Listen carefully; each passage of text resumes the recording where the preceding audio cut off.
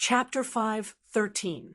Miracle Commerce's savings business in the past only targeted groups like the gnomes and the surrounding tribes. That was because Miracle City didn't have enough credibility at the time, so they could only work with close allies. The situation now was different. Meng Qinggu decided to properly develop the banking business. This was an important part of Miracle Commerce's strategy, and it could provide Miracle Commerce with an endless supply of funds in the future. As for risk control, there was no need to worry about that. Meng Qinggu was very confident in Miracle Commerce's current situation. Just Miracle Commerce had too many things to invest in, so the failure rate of these investments was negligible. Miracle City's situation was already very different. Whether it was the citizens or the surrounding tribes, they all had a high sense of recognition towards Miracle City. The citizens' savings and the change in currency were already ripe. Meng Qinggu spent quite a bit of effort to create a database of the citizens and popularize citizen cards in the city.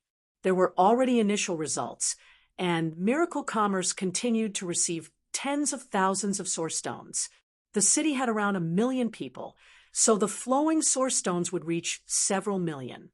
Even if they could only absorb a tenth of it, it would still be several 100,000. Of course, in order to motivate the citizens to save money, Miracle Commerce announced the interest rates for individual savings. They opened a current account with an annual interest rate of 5%, with interest being generated every day, and they could withdraw it at any time. As for fixed accounts, there were monthly, half a year, a full year, 2 years, 3 years, and etc. The longer it was saved, the higher the interest. If it was saved for 3 years, the annual interest rate would reach 50%. 100 source stones in the bank for 3 years. Not only would the capital of 100 source stones be a lot, the interest would reach 150 source stones. Miracle Commerce also allowed people to withdraw it ahead of time, but it would be downgraded based on the amount of time it had been saved, and there would be a processing fee. It was definitely a common financial management method. The most important thing was the Great Zhou country, the Great Summer country, the various forest cities, and even the other countries. Miracle Commerce was building banks. Miracle Commerce was managed by smart brains, with several supersource energy matrices operating at the same time. The data system would be complete, and after people deposited their source stones in Miracle Commerce, they could withdraw it from any place with Miracle Commerce. Other than that, Miracle Bank had direct spending power.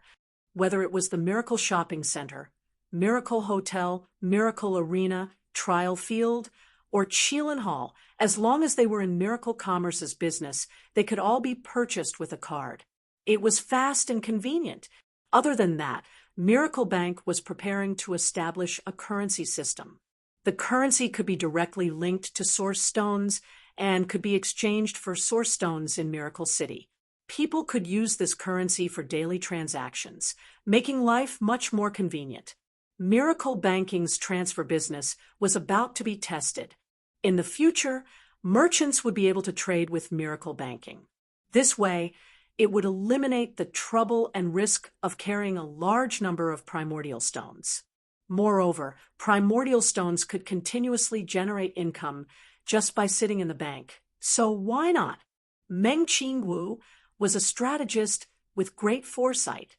With Meng Qinggu personally planning and preparing, as well as a capable person like Dolores, how hard would it be for Miracle Bank to develop?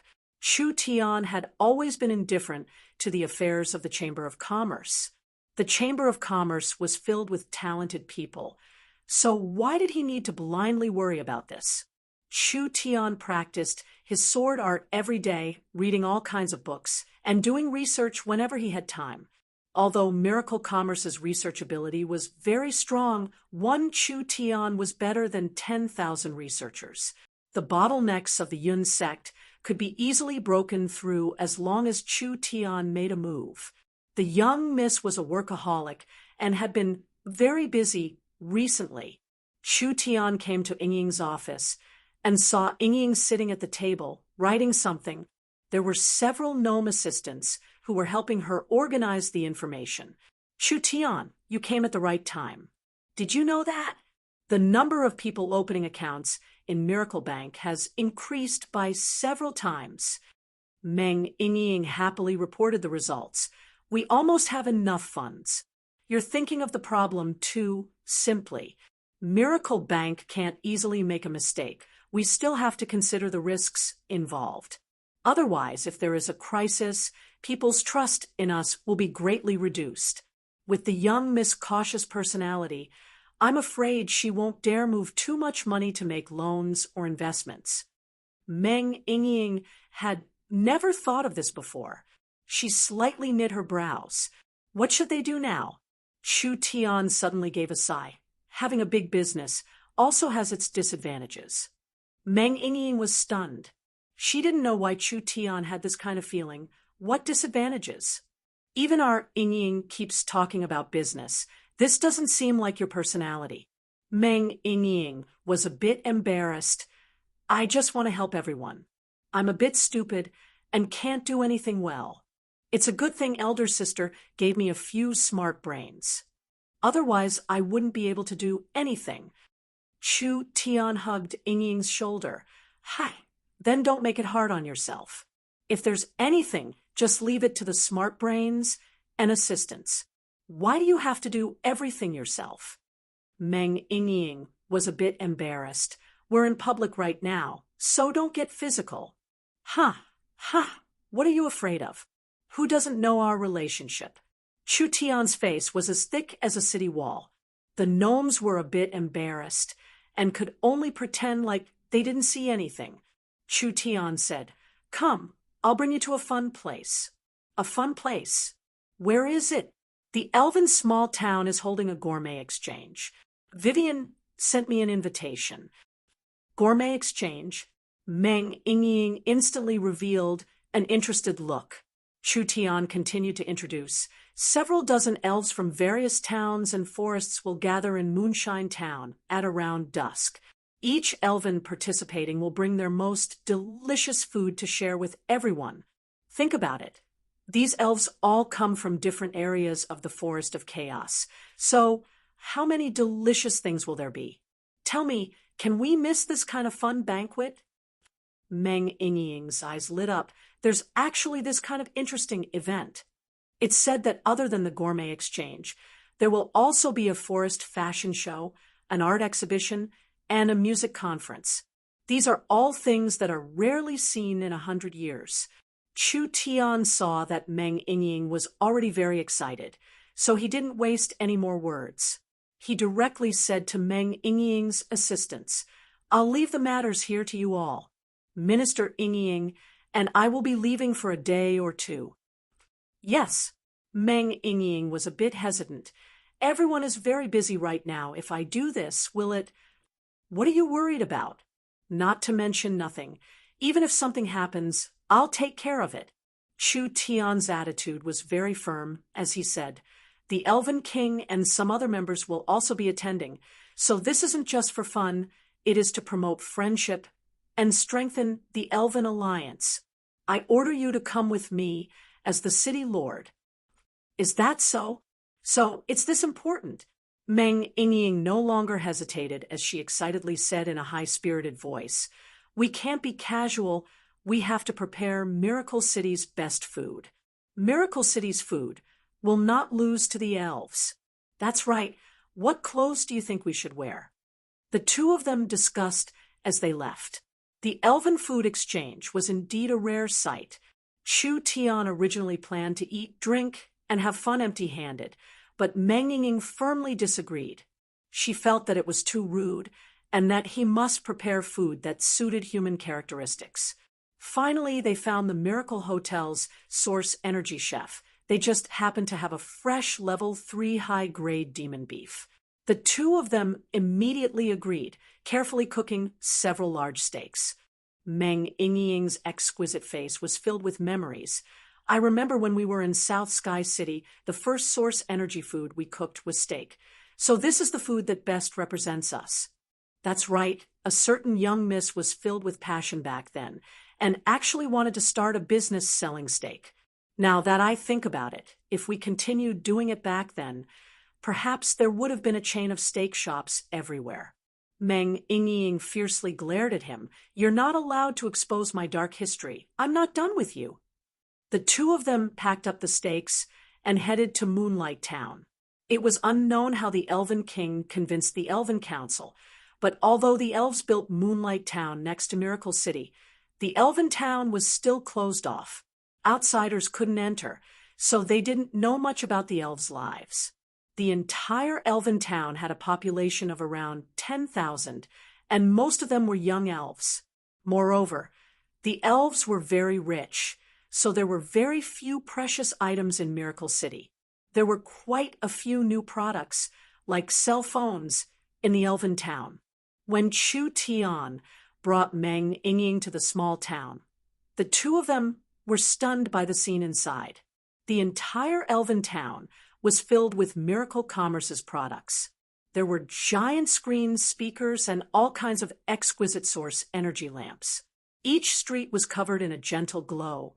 There were tree houses neatly arranged, and all kinds of crystal and wood sculptures were neatly arranged.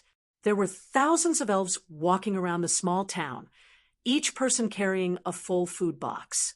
There were all kinds of jams, pastries, and elven delicacies everywhere. The elves were singing Around the Moon well. The entire small town was very lively. "The city lord is here. City Lord Chu Tian is here." Chu Tian was recognized as soon as he arrived. Several hundred elves surrounded Chu Tian, and each elf had a face filled with joy. Their eyes lit up like they had seen their idol for a long time. "I'm from the Silver Moon Forest. I've heard your story. I really admire you." An elven girl squeezed to the front. "My parents and little brother really want to see you. Can you give me an autograph?" "Of course, there's no problem." Chu Tian picked up a pen with a smile. "How many do you want?" "1, 2, oh no, 3. All right, I'll give it to you." The elven girl took the autograph and happily cried out, "I've gotten City Lord Chu Tian's autograph. I've gotten City Lord Chu Tian's autograph." The other elves' moods instantly exploded. "I'm from the Twilight Forest. I also admire you. I'm from Green Jade City. I like to watch movies, and my dream is to make movies." There's also me. Chu Tian never would have thought that since he was famous among the elves, he would be surrounded by countless fanatical worshippers. These elves all came from different forest towns, and it wasn't easy for them to come to Miracle City. This was because the transport towers could easily harm the main city. The transport towers in other places had restrictions, and the transport towers were all managed by smart brains. Each elf that wanted to use the transport tower first had to apply for a transport permit from Miracle Commerce. This transport permit needed to collect a person's information, and finally they would be given a citizen card with a spiritual imprint. The elves would be able to use this permit to teleport in the future. Miracle City had temporarily restricted the teleportation area. Even if the elves obtained the transport permit, they could only teleport within their tribe or within their country, which meant they could only teleport in their own territory. If they wanted to teleport to Miracle City, Oldman Small Town, or any other place, they needed to clearly write down the reason and purpose of the teleportation and apply for a special permit for that area. They could only enter after being approved by the government of that area. Otherwise, with the transport array controlled by smart brains, these directions would be sealed and they wouldn't be able to teleport. This exchange was very hard to come by. The elves were representatives from each city, and they could only enter after being approved by Meng Qinggu. But they could only play around in Miracle City for a week at most, so they treasured this chance. In their eyes, Chu Tian was a genius that created everything, an omnipotent idol.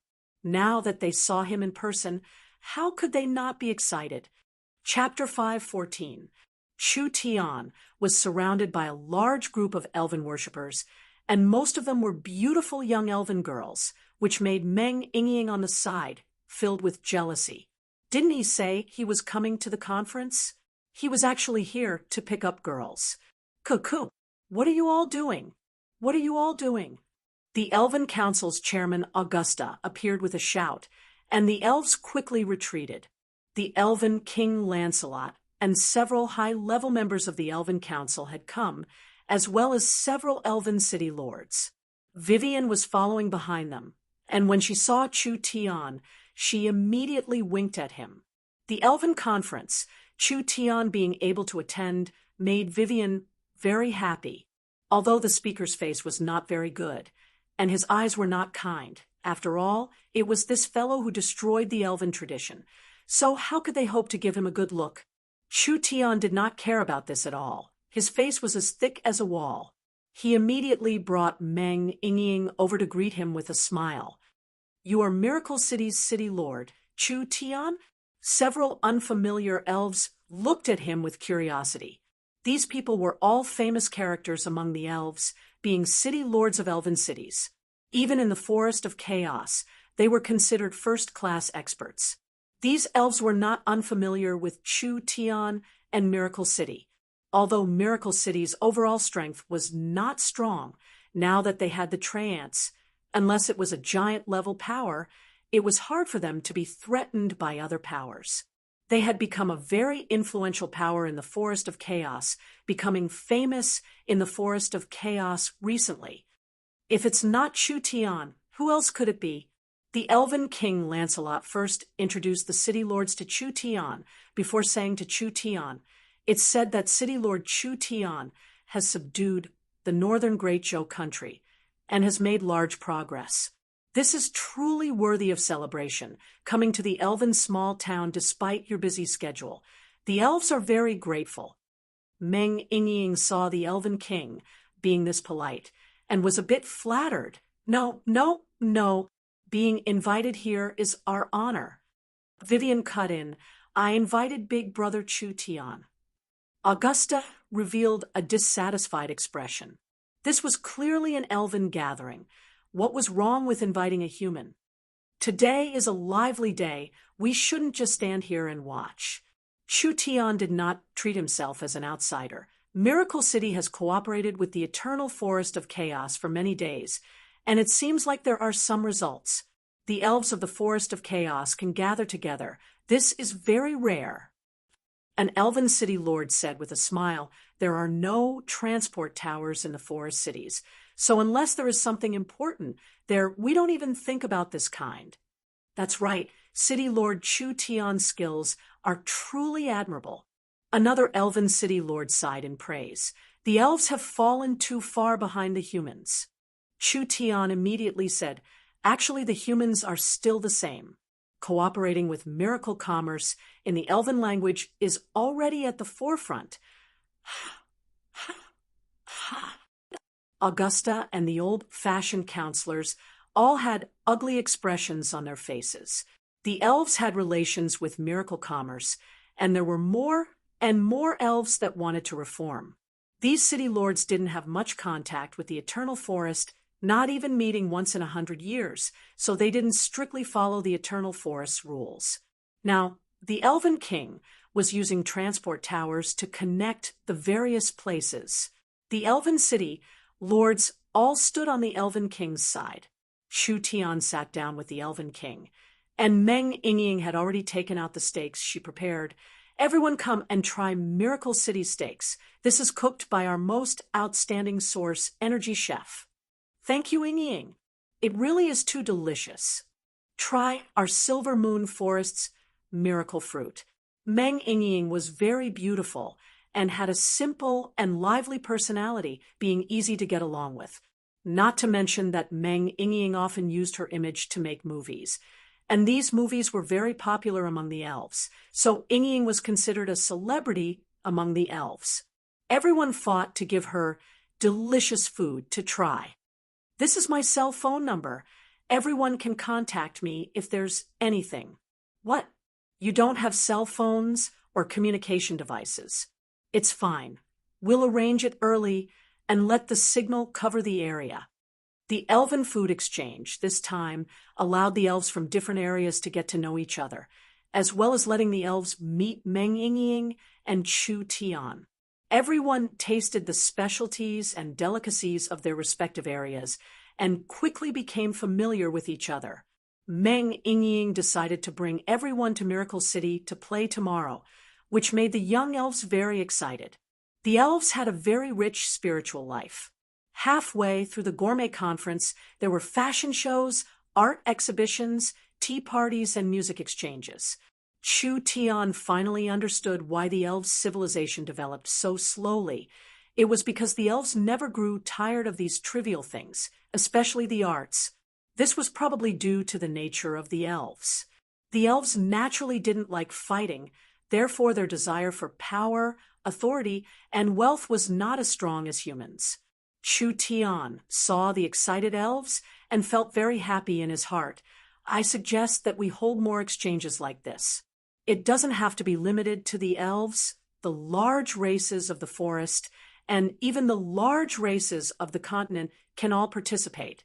This way we can communicate and improve. Nonsense, Augusta said with a snort, crude spirit beasts and hypocritical humans. Nothing good will happen if these races are with the elves. The elves don't need to interact with these cruel and sinister races. This old man's thoughts were too extreme.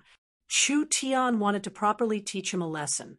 The Elven King said with a smile, City Lord Chu Tian's idea isn't bad, but this transport tower is not cheap. Although the elves have a free quota, if we hold a large-scale event, we might not be able to afford it. With several dozen transport towers in the forest, if they operated normally in the future, it would be normal for them to make several 100,000 source stones a month. If there were tens of thousands of people teleporting back and forth, the consumption would be too large. Even a large power like the Eternal Forest wouldn't be able to afford it. Chu Tian's heart skipped a beat, and he calmly said, The elves are rich. Would they care about this little bit of money? City Lord Chu Tian's words are wrong. An elven city lord said, The elves have never done business. Although we do have some source stones, it is the savings of our ancestors. If we keep spending it like this, we will run out of resources. Now that the Elven region and Miracle City are connected, the opportunity for us to deepen our cooperation has come.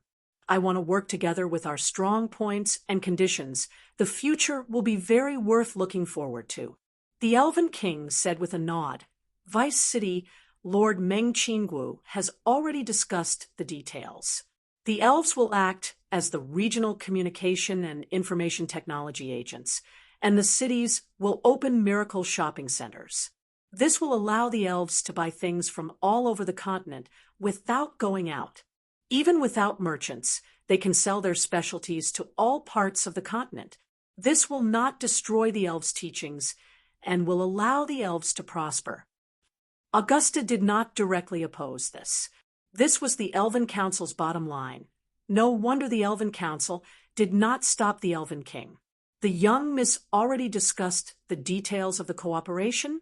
Did she really have 3 heads and 6 arms? Chu Tian's heart skipped a beat, and he suddenly had an idea. Actually, I have another idea and suggestion. I think it will be very beneficial to the development of the elves. The Elven King knew that the humans had many ideas, but since Chu Tian said this, of course he had to listen. What is it? Chu Tian carefully told him his idea. The Elven King's eyes lit up, and he discussed it with the Elven City Lords around him. The Elven City Lords all nodded, like they were all in favor of this plan. There were even some who had red faces as they paid their respects to Chu Tian. After all, Miracle Commerce had given the elves a large amount of help on this matter. Vivian was even more pleasantly surprised. She specially invited Chu Tian over to let Chu Tian have a good relationship with the elves. She never thought that this kind of opportunity would allow the elves to discuss such an important matter. In the future, the cooperation between the elves and Miracle City would become even closer. Chu Tian saw the elves happily accept this proposal, and he was very satisfied. This was because Chu Tian understood that although this plan seemed like Miracle City would suffer a loss, it was actually a win-win situation. Even Miracle City's biggest problem would be solved by a large half. The next morning, Vice City Lord, did you hear? The elves have just announced a large matter with that fellow city lord. Dolores suddenly rushed over. Meng Qinggu was busy with official business and slightly knit her brows when she heard this. She knew that Dolores was not a person who made a fuss over nothing, so it was definitely something big for her to be this excited. Why did Chu Tian run over to the elves? What did he do this time?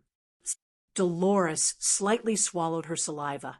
The elves have announced the establishment of the forest's second bank and the continent's second bank, the Elven Bank.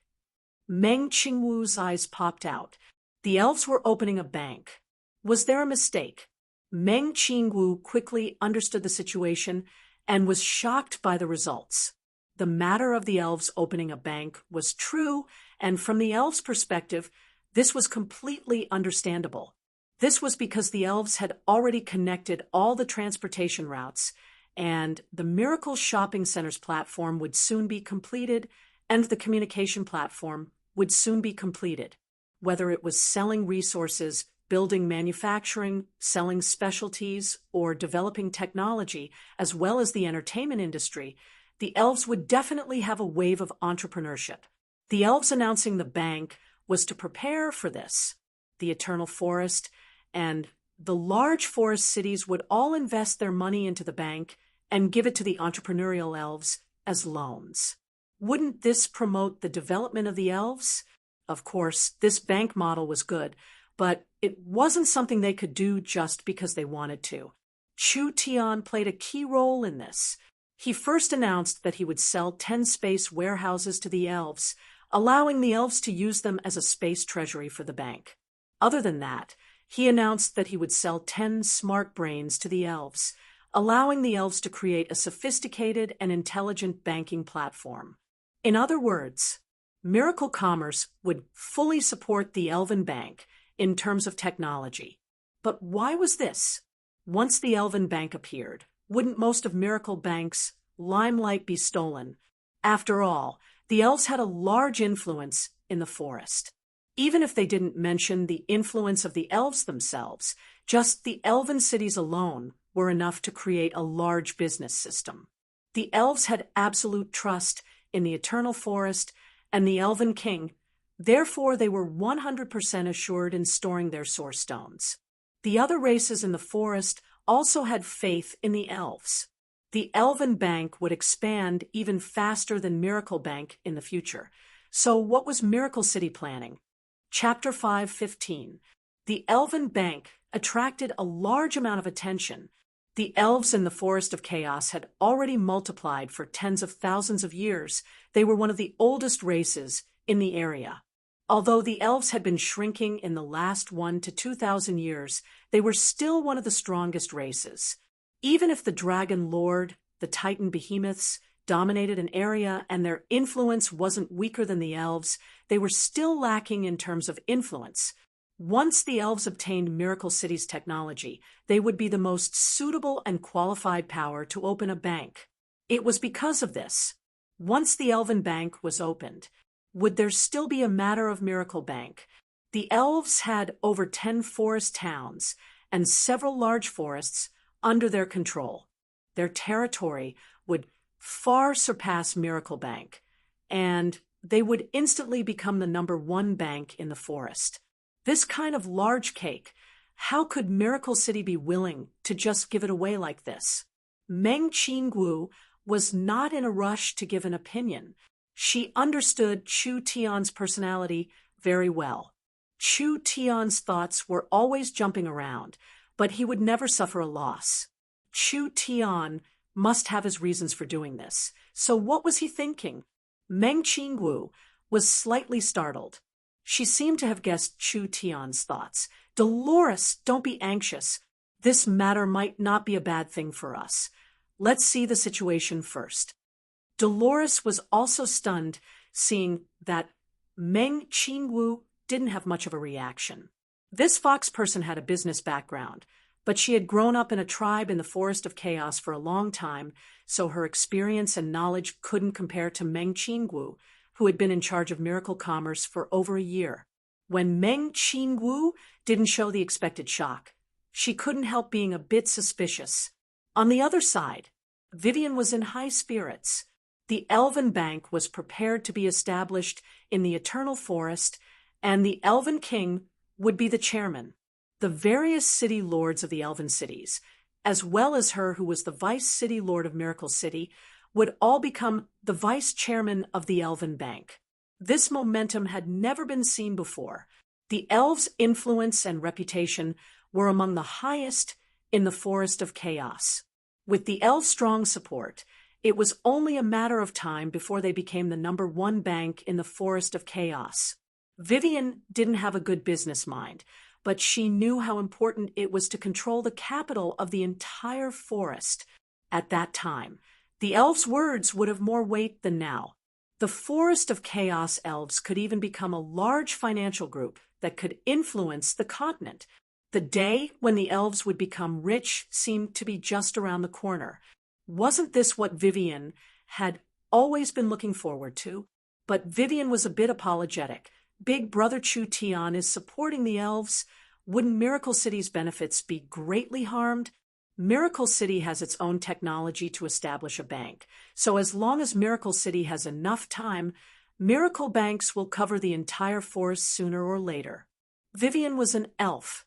Of course, she wanted the elves to be better. But Vivian was also a member of Miracle Commerce and was Miracle City's vice city lord. She was very loyal to Chu Tian and Miracle Commerce, so naturally she couldn't bear to destroy Miracle City's benefits for the elves. Chu Tian pretended to be carefree, as he said, "For our Princess Vivian, what does it matter if Miracle City suffers a little loss? Don't worry, I'll take care of this matter for you. I'll definitely make you a great hero of the elves, a great man who will lead all the elves to prosperity." Vivian was very flattered and flustered. How can this be? We can't let down the company. I appreciate Big Brother Chu Tian's good intentions, but how about I talk to my royal father, and we can discuss this matter later. Otherwise, I really don't know how to explain this to Big Sister Qingwu. Vivian, don't listen to this fellow's nonsense. Meng Yingying couldn't stand it anymore and immediately pulled Vivian to the side. You've been with us for this long. Don't you understand this fellow? I don't believe that this fellow who won't wake up without benefits will suffer a loss. So don't worry about it. Chu Tian gave a few loud laughs. Miracle City doesn't have a dictatorship, so we don't have this ability. Sometimes sharing some benefits will allow us to gain more. Just wait and see. Vivian seemed like she didn't understand. Chu Tian wasn't a person looking for a loss. Vivian was filled with gratitude and admiration for Chu Tian at the same time. When the news spread to the various elven cities and elven forests, it immediately excited countless elves. This was because the elves had been stagnant for too long, so opening a bank for the entire race was an epic-making feat. It was hard to avoid some objections from the Elven Council, but the Elven King and the Elven City Lords fully supported it. The Elven citizens had voted for it, with over 90% of their votes, so the Elven Council couldn't go against the citizens. Not to mention, the elves didn't leave the forest, which was in accordance with the law. The plan was being prepared like a raging fire. This bank couldn't be opened without Miracle City's technical support because this was a very important matter and Miracle City's high-level members had to discuss the details of the cooperation. Chu Tian only proposed a plan. The ones truly in charge of the negotiations were the Vice City Lord Meng Qingwu and the Finance Minister Dolores. These two were the City Lords and Vice City Lords of Miracle Bank, so they could represent the company and Miracle City, as well as Miracle Bank. The top-secret meeting lasted for 3 days. Finally, Miracle City and the Eternal Forest made a joint announcement. The elves would officially open the Elven Bank project, and Miracle City would support the elves with all its technology. Other than that, the two sides would exchange shares. The Eternal Forest would hold 10% of Miracle Bank shares, and Miracle City would hold 10% of the Elven Bank shares. The details of the cooperation between the two sides were kept a secret, but the two banks holding each other's shares sent the message that the Elven Bank was not a competition with Miracle Bank, but rather a cooperation. Miracle City and the Eternal Forest would become even closer because of this. Dolores's attitude changed 180 degrees. She was confused and even angry at first, but she suddenly became enthusiastic. Under Dolores's urging, the elves changed their procrastinating style and immediately began the bank ceremony in the Eternal Forest. Because the Elven territory was already covered in signals, there were various broadcast channels and videos, so the elves were paying close attention to this matter. Could they not pay attention to this? This was a large matter that shook the elves. At the same time, it was a large matter that shook the entire forest. Meng Qinggu had people record the entire process because this could become valuable information for future generations. This allowed many elves that couldn't come to the Eternal Forest to watch the ceremony to watch it through the image transfer mirrors. It was a live broadcast that was sent over. The various city lords all gave their speeches. The Elven Council also recognized the legitimacy of this matter. Finally, the Elven King personally announced the establishment of the bank. In that instant, the elves all hugged each other in celebration. The Elven Bank was announced by the Eternal Forest, and several elven towns all participated. The model was the same as Miracle Bank, first taking in deposits with interest and then lending them out at a higher interest rate. Although the interest rate was the main source of income, it wasn't the only source of income. Other than that, there were income from services and intermediate businesses, like the fees for withdrawing money from other places, as well as future guarantees, rentals, pawns, mortgages, and other new methods of income that hadn't been discovered yet. After the Elven Bank was established, before the bank was even built, the interest rate was announced. The Elven Bank's interest rate was much lower than Miracle Bank's. The interest rate for current deposits was only 2% a year, and the interest rate for monthly deposits was only 3%. Half a year, 1 year, and even higher terms were all less than half of Miracle Bank's. Although it was like this, it was still high enough. Before the Elven Bank was established, the first deposit had already been made. This was directly invested by the Elven officials.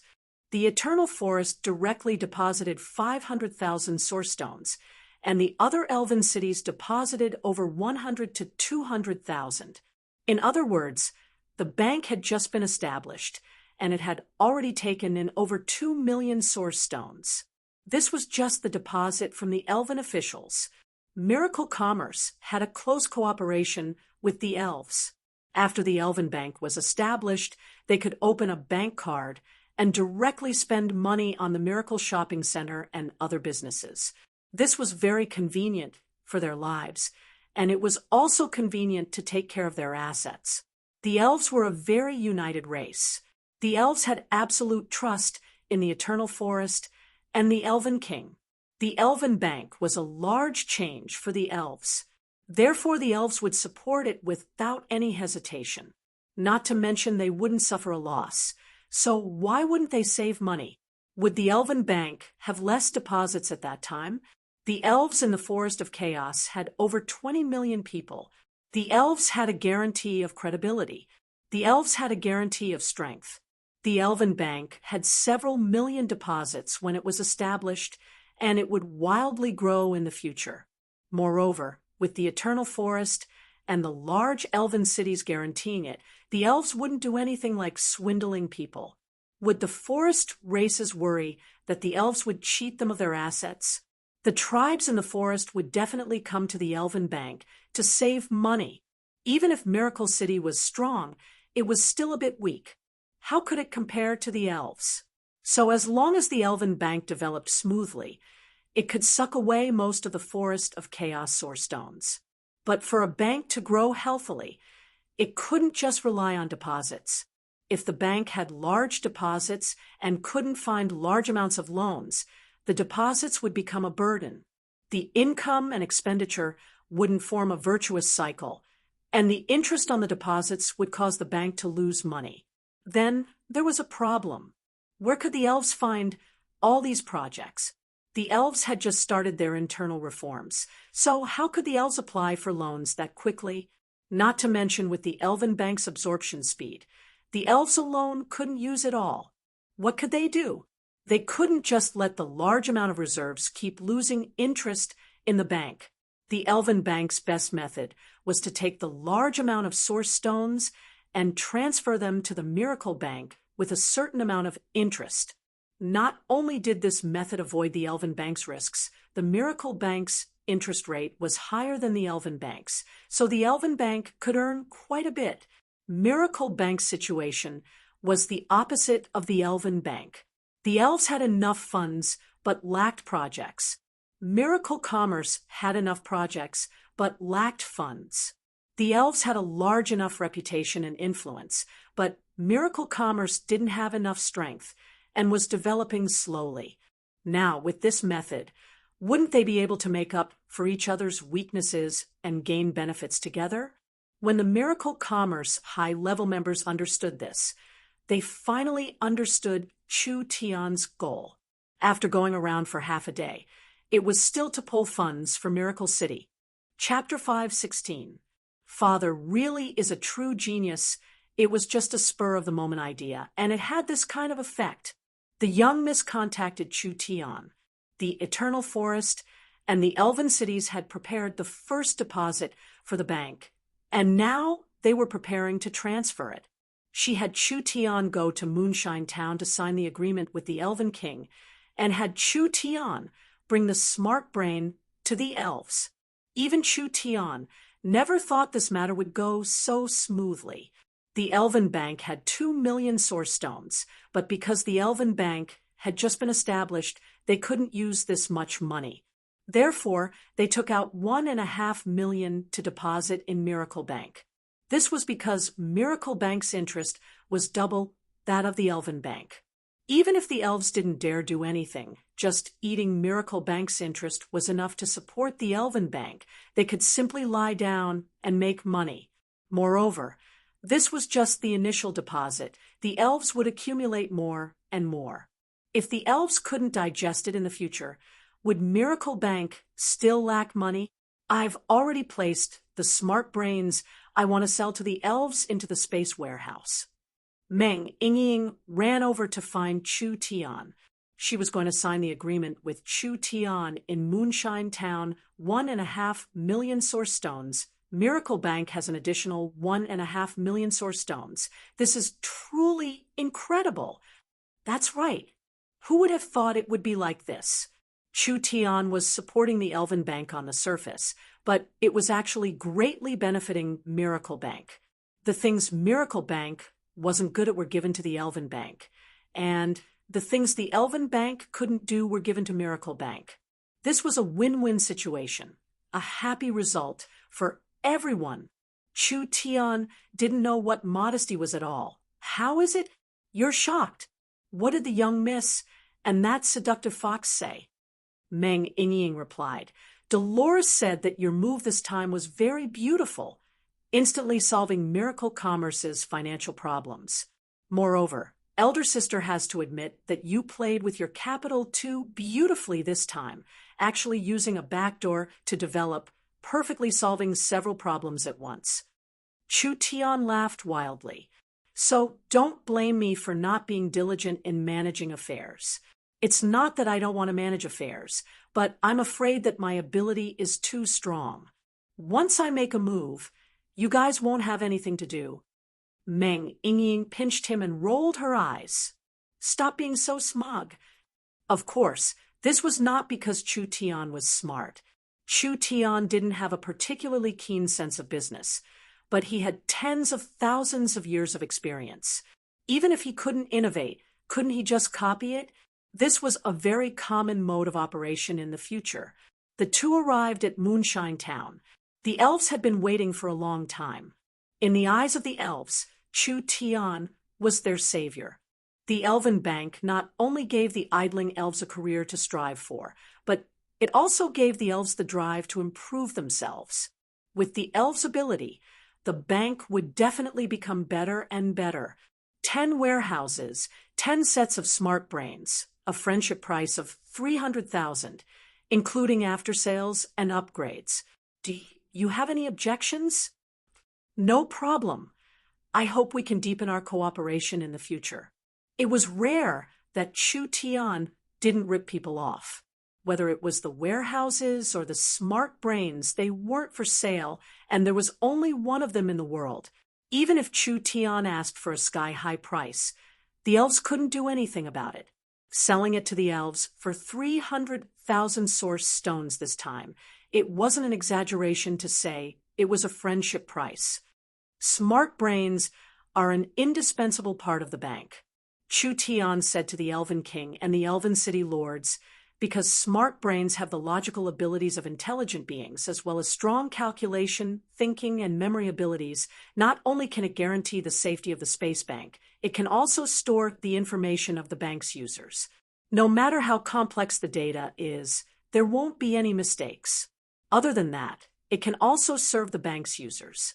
It can analyze the bank's deposits and expenditures, evaluate the feasibility of loans, calculate profits, reduce bad loans, and control risks. The elves felt dizzy hearing this, but it was enough to understand a little. The elves weren't good at calculating and doing business, but smart brains could make it, so the elves didn't have any worries. Very good. Within 3 days, we'll send the source stones to Miracle City. The Elven King was in a very good mood. After all, he had completed a large change for the elves. As for the bank deposit agreement and details, we've already discussed it with Vice City Lord Meng Qingwu. This contract needs your signature. Of course, it needed Chu Tian's signature. This was a large deposit certificate, in the millions. Chu Tian gave it a simple look. There was a total of 1.5 million source stones, mainly divided into 4 parts. 1 part was stored for 5 years with the most interest, 1 part was stored for 3 years, 1 part was stored for 1 year, and there was a small part that was stored for future use. There was basically no problem. Chu Tian placed his spiritual imprint on the contract. I wish us a happy cooperation. The Elven King carefully put the contract away. The elves will remember this favor. How about you come to the Eternal Forest, and we'll properly entertain you? There's no need for that. Chu Tian gave a yawn. The Elven Bank is about to be established, and I think your Majesty the Elven King is busy enough. There's no need to bother you with these small matters. There are still matters in Miracle City, so I'll be leaving first. This is also good. The Elven King said to his daughter beside him, Vivian, send off City Lord Chu Tian. Yes, Royal Father. Vivian brought Chu Tian and Meng Ying out of Moonshine Town. Her face was red from excitement as she danced around describing what happened over the past few days. The elves are the largest beneficiaries of this cooperation. The Elven Bank will play an important role in the Forest of Chaos in the future, and the elves' influence and strength will increase. But the elves don't need this much money at all, so there will be a lot of idle funds that will be transferred to Miracle Bank. We can all earn a large profit from this. Big Brother Chu Tian's idea is too great. The Elven Council didn't stop this. This is a bit surprising to me. The Eternal Forest's Elven Council has some complaints, but they can't change the hearts of the people and the city lords. In the end, they could only helplessly accept it. After all, there were no losers in this cooperation. The Elven Council has been in contact for a while and has enjoyed the convenience of the transport tower and the benefits of the communication technology. Actually, their attitude has already changed quite a bit. The elves could not just use the elven bank to increase the value of their resources.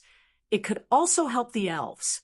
Business loans, cultivation loans, and other kinds of loans were all related to the elves' lives, allowing the elves to live better lives.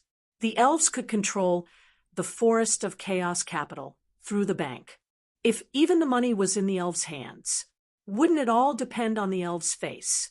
Miracle City seemed like they were giving up control of the Forest of Chaos capital, but they were actually borrowing the elves' reputation to speed up their development.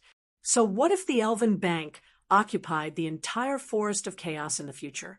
They had already collected enough funds for miracle commerce, and the Miracle Bank had already spread across the continent. So why did they have to keep their eyes on the Forest of Chaos? The establishment of the Elven Bank was a good thing for the large and small powers of the forest, because there was a reliable and trustworthy power to take care of their property. They could use it in different areas, which was very convenient for doing business. They could also use the Elven Bank's credit card to make purchases and enjoy a good stable income. When their cultivation reached a bottleneck and was about to break through, they could take a loan to break through. When their business encountered financial difficulties, they could take a loan to ease the pressure. If they had the ability to start a business but didn't have the money or resources, they could apply for a loan. All of these things improved people's lives. The elves, Miracle City, and the forest races, all three sides were happy. The Forest of Chaos was not a lawless land, and Miracle City couldn't establish an influence like the Eternal Forest in a short period of time. Rather than wasting time developing the market, it was better to give the market to more suitable people. Now the cooperation had been reached. Miracle City and the Eternal Forest had become inseparable allies. The cooperation between the two sides would become deeper, and Miracle City's position in the Forest of Chaos would be consolidated. This was the result that Vivian wanted to see the most. Chu Tian had once again performed a miraculous feat. I'll use spatial movement to send you back. No, there's no need. Meng Yingying shook her head and said, I'll directly go to the nearby industrial area to see how the new intelligent factory is doing. Chu Tian waved his hand at Vivian. All right, you are the Vice City Lord and the Elven Bank's Vice Manager. I need your help right now. Quickly go and work. Don't disappoint me. Vivian said in a loud voice with a straight back, Yes, please be assured. Vivian won't disappoint Big Brother Chu Tian. After saying goodbye to the two of them, she immediately teleported back to the small town.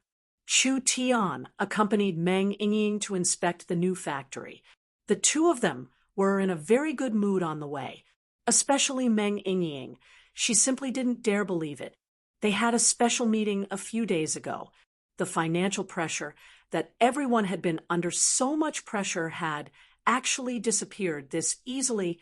Meng Yingying said to Chu Tian, Miracle Bank has obtained so many deposits, we can invest in the company on one hand, as well as the Great Joke Country and the Northern Militant Country on the other.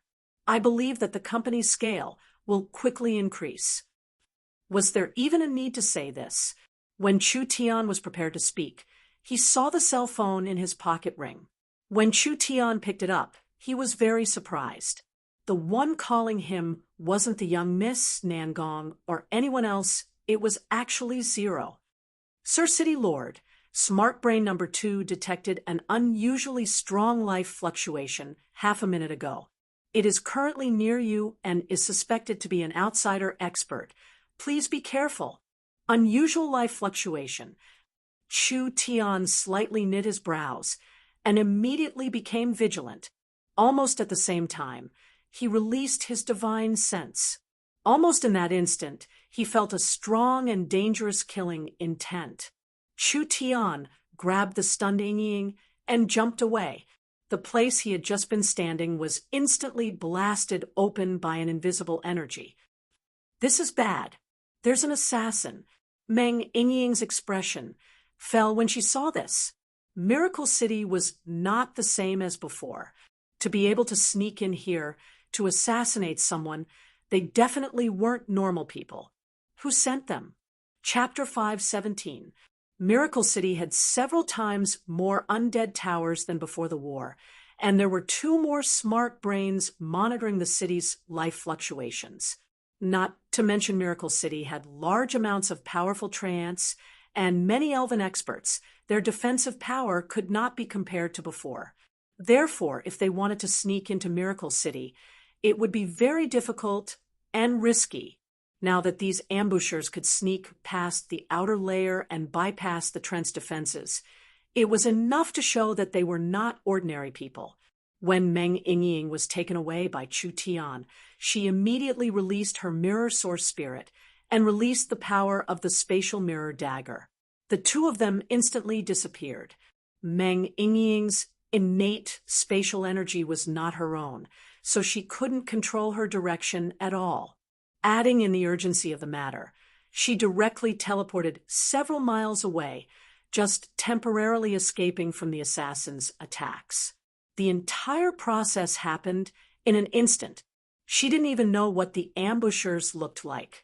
Of course, the other side didn't have time to chase. Chu Tian said in a surprised voice, "Your reaction is quite fast. So dangerous. How could there be assassins sneaking into Miracle City?" Meng Yingying quickly said, "I have to have Zero send people to protect Elder Sister. Otherwise it would be too dangerous for these people to sneak into Miracle City." Before she even finished speaking, the spatial energy was in chaos. Several powers arrived, and several masked people surrounded the two of them. There was no aura coming from them at all. They were clearly experts that could hide their auras. They also used spatial energy, innate spatial energy users. There was not even 1 in 10 million innate spatial energy users. No matter what country or power, they were priceless treasures and were all focused on being cultivated. This kind of precious and rare talent was given this kind of dangerous mission, not hesitating to risk their lives to kill Chu Tian. Only a giant level power would be willing to pay this kind of price. Even paying this kind of large price to assassinate him, this showed how much importance they placed on Chu Tian. Where did these rats come from actually coming to Miracle City? Meng Yingying did not need the other side to make a move to feel that these assassins were very strong. Their cultivations far surpassed Chu Tian's and hers, so she wanted to stall for time. No matter how skillful the infiltration method was, once Zero discovered an abnormal situation, she would immediately notify the other parties to come to the rescue. In at most a minute, they would not be able to escape. But the assassin was much more experienced than Yingying imagined. How could Yingying's little trick them? Before they could say more than 2 words, a masked man in a black robe took the lead to unleash his power.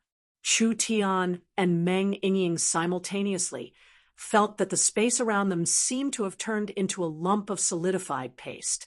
There was an invisible and unbreakable chain that instantly sealed the entire space, making them unable to move.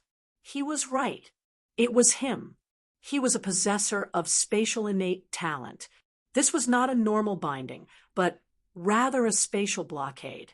With Chu Tian and Yingying's cultivation and strength, unless they were stronger than the other side and forcefully interfered with space to make the blockade ineffective, it was impossible for them to escape.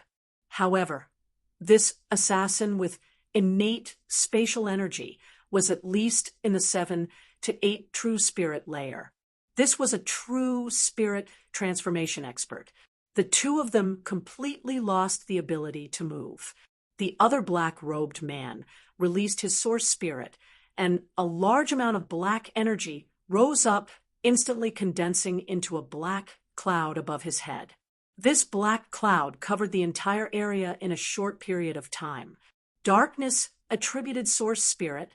It was another rare source spirit. It was no wonder they could smoothly sneak in.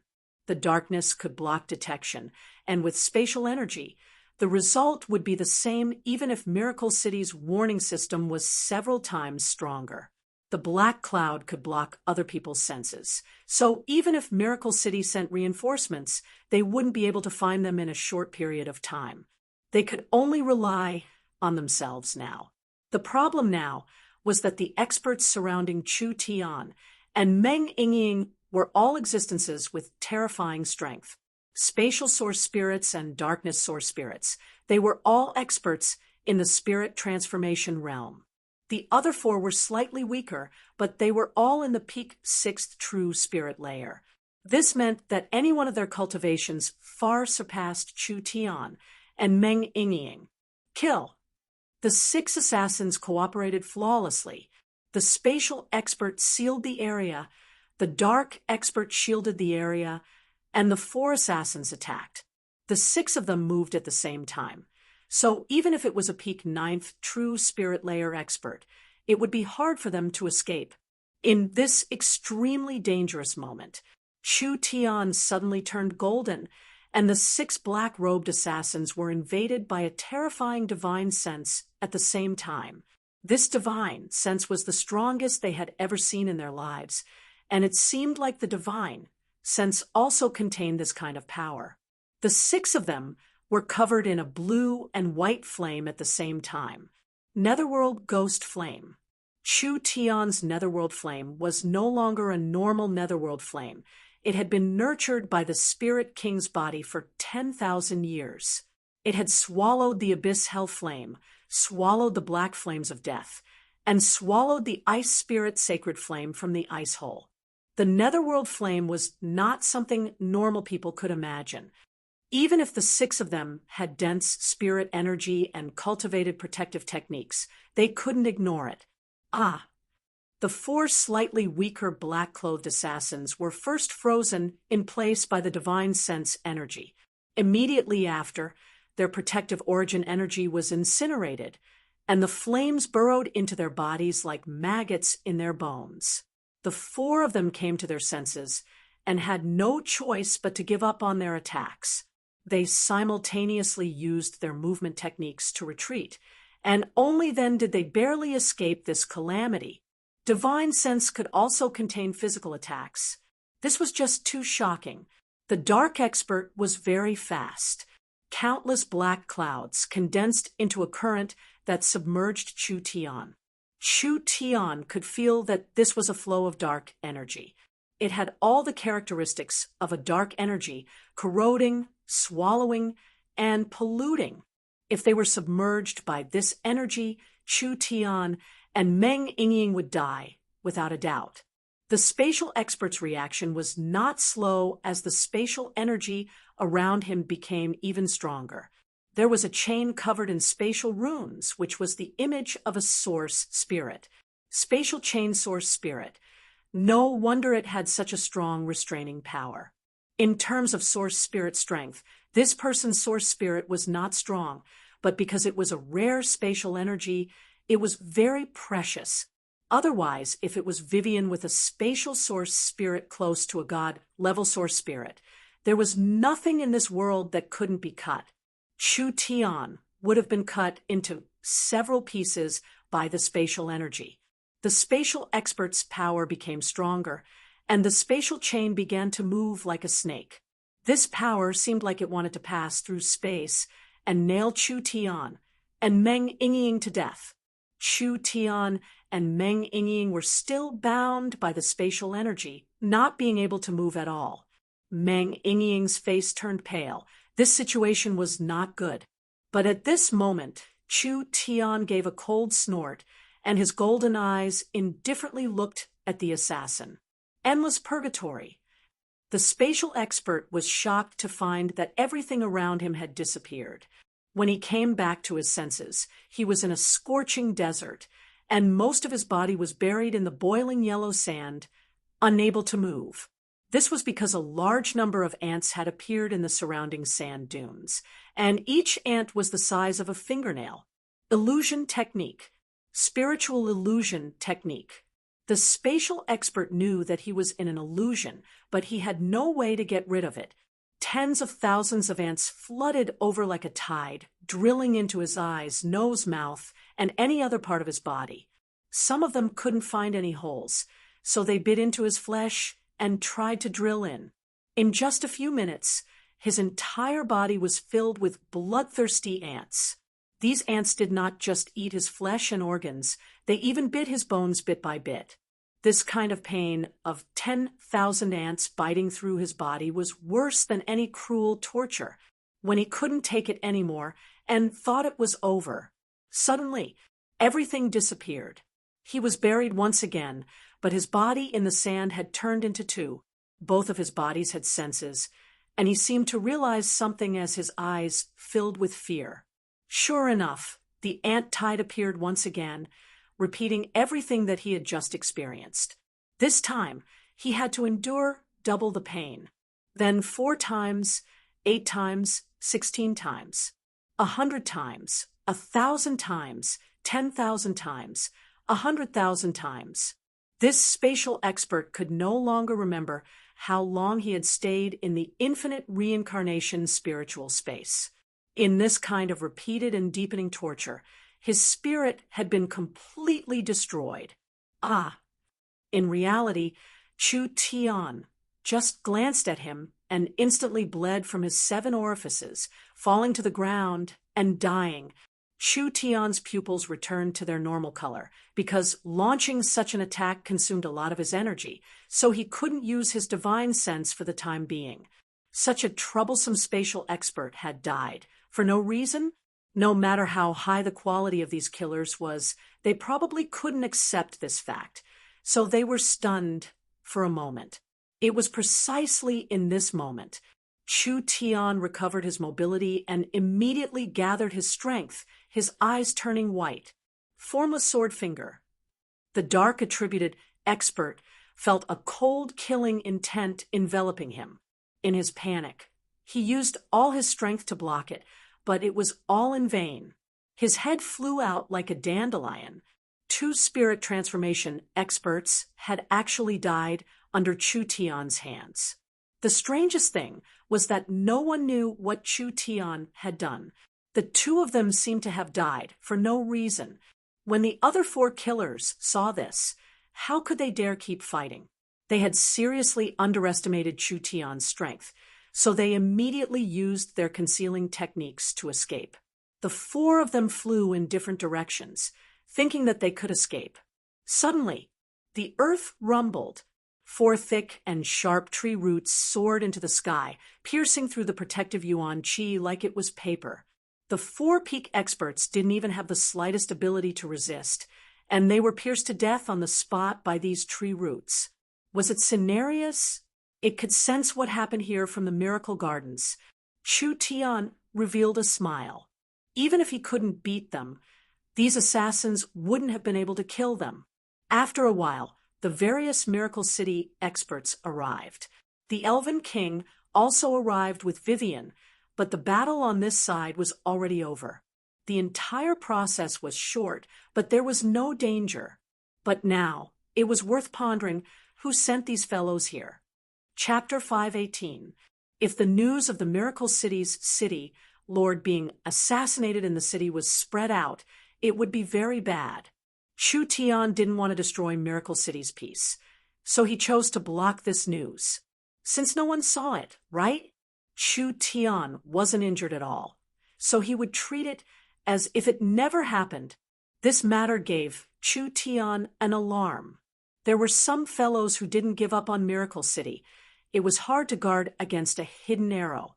He wasn't afraid of a thief stealing, but he was afraid of a thief remembering. If it happened once, there would be a second time.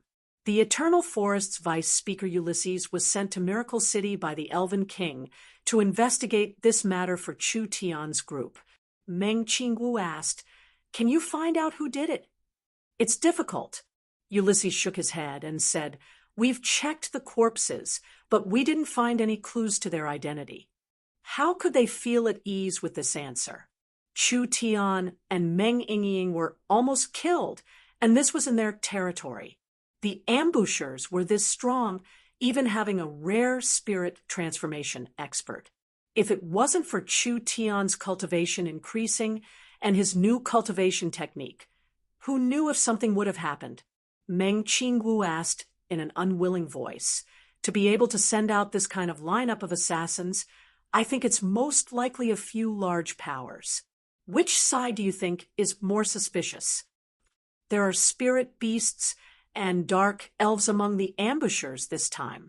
Ulysses said with knit brows, if we speculate from the races, the spirit beasts are leaning towards the savage highlands, but I've never heard of dark elves in the savage highlands. Only the Dragon's Ridge has this race.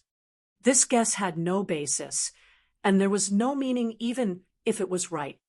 Although there is no direct evidence, it's most likely done by them.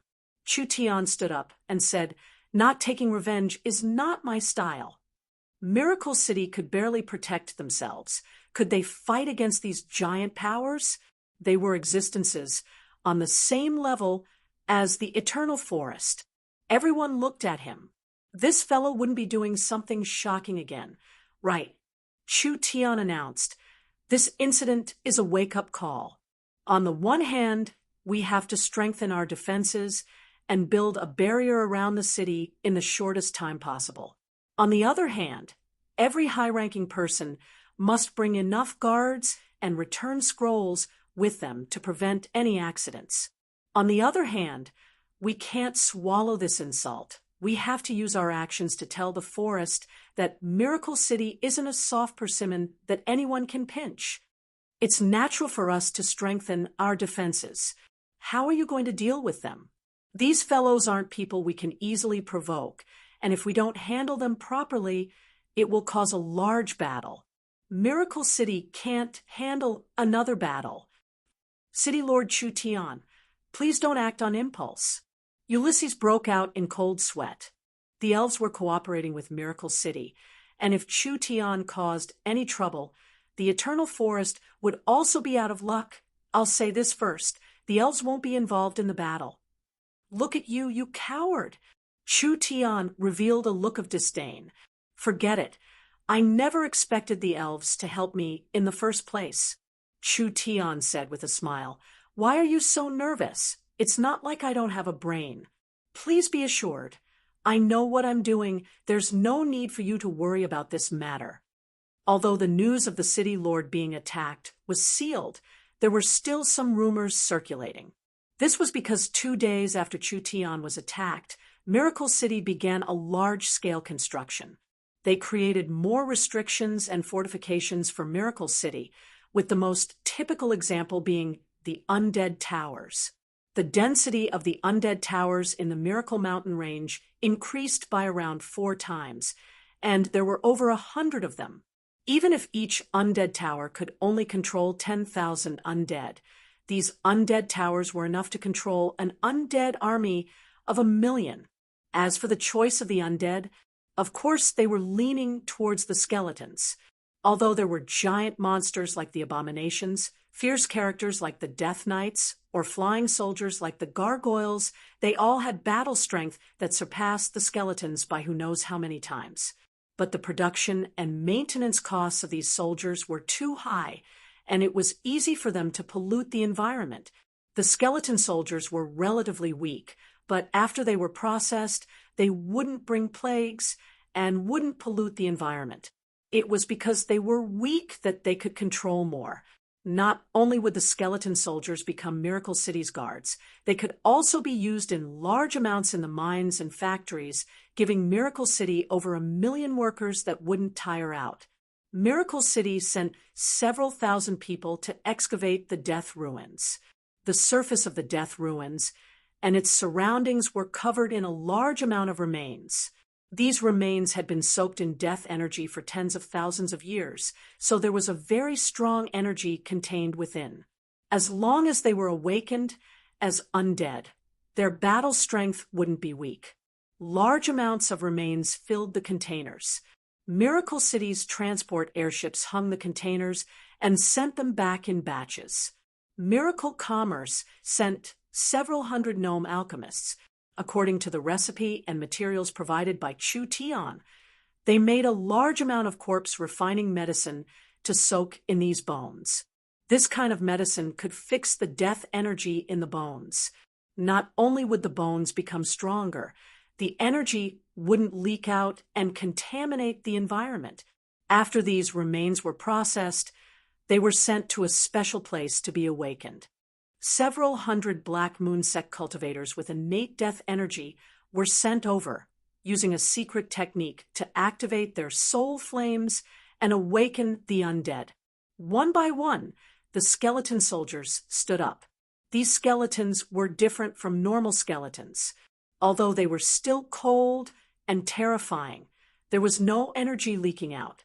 Their bones were pure white, looking like they were carved from white jade. Miracle City ordered large amounts of full-body armor, sharp spears, and long blades from the Great Summer Country to arm them. In the end, there were several thousand skeletons wearing hard armor and holding weapons in their hands. They were neatly lined up as they headed to their designated area. If they didn't take off their helmets, they would think they were normal soldiers. Miracle Commerce had enough resources, so they quickly produced the skeleton soldiers. In just a few short days, there were already several tens of thousands of them. At this time, Miracle City began to shake. A layer of gray energy rose from all directions of the Miracle Mountain Range, finally gathering in the center of Miracle City. Finally, it turned into a giant energy barrier that covered all of Miracle City. The Miracle City citizens were stunned as they began to loudly shout, "Long live, long live!" Miracle City also has a city protecting barrier. This energy barrier was supported by the earth vein and the energy from the death ruins. It was a super large barrier that could cover the entire mountain range. The defensive strength of this barrier wasn't bad. The most important thing was that as long as there was a barrier, any sneak attack would be much harder. Miracle City could use a smart brain to check the situation of the barrier. If any corner was attacked, it was impossible for Miracle City to not know. How hard was it to create a city-protecting barrier? A forest city needed several decades to build and over 100 years to strengthen it. What about Chu Tian? He just connected the earth vein and released the energy from the death ruins, finally forming a large barrier around Miracle City. Don't look down on this barrier. It was like a protective umbrella. It was enough to let the Miracle City citizens feel more at ease inside. It was very important to stabilize the citizens and increase the security of the city. Ean's spirit was a bit tired as she walked in front of Chu Tian. The first batch of 100,000 skeletons will be finished in another week. It's been hard on Little Sister Sect Master. Chu Tian was very satisfied with the Black Moon Sect's efficiency. I think you might as well build a branch in the Death Ruins. This place is very suitable for your cultivation. Ean's spirit's eyes lit up. This was a very good thing. The energy in the Death Ruins was very strong. Not only was it suitable for cultivation, it could also be used to refine corpses. This was a very ideal place for the Black Moon Sect. Because the Death Ruins were close to Miracle City, it was very convenient for the Black Moon Sect, saving them the cost of teleporting back and forth. Ean's spirit gave a soft snort. You're this kind? Most likely you want us to stay, and use us to develop the Death Ruins for Miracle City. How can Little Sister Sect Master say this? What kind of relationship do we have? Nangong Yun came in at this time. Boss, I've investigated the matter you asked me to do. Oh, that fast? Chu Tian was very surprised. How is it? Nangong Yun raised her brows and said in a very impolite voice, Do you still need to ask? I've already investigated. The Savage Highlands is fighting with several spirit beast countries, and they want to swallow them up. We can make an agreement with these spirit beast countries and sell Miracle City's firearms to them. Not only will we earn a large sum like this, we can also make the Savage Highlands suffer. What about the Dragon's Ridge? The Dragon's Ridge is even easier. The Dragon Lord is very greedy. He has the most cities in the Forest of Chaos, but he doesn't have his own people. They are all controlled by other races and lack cohesion, so it's hard to avoid rebellions. Recently, there have been 4 or 5 cities rebelling against the Dragon's Ridge. We can also sell them weapons to support them in fighting Deathwing. These people dare to challenge Deathwing, so they have a certain amount of skill. If they can obtain the support of Miracle Commerce's firearms, they will be able to last for a long time, and Deathwing won't have time to deal with us. We'll do it like this. Chu Tian said to Nangong Yun, Nangong, Miracle Commerce's firearms business will be given to you. You will be the largest firearms dealer in the Forest of Chaos in the future. Remember, firearms are a good card. Not only will it bring unimaginable benefits to Miracle Commerce, it will also weaken the enemy's territory. Nangong Yun was very happy. Letting her take charge of such an important matter meant that Chu Tian valued her very much. Boss, just leave it to me. After Meng Qingwu understood Chu Tian's arrangements, she naturally understood Chu Tian's thoughts. Miracle Commerce's source energy weapons had been developed for a long time, and now the weapons' power production were ready for commercialization. This was a very profitable business, and it was time to start selling them. Chu Tian sold the source energy weapons to the enemy's enemy. This was a very smart method. He didn't directly fight them, but it was better than directly fighting them. Burst Claw and Deathwing were so depressed that they spat out blood. Chapter 5:19. The matter of Chu Tian being assassinated didn't even have time to brew before it was covered up by the things that happened afterwards. Miracle City's city protecting barrier was built, and the 100,000 skeleton army was formed. The city's defenses were greatly increased, and the firearms business was smoothly developed.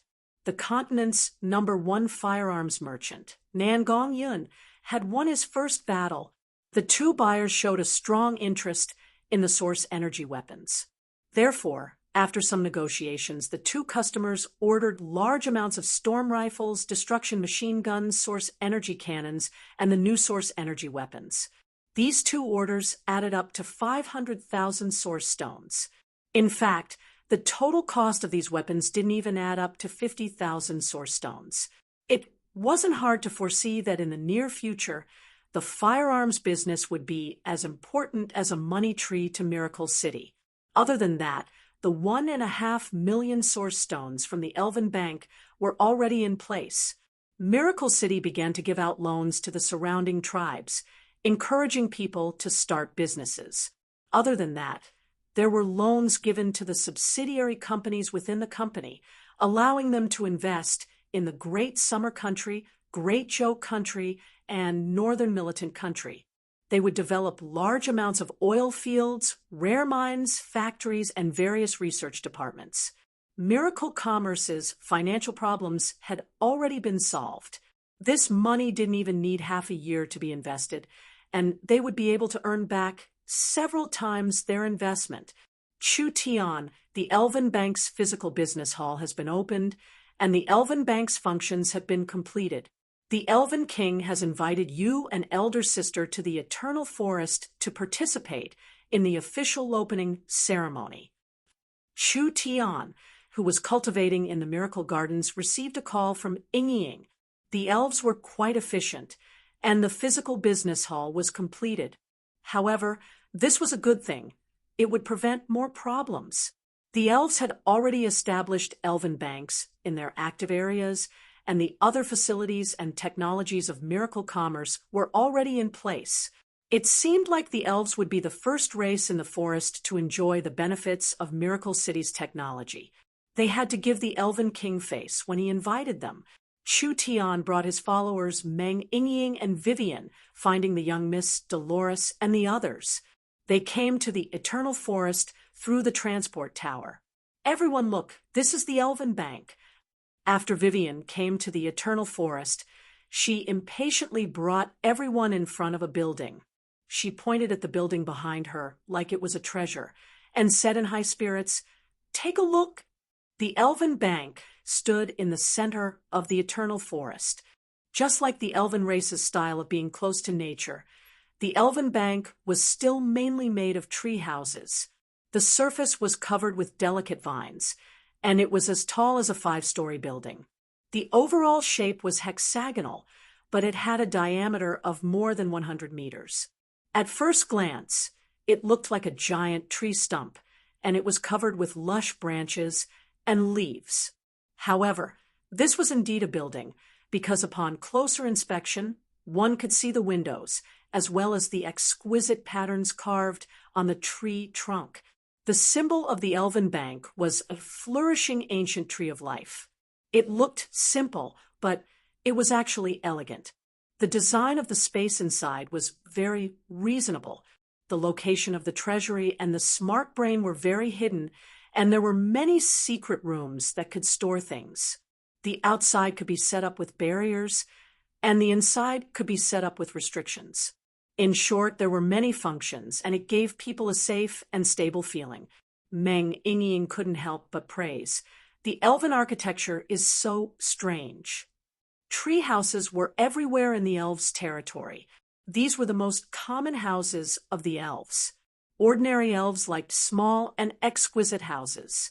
Their houses were purely made from a kind of synthetic plant. Only the Elven King's castle had to be large enough to use all kinds of stone. There's nothing wrong with being special, Vivian said. This is because our Elven Bank isn't just opening in the elves' territory. We are planning to open it in other forest cities. This kind of treehouse is not only safe, it will also attract attention. It is a symbol of the elves. There was no time to look carefully. Vivian released her spatial energy. They were sent to the Eternal Forest's Elven Royal Palace. The Elven Bank was about to open, and the elves in the Eternal Forest arrived one after another. The high-level elves were all standing in the corridor on the cliff, looking at the entire Eternal Forest. There are this many people. Meng Yingying looked down from high above. The people in the Eternal Forest were moving. Perhaps everyone had gathered here. Citizens of the Eternal Forest, this is a special day. The Elven King Lancelot was wearing an exquisite elven royal robe and holding the forest scepter in his hand. After a period of hard work, we have established elven banks in the important areas of the elves, making every elf pay close attention to us. Today, the image transfer mirrors will send this scene to every corner of the elves, allowing every elf to witness this moment. First, we ask Miracle City's esteemed guests to say a few words. The first to speak was Dolores. Of course, Dolores' status couldn't compare to Chu Tian and Meng Qinggu, but as Miracle City's finance minister and Miracle Bank's vice president, she was the most important person in charge of the bank. In the future, the cooperation with the elves would be carried out by her, so letting Dolores speak wasn't strange at all.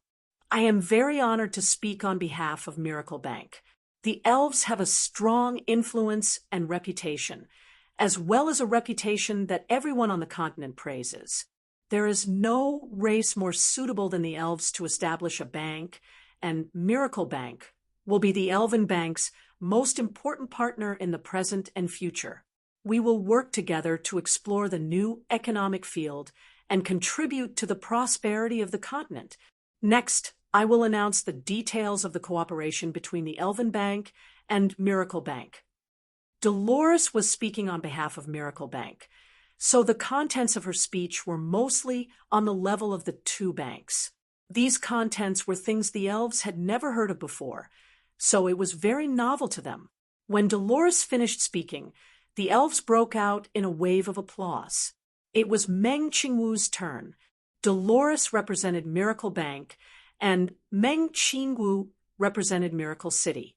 Meng Qingwu first said a large amount of pleasantries and flattering words, making the elves feel as if they were floating.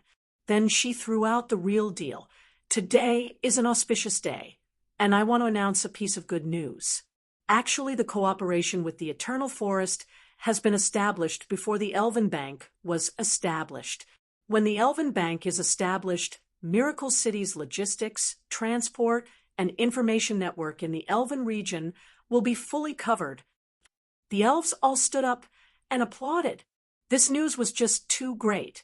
each elf's brothers and sisters would be able to enjoy a more beautiful and convenient life. Miracle City and the Eternal Forest cooperation will become deeper and deeper. Not only will we provide technical support for the Elven Bank, we will also connect the Elven Bank to all of Miracle City's services. Whether it is the shopping center, the theater, the trial field, the radio station, the communication station, or even eating, shopping, or even the transport tower. As long as you have an Elven Bank card, you can make any purchases. In the future, Miracle City will invest large amounts of resources to create a large identity database, giving each elf an identity card, making life in the forest more orderly and enriching. Miracle City will become a platform connecting the entire forest. In the Eternal Forest and the various elven cities, each elf's hands were swollen from clapping. Meng Qingwu's words filled the elves with yearning and longing for their future lives. Finally, it was Chu Tian's turn to appear.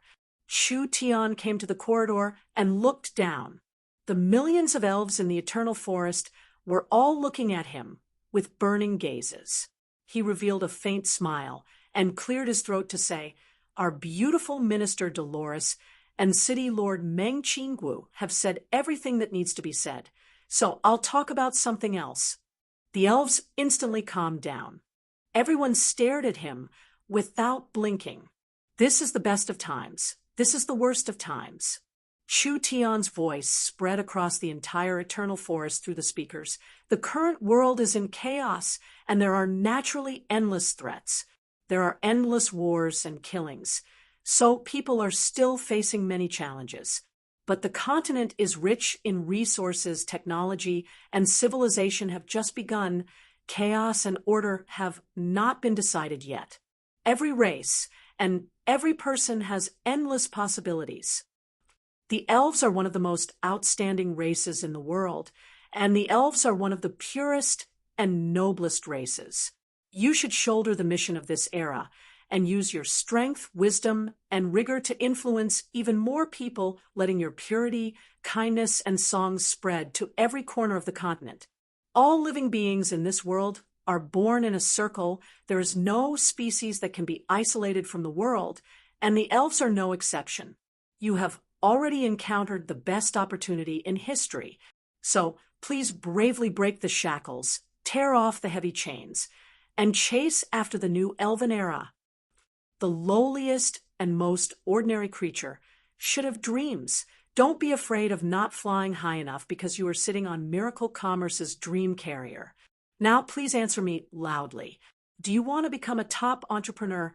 Do you want to become a popular singer on the continent?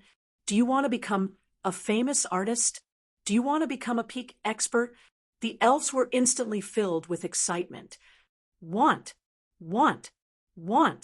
Then come with us to create a new era. We'll start from this forest and start from this continent. Vivian was so excited that tears filled her eyes. Her face was completely red as she shouted with the countless elves. In the eyes of the countless elves at this moment, Chu Tian's figure was like a giant. Almost at the same time, every elven city and elven forest gave off a tsunami-like roar. It's chaos. It's chaos. It's all chaos. Augusta was so angry that his beard stood up. Landlos, did you hear that? This is a blatant violation of the ancestral teachings. Someone come and take away this human-speaking nonsense. Several loyal conservative counselors also had faces filled with anger. This was because in their eyes, the human had evil intentions, actually inciting the elves to go against the ancestral teachings. How could this kind of thing happen? If they weren't stopped, they would have sent him flying with a kick. Sir Speaker, please calm your anger. Ulysses and the others quickly stopped the enraged Augusta. The Elven King didn't care about the chaotic Elven Council, because what Chu Tian said was what the Elven King wanted to say, but he couldn't say it with his identity and situation.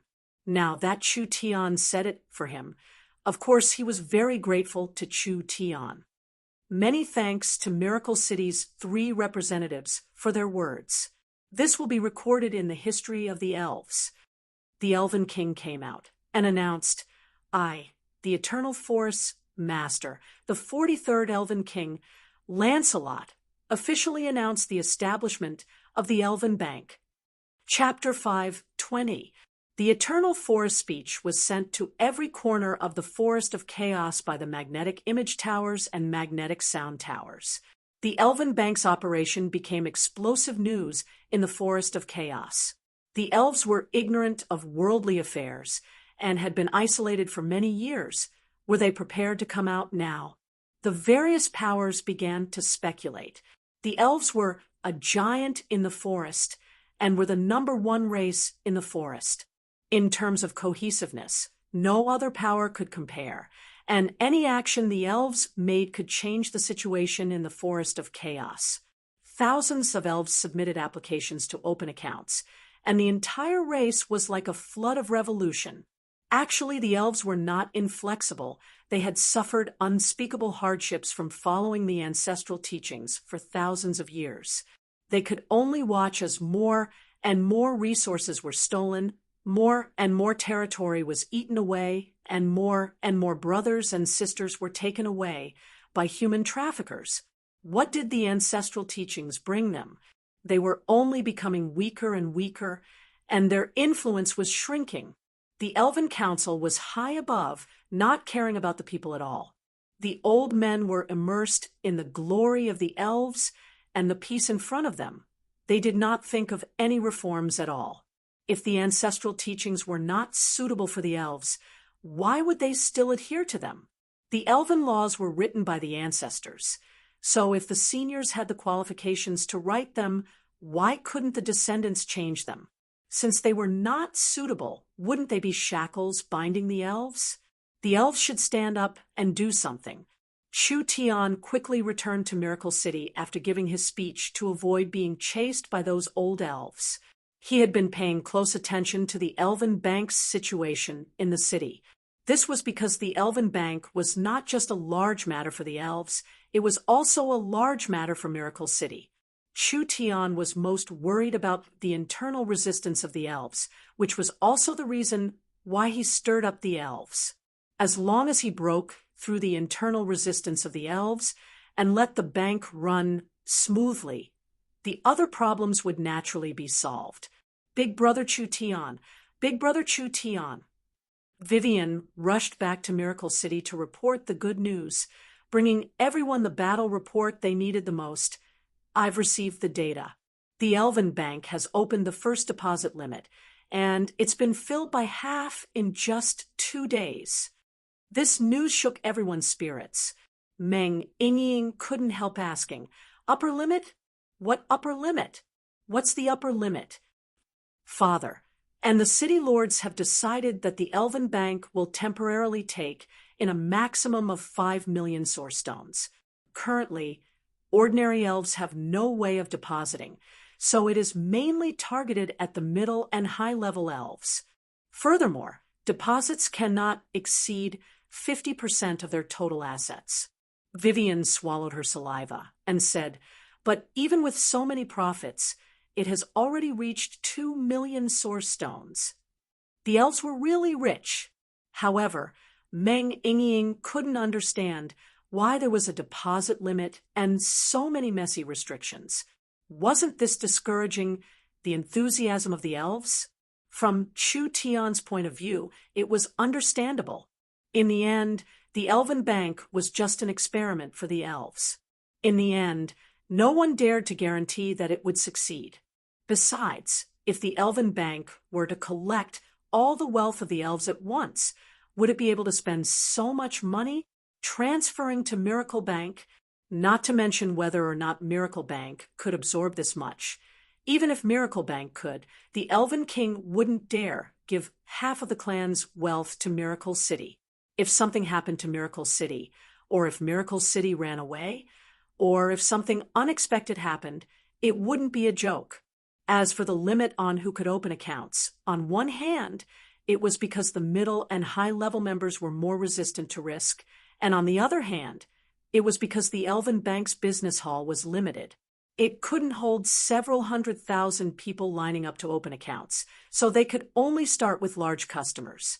Rice had to be eaten bite by bite. They couldn't hope to become a fatty in one bite.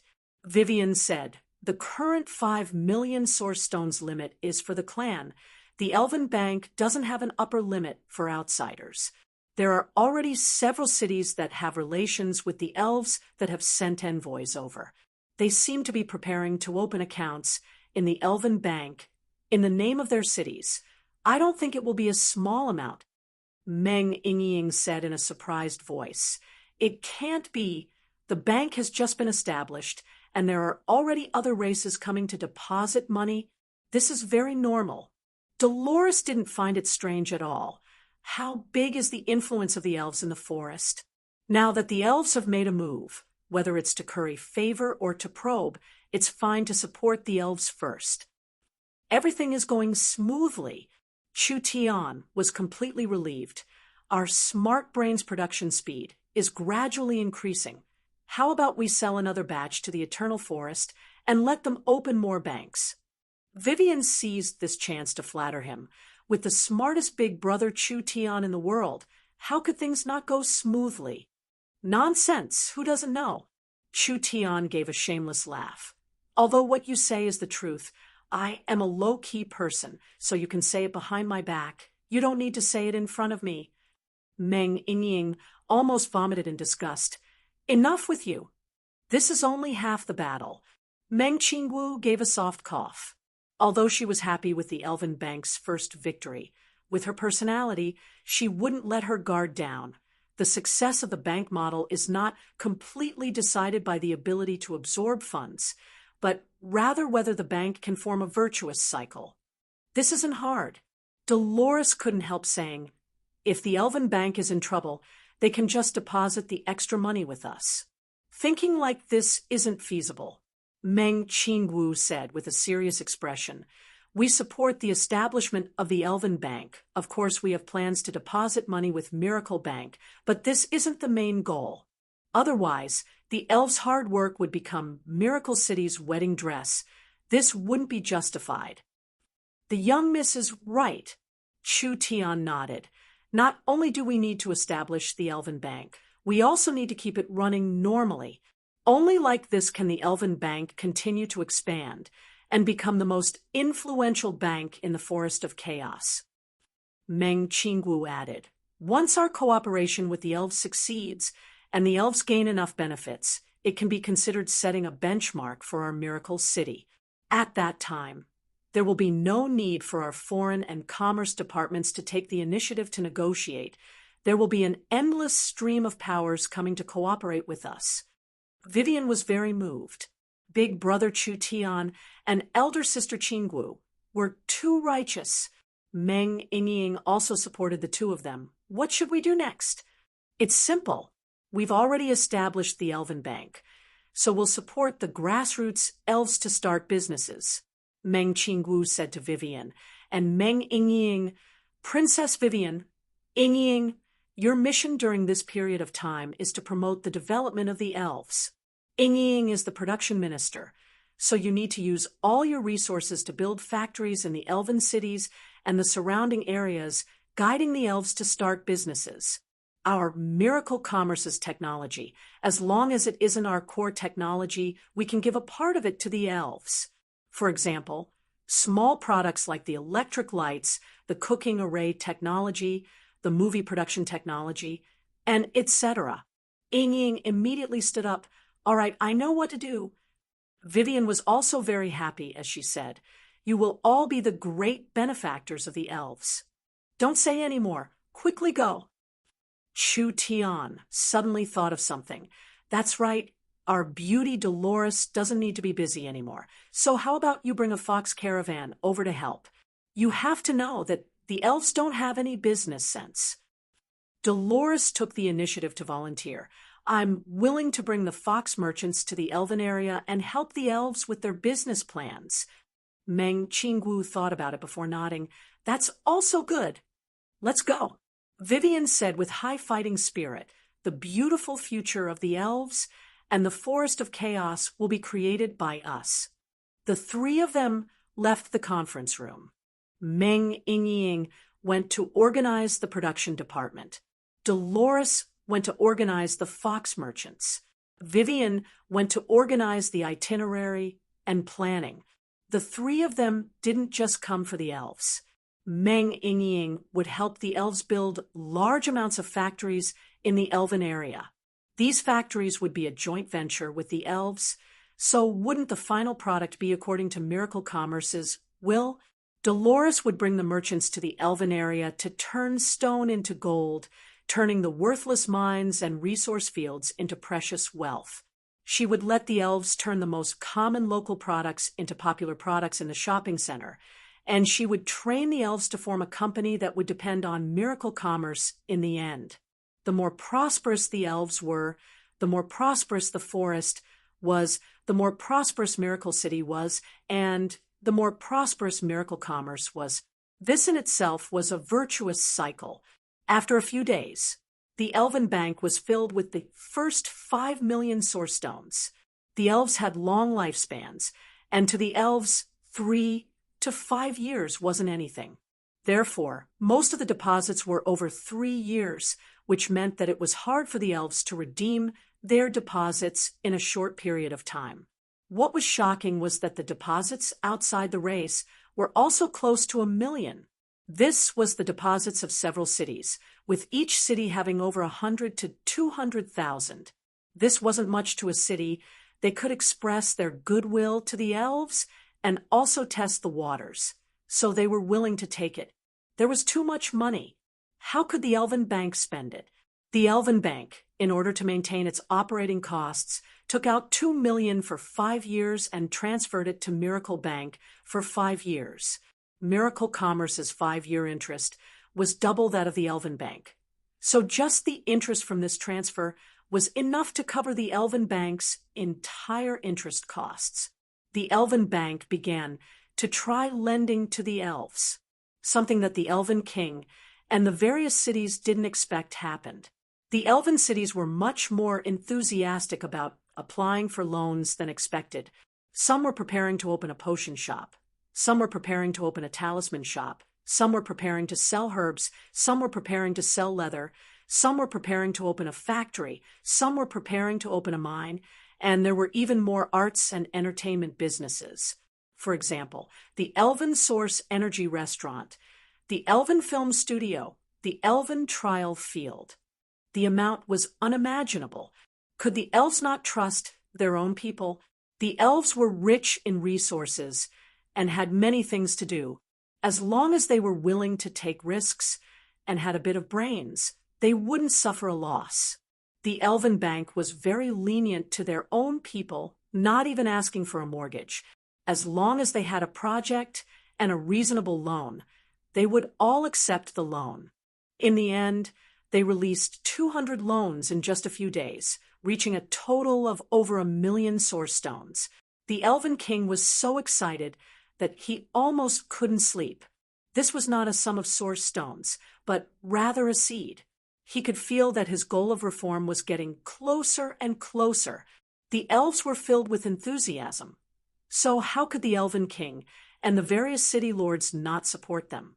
They immediately opened the Elven Bank's deposit system and increased it by 5 million. The Elven King didn't care about the gains and losses. Even if they lost everything, it was worth it as long as the elves were changed into a pool of stagnant water.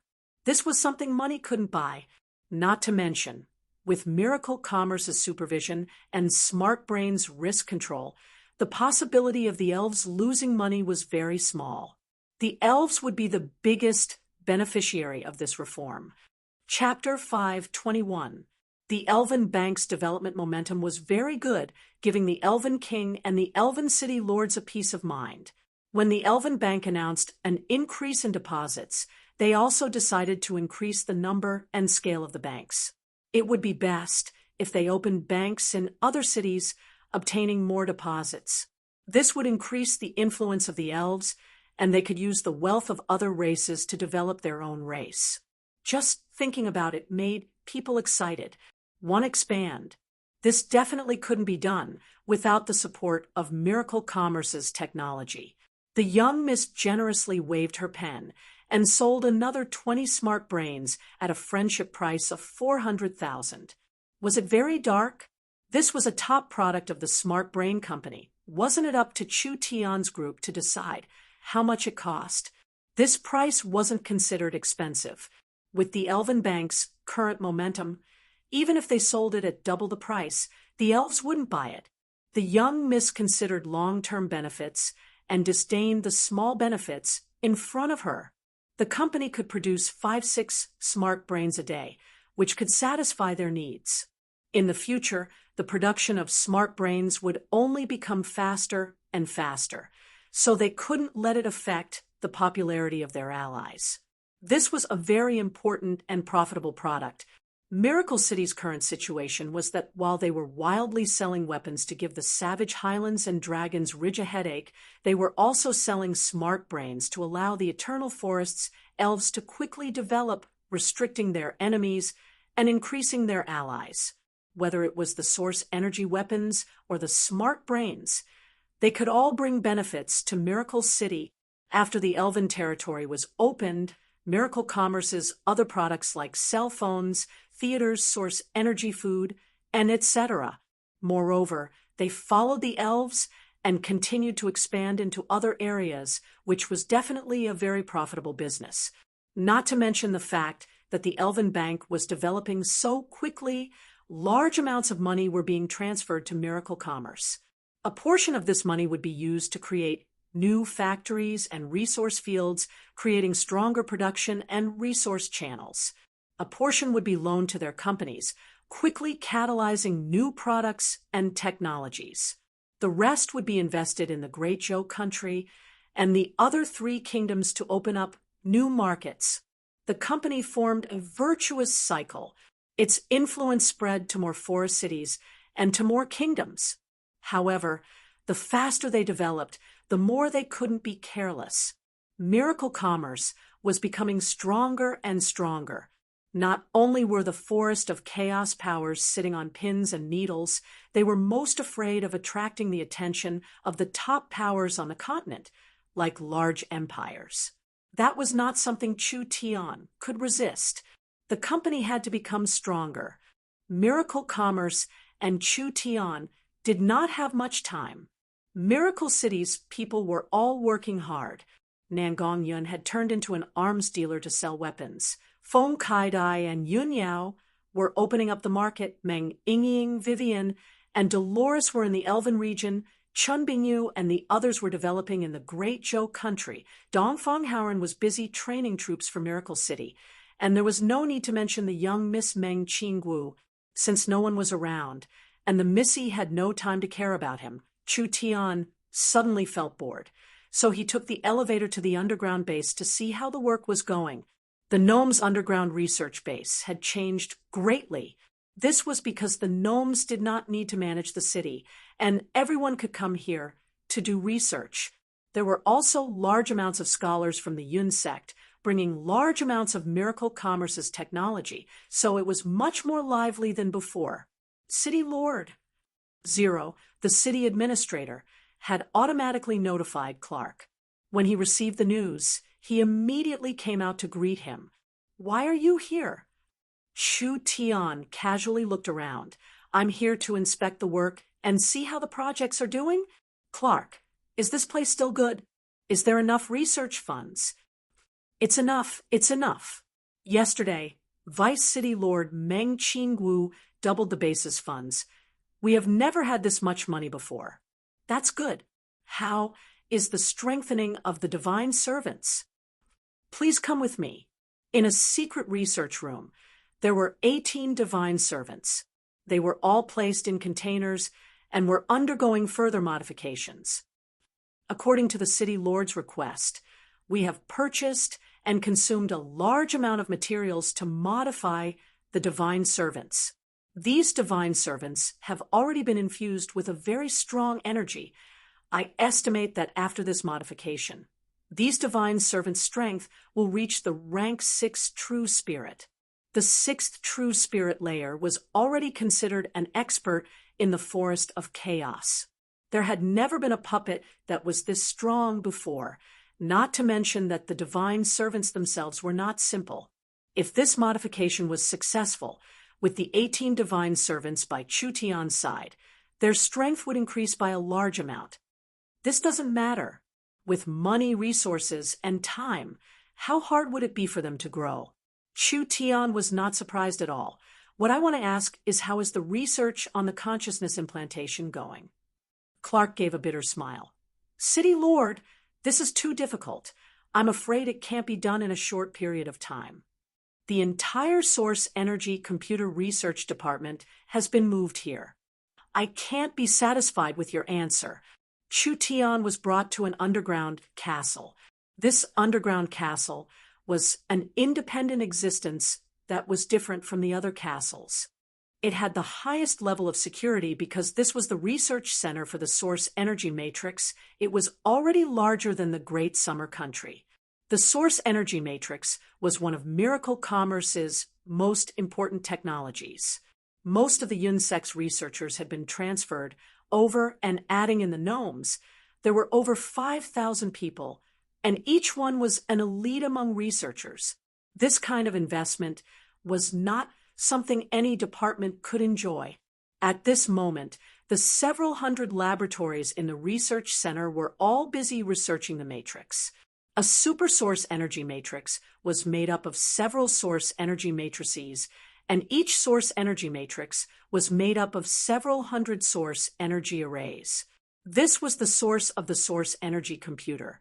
In the beginning, Sir City Lord provided the core technology, and the Yunsek's researchers worked day and night, investing a large amount of time and energy to finally create the source energy matrix.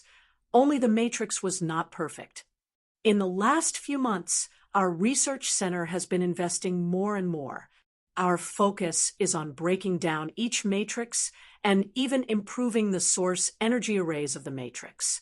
This is a very large project, but it's a good thing we have a lot of people, and now we have Smart Brain's help, so our efficiency has increased by a lot. We have upgraded Zero several times, and now we can calculate 40 times faster. However, this increase is based on the optimization and strengthening. It is not a qualitative change. The biggest breakthrough in the research center is the microchip and the matrix language. Chu Tian had already understood most of the breakthroughs in these areas. For the first cell phone sold by Miracle Commerce, this cell phone actually contained the newest core technology of Miracle Commerce. There was a microchip embedded as the central processing unit, and this central processing unit was called a chip. The microchip size was small and its computing power was very weak, so it could not be embedded with intelligence. Without a core consciousness and instructions, how could this microchip operate? For this reason, the research center had worked with the Yun sect to develop something called the matrix language. The matrix language could be used by a computer. Using the matrix language to program, it could form all kinds of instructions. The cell phone was more flexible and had more functions. This was because the research center used the matrix language to write a very simple operating system. The matrix language had a lot of room for improvement in the future. Even if the matrix was not given artificial intelligence, it could still be used to write a very complex system or function. This could be considered a large step forward for the Computer Research Center. These things being researched was not for the cell phone at first. Chu Tian wanted to create a kind of implantable intelligence that could be implanted into a puppet. How could this matter be easy? The research center had just developed a chip that could be used on normal equipment, but the company's current technology could not be implanted into a puppet. Chu Tian asked, "What is the biggest bottleneck?" There are two main bottlenecks. One is the lack of technology, which can only be solved with time. The other is the problem of materials. If we want to make a smaller, faster, and better matrix, we need to find a more perfect carrier. Chu Tian passed by the raw material room. Large amounts of transparent crystal pieces were neatly arranged, and each piece was a single source energy array that formed a source energy matrix. If hundreds of these crystal pieces were stacked together and combined in a three-dimensional manner, they would form a matrix. Many of these matrices were connected together, and they would form a complete supersource energy matrix. Very complex, very complex. Different materials had different capacities for the source energy array. If they could find a more perfect material, perhaps they could shrink it by 10 times. This kind of material had a large industrial requirement, and Miracle Commerce still had a hard time meeting this requirement. When Chu Tian was thinking of a countermeasure, the entire underground base shook a few times. Chu Tian was a bit stunned. What happened? Is there an earthquake? Impossible. There wouldn't be an earthquake in this place. When the gnomes built the underground base, they used large amounts of shock-absorbing stones to reinforce the underground space, so the vibrations in the ground should be absorbed by the shock-absorbing stones. Therefore, an earthquake shouldn't affect this area. Clark suddenly thought of something. This is wrong. The vibrations seem to be coming from the devil's maw. Chu Tian teleported nearby with Clark, and the two of them were shocked when they saw the situation. They didn't know what happened in this area, but it had already turned into a mess. Several dozen-meter-thick pythons were moving around. Fierce and terrifying underground life forms were wildly charging out of the devil's maw. The gnome guards were caught off guard by this sudden invasion.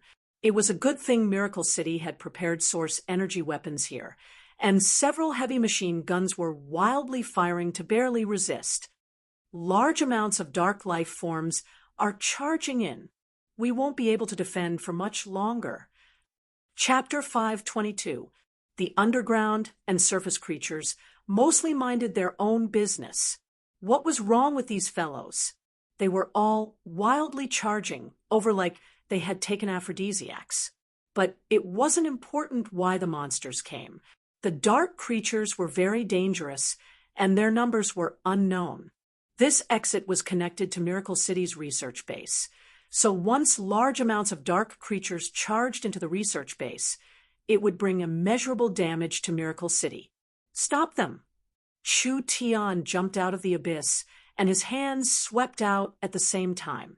Two extremely fast sword chi instantly intertwined as they shot out, instantly tearing apart a giant centipede.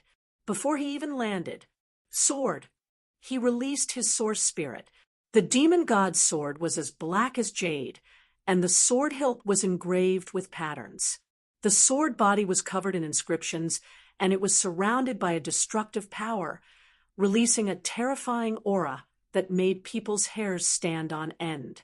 Chu Tian reached out to grab the sword in his hand and thrust it at the entrance of the cave. Large amounts of sword chi turned into several hundred black, treasured swords that bombarded the entrance of the cave like a storm. Several dozen dark creatures were killed on the spot. The city lord is so strong. This kind of cultivation base can have this kind of destructive might. The gnomes were very shocked by Chu Tian's strength. The phaseless sword was very strong, but it couldn't be casually used because it consumed too much energy, and its killing power was too strong. It was only suitable as a killing move, not suitable for group battles or prolonged battles. When Chu Tian practiced the phaseless sword, he had studied large amounts of the Great Zhou country's heavenly sword sect's inherited sword art. There were several first-class sword cultivation techniques among them. He extracted the essence from this vast sea of sword techniques and finally used his own experience to create a sword art called the Heart Sword. What was the Heart Sword? There was no sword in his hand, but the sword was in his heart. It didn't matter if Chu Tian lost the Netherworld sword. He didn't need to rely on normal items now. Chu Tian had a powerful vision domain divine sense, and combined with the heavenly sword sex sword control path. The sword came from the heart, and the soul was the sword. As long as his divine sense didn't stop, the sword would never stop. There were more and more dark creatures. A large number of species that had never been heard of appeared. A strange iron beetle broke through the rock and came out of the rock wall. Even though it was hit by the storm of origin energy bullets, it was not afraid at all. It continued to charge forward after destroying the bodies of 4 or 5 half-elf warriors. Chu Tian swung his sword at him. The iron-armored bug was split into 2. The sword chi of destruction shot out dozens of meters and cut down a scorpion monster. Chu Tian held the sword in his right hand, and a fireball appeared in his left hand. He threw it at the group of moths, and the fireball exploded and turned into a sea of fire. This fire was not like ordinary fire, as it disappeared with a flash along with everything that was engulfed in it.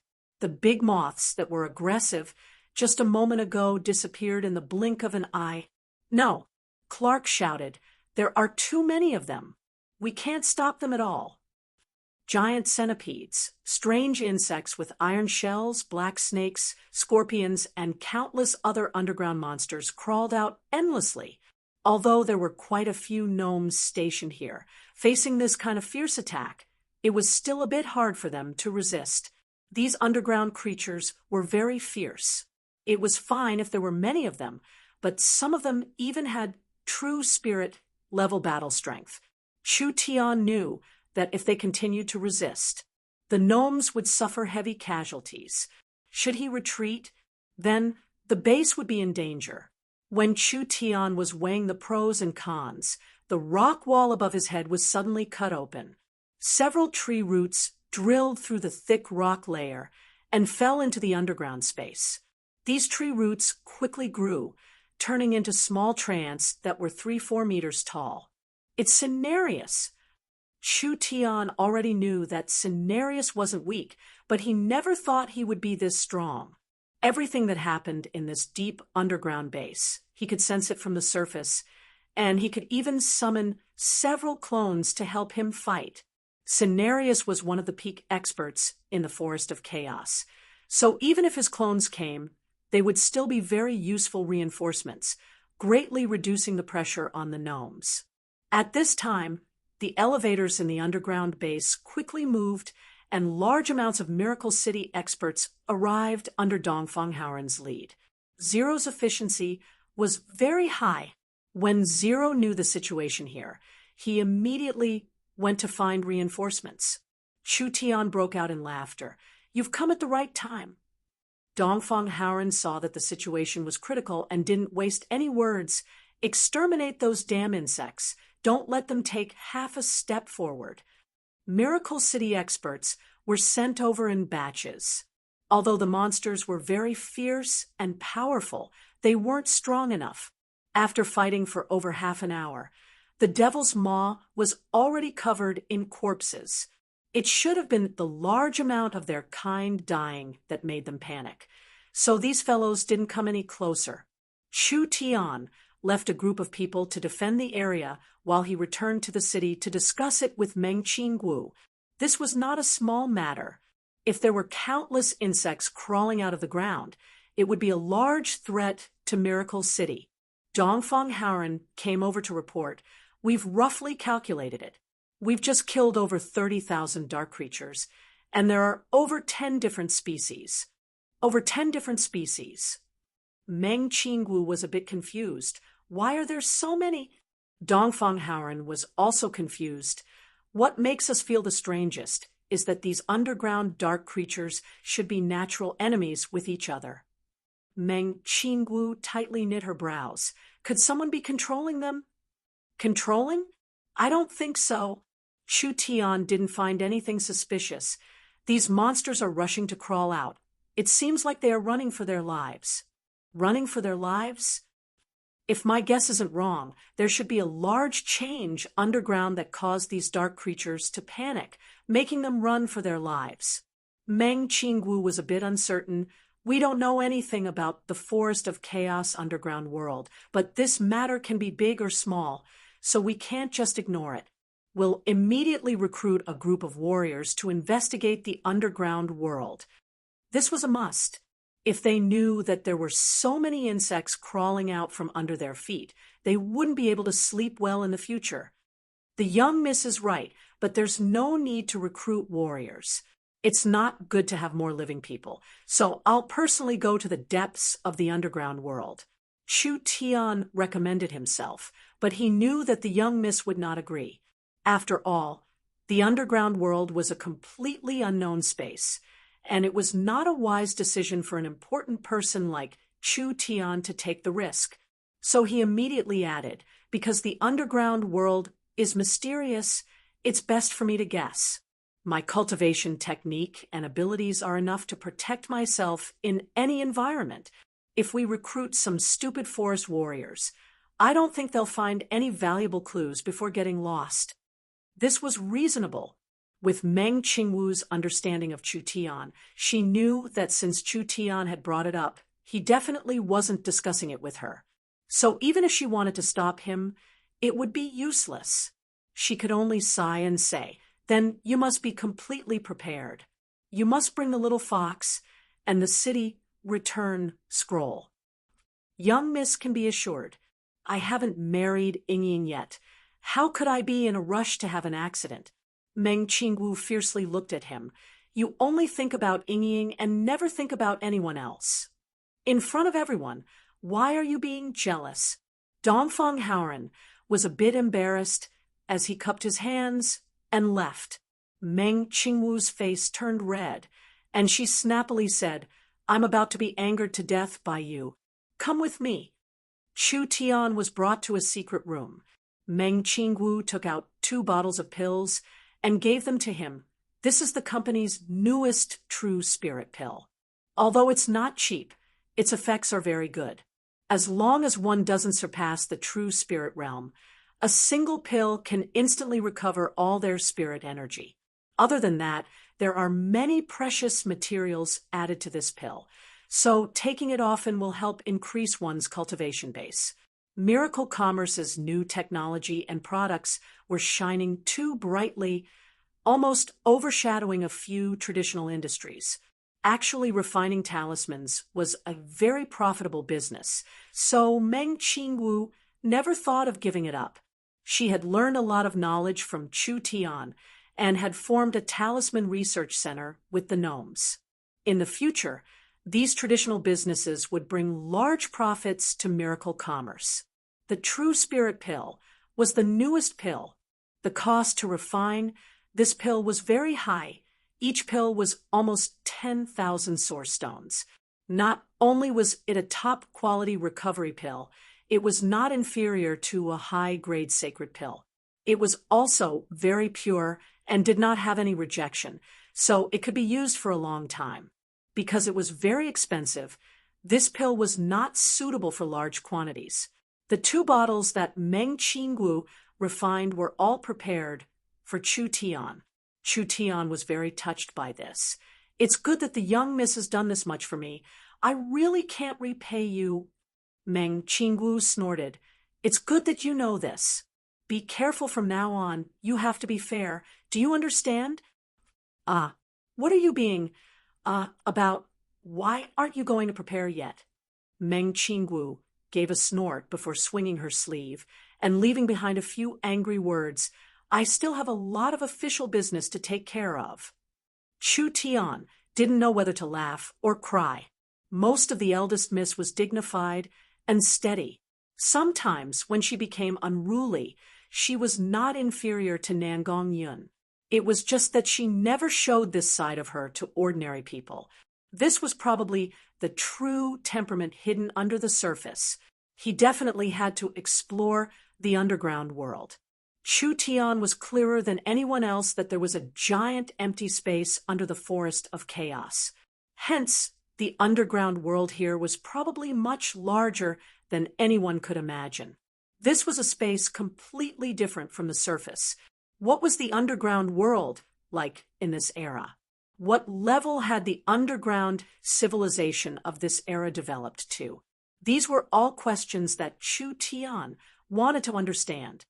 "Fox, prepare yourself. We're about to leave."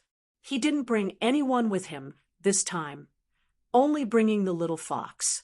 The little fox had been eating and drinking in Miracle City every day, so its furry body looked a bit fatter. It was time to bring it out to lose some weight. Chapter 523. The forest races all knew that there was a rich and vast world under the ground, but as for what this world was like, even the oldest elves in the Forest of Chaos did not know. Legends say that it was a world that never saw the light of day, giving birth to hundreds of millions of dark creatures. There were also large amounts of ancient creatures that survived, making the underground world a very dangerous place. There were also legends that the underground world was a paradise. When the great ancient world shattered, large amounts of demon and God's realm treasures were buried inside. There were even legends that the underground world was connected to the world of death, with countless terrifying demons running amok inside. In short, the underground world was completely different from the surface world. Whether it was the living environment or the ecosystem, it was completely different. Therefore, the underground world's creatures rarely participated in the battles on the surface. Of course, it was the same reason the surface creatures had no interest in the underground world. There was no information and no map to guide them. Chu Tian was directly exploring the unknown. Wasn't this a bit too careless? No one knew what would happen underground, and no one could guarantee what they would encounter underground. City Lord, have you truly thought this through? Clark sent Chu Tian to the Devil's Mouth Cave. The gnomes have tried to map the space around the cave, but they have failed every time. You have to know that the Devil's Mouth is only the entrance to the underground world. It is several hundred miles away from the true underground world. That's right. It wasn't the height, it was the depth. Who knew what was several hundred miles down? Who knew if there was a path to the underground world? Not only was the underground world filled with unknown dangers, the environment was also very complex. It was not something normal people could imagine. Even the most legendary adventurer would be lost forever inside. Relax. Chu Tian patted the scrolls on his belt. I've made all my preparations. We have to go this time. Stop being so fussy. Let us go. Yes, even a peerless beauty like the young Miss can't stop me.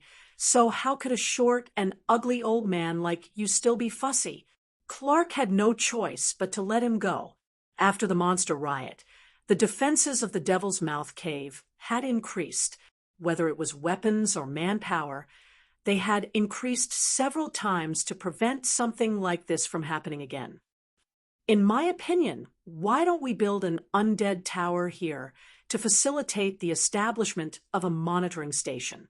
Chu Tian suggested before walking into the cave, because the undead tower has the ability to detect life activities.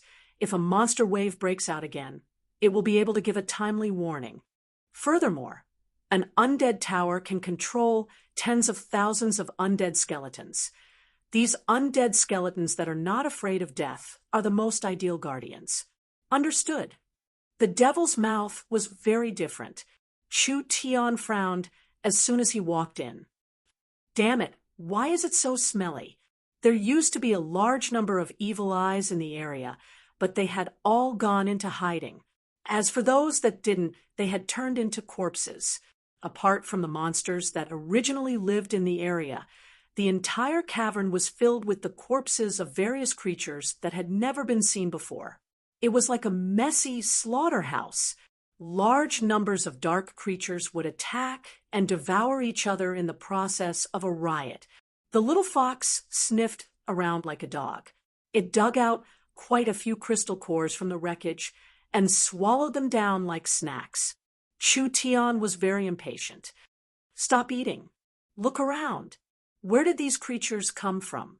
I want to find the source. The little fox shook its head. What? You can't find it? The cavern was too chaotic, and there were tens of thousands of creatures coming and going. The cavern itself was very complicated, and the little fox had no way of finding where they came from through their auras. It could even be said, these monsters did not come from the same place. The little fox's aura tracking method could not find the correct path. You waste only knows how to eat, eat, eat, eat. You can't do anything at the critical moment. With such a large cavern, how do you expect me to find the exit to the underground world? Chu Tian's accusations had no effect on the little fox. This little fellow had been with Chu Tian for a long time, so its face had already surpassed its master's. In this short amount of time, the fox had eaten at least 100 beast crystals. How was this an exploration? This was simply a picnic. Miracle City's underground base was around 400–500 meters deep. This depth didn't count for anything in this world. It was just the surface of the continent. Now, they needed to find a path to the underground world in this complex environment. Although the high-energy minerals could release light and the energy and light could stimulate the underground plants, the deeper the energy was, the more negative it was. It had a strong corrosive effect on the surface creatures, and the strong energy radiation was enough to kill them. It was true that the underground plants could create breathable air, but they released all kinds of poisonous gas that could kill people without them knowing. Not to mention finding the underground world for normal cultivators. It would take a lot of courage to explore this cavern abyss, but Chu Tian had already made up his mind. He had to find it no matter how hard it was. Chu Tian swallowed a few pills that he personally refined and then picked up the fox as he began to move. There was no map and no clear route, so he just had to go deeper. The entire space was like a large rock that had been corroded. It was like a beehive or an ant's nest with complicated and irregular passages. There were all kinds of precious or veins, all kinds of underground plants, and all kinds of dangerous underground creatures. There was one question that everyone was curious about. Why did the underground space not collapse after tens of thousands of years? This was because there were two kinds of energy supporting it. The first was the energy released from the Earth's core, and the Earth's veins that continuously strengthened the ground. Each stone here was as hard as steel, forming a strong material frame. The other was the energy field that covered the underground world. Even if the main physical support was destroyed, this bubble-like energy field could support the existence of the underground space. The little fox took out its divine eye to scan its surroundings. Chu Tian followed the little fox's instructions and avoided the dead ends. One man and one beast began to explore the underground world. Chu Tian did not know where he was, and Chu Tian did not even know if the underground world had been opened, but Chu Tian continued to go deeper. The spatial ability was very useful. Chu Tian could easily pass through obstacles that were hard to pass through, and he could avoid some dangers, which greatly increased his speed and efficiency. What the hell? Chu Tian sat down on a large rock to rest in exhaustion. He took out a true spirit pill from his chest and quickly recovered his consumed spirit energy. We've already been walking for a day and a night, right? Why haven't we found anything special at all, other than the chaotic dark creature nests? In the era of 30,000 years later, Chu Tian had gone to several underground kingdoms on the continent, but Chu Tian had gone to the underground kingdoms through the transport array, so he didn't need to personally explore the thick ground. Not to mention that the ground had changed a lot in 30,000 years. Most of the underground world had been destroyed, and the remaining underground kingdoms had been modified. Chu Tian's body was covered in dirt, and his hair was a mess. Although with the little fox's divine eye and Chu Tian's own spatial ability and divine sense, he could avoid the monster nests every time he came in contact with them. It was hard to avoid encountering them several times. Basically, any creature that could survive in such an environment would definitely not be easy to deal with. Several battles made Chu Tian feel very embarrassed. The little fox was still playing with its large eyeball, but this time the little fox's eyes suddenly lit up like it had found something special. It immediately jumped up and danced around, using its claws to point in a direction. Chu Tian looked in the direction the little fox was pointing at. This seemed to be an underground canyon that was filled with extremely dense, dark energy. All kinds of dark purple and dark red crystals grew all over the rock walls and paths like bamboo shoots. Normally, a place like this was the territory of a dark monster. Are you sure you didn't make a mistake? This kind of place is not easy to walk through. The little fox was very sure that this was the right place. Chu Tian did not have a better choice. Since this fellow was this certain, then he might as well give it a try. Perhaps there really was a way out. It was just as Chu Tian expected. The energy here filled the entire space, far surpassing his imagination. Under that thick dark energy, not only could Chu Tian's divine sense not spread out, his entire body felt like it was soaked in acid. His body was being corroded at every moment. Chu Tian took out a purifying pill and swallowed it. "We have to leave quickly." On the left and right sides of the underground mountain range, there were actually thousands of large and small holes that had hollowed out. This made Chu Tian feel that something was wrong. When Chu Tian reached the center of the tunnel, the entire canyon began to tremble. 2-meter-long things came out of the caves. These creatures seemed to be some kind of ant-like creatures. Their bodies were wrapped in incomparably sturdy black carapace, but they had a pair of forelimbs that were as sharp as blades and translucent wings. Almost in the blink of an eye, thousands of such dark creatures surged out of the nest. Demon ants. Chu Tian recognized these rare creatures. "Damn, look at what you're pointing at." The demon ants looked like ants, but they were actually demon beasts with a demon bloodline. The demon ants were fast and had strong attacks. The demon ant's carapace was a very rare and precious material because this carapace had the ability to block divine sense. Even with Chu Tian's vision domain divine sense, it was hard for him to find the demon ants beside him. How could Chu Tian have the ability to deal with this many demon wings? He quickly used a spatial teleportation. The energy here was too strong, and Chu Tian's divine sense couldn't go any further.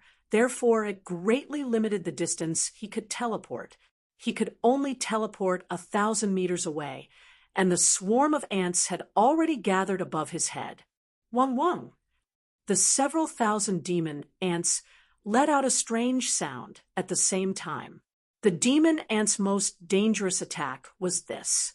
When they met their natural enemy or prey, the demon ants could connect several hundred to over 1,000 of them together, releasing a large spiritual wave. This spiritual energy was so strong that the surrounding mountains began to tremble. Chapter 5:24. The demon ants were a rare and precious spiritual attributed demon beast.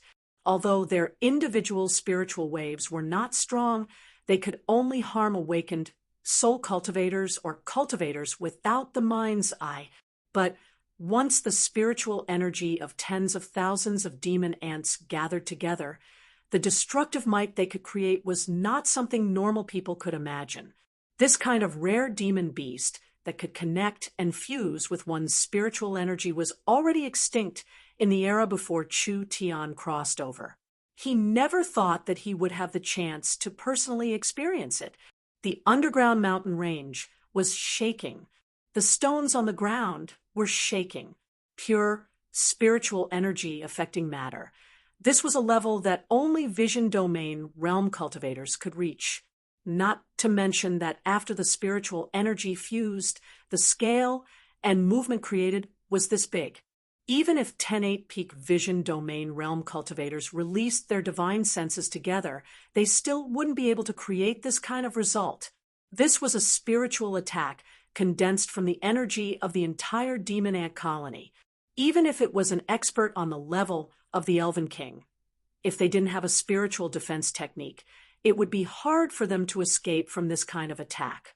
Not to mention normal cultivators. No matter how many there were, they would all die. This was because Chu Tian was not a normal person. Because of his source spirit, He was immune to spiritual attacks, so Chu Tian was least afraid of spiritual attacks. Only the combined attack of several thousand demon ants was too strong. Even if Chu Tian's life wasn't harmed, he would at least be affected. Void escaping. Chu Tian opened the void escaping and prepared to teleport away, but it was already a bit too late. The spiritual attack was instantly released. The void escaping could dodge normal attacks, but it couldn't block spiritual attacks. When the ant colony gathered enough energy, it instantly exploded. This was a spiritual energy explosion. Chu Tian already couldn't find any other words to describe this attack. Chu Tian's brain was like the surrounding mountain range, instantly showing signs of exploding. That wave of spiritual energy that could topple mountains poured out like a river. His eyes turned black. He lost all 5 senses. His brain seemed like it was being shattered. Chu Tian's mind was not affected. Rather, it was his body that was affected. He lost almost all of his abilities, and even the void escaping state was automatically cancelled. Not dead. That wasn't important. The demon ant turned into a dark cloud that swept down towards Chu Tian, who couldn't move. Once these dangerous creatures surrounded him, Chu Tian would probably be besieged to the point where not even a single bone could be found. Chu Tian wanted to use teleportation again, but the powerful mental energy severed Chu Tian's control over his essence force. Right now, Chu Tian had completely lost his cultivation. Oh no! The little fox was also very anxious. It knew that its master was not afraid of spiritual attacks, so it brought its master here to take the risk. It never thought that this kind of situation would occur. The little fox's strength was limited. Although it quickly controlled a portion of the demon ants, it couldn't stop the giant dark cloud. What should he do? Chu Tian's heart skipped a beat as he faced the aggressive ant swarm. He released his divine sense and sent it towards the ant swarm. Although his divine sense was blocked in the canyon, with this distance, Chu Tian's divine sense could still pass through the ant swarm and finally lock onto the target Chu Tian wanted. In the center of the tens of thousands of black demon ants, there was a larger golden demon ant. It looked very different from the other demon ants. Although its body was covered in a hard carapace, the wings on its back were demonic flesh wings, and its limbs were different from arthropods. It's it, Ant King. After the demon ants' minds became one, they still needed a commander to control this power. This commander was the Ant King that was different from the others. The spiritual explosion was sent out by it, and the strange secret technique of cutting off cultivation was also created by it.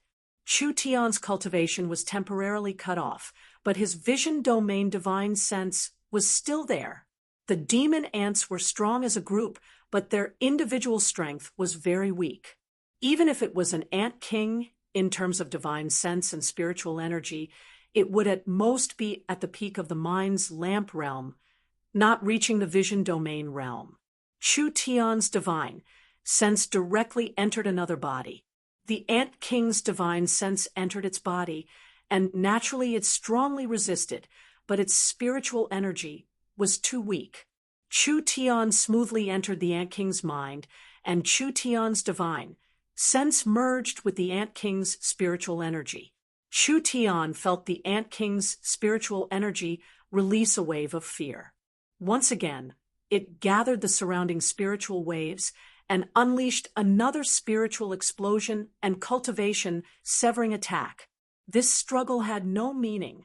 Chu Tian was not afraid of spiritual attacks, and his cultivation being cut off did not have much to do with his divine sense. When the Ant King released the spiritual explosion and cultivation cut off, Chu Tian's divine sense copied the entire process. This was a very precious secret technique. This kind of secret technique couldn't be taught or written down, so it could only be copied like this. Chu Tian was about to be torn to pieces by the demon ants, but he still had the mood and energy to copy the Ant King's secret technique, spiritual ignition. Because the difference in strength between the two sides was too large, the Ant King could not resist Chu Tian at all. Chu Tian used his vision domain ability to send a portion of his energy into the Ant King's body. When Chu Tian successfully controlled the Ant King's mind, he could use his divine sense to paralyze or kill the Ant King, but just killing the Ant King was useless. The Ant King's death would at most prevent them from attacking together. If Chu Tian's cultivation couldn't be awakened, he would still be torn to pieces by the angry ant swarm. What to do? Chu Tian used a crazy self-destructive spiritual technique to ignite his own mind. Because Chu Tian's mind had already fused with the Ant King, when he ignited his own mind, he also ignited the Ant King's mind.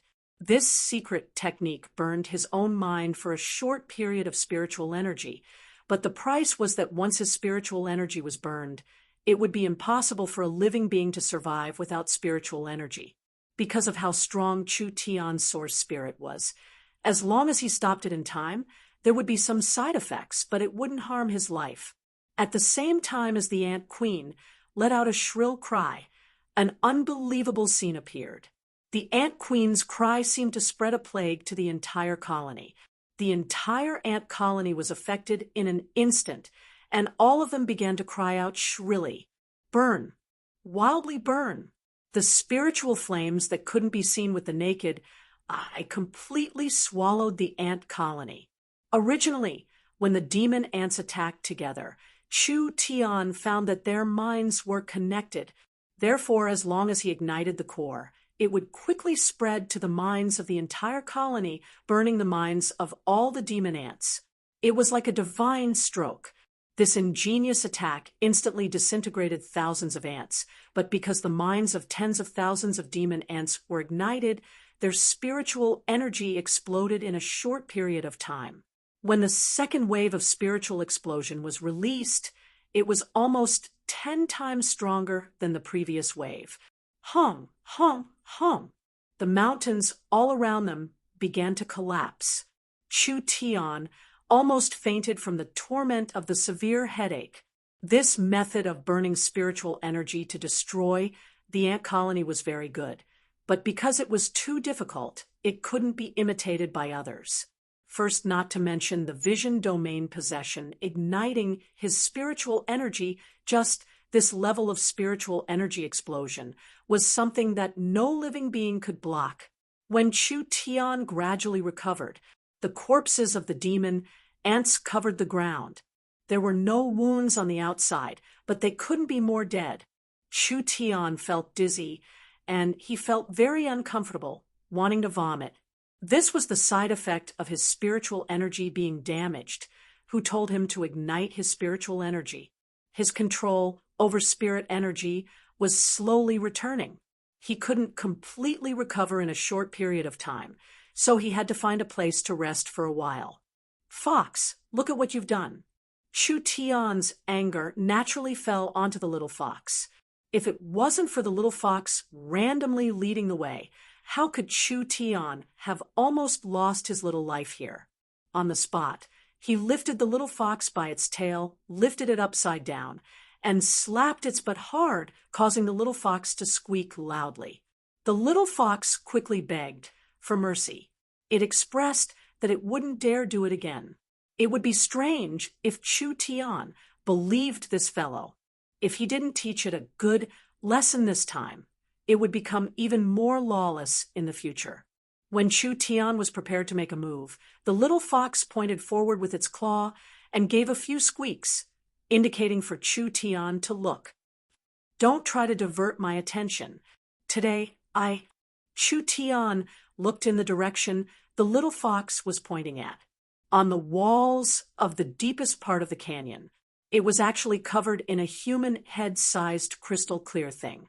Demon ant eggs? There were actually this many of them. Chu Tian remembered that the demon ants were a very rare demon beast, and the value of their eggs was very high. This was an excellent material that could increase one's spiritual energy. Although spiritual sense was not completely equal to spiritual sense and spiritual sense were inextricably linked.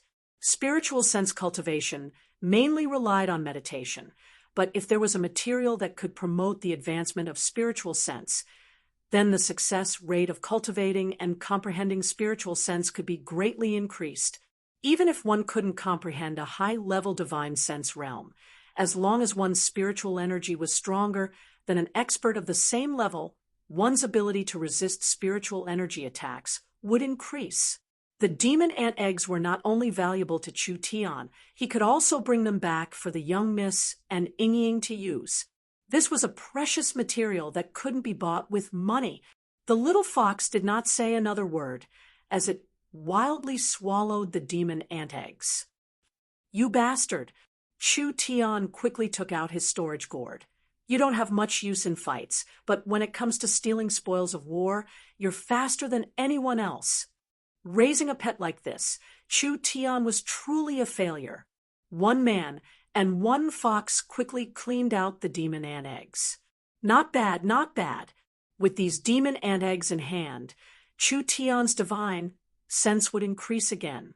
Although it was very dangerous this time, it was worth it in the end.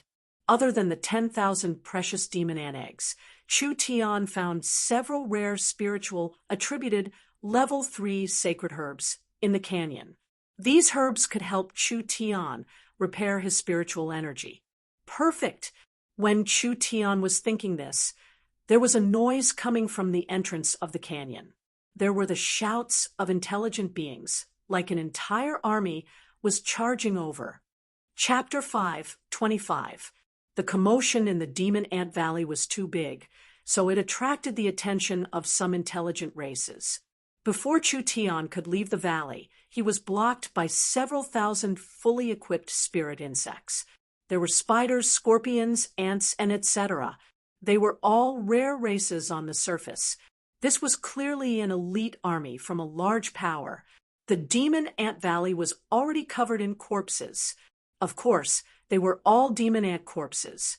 These spirit insects rushed over, and when they saw the scene in front of them, they were all stunned.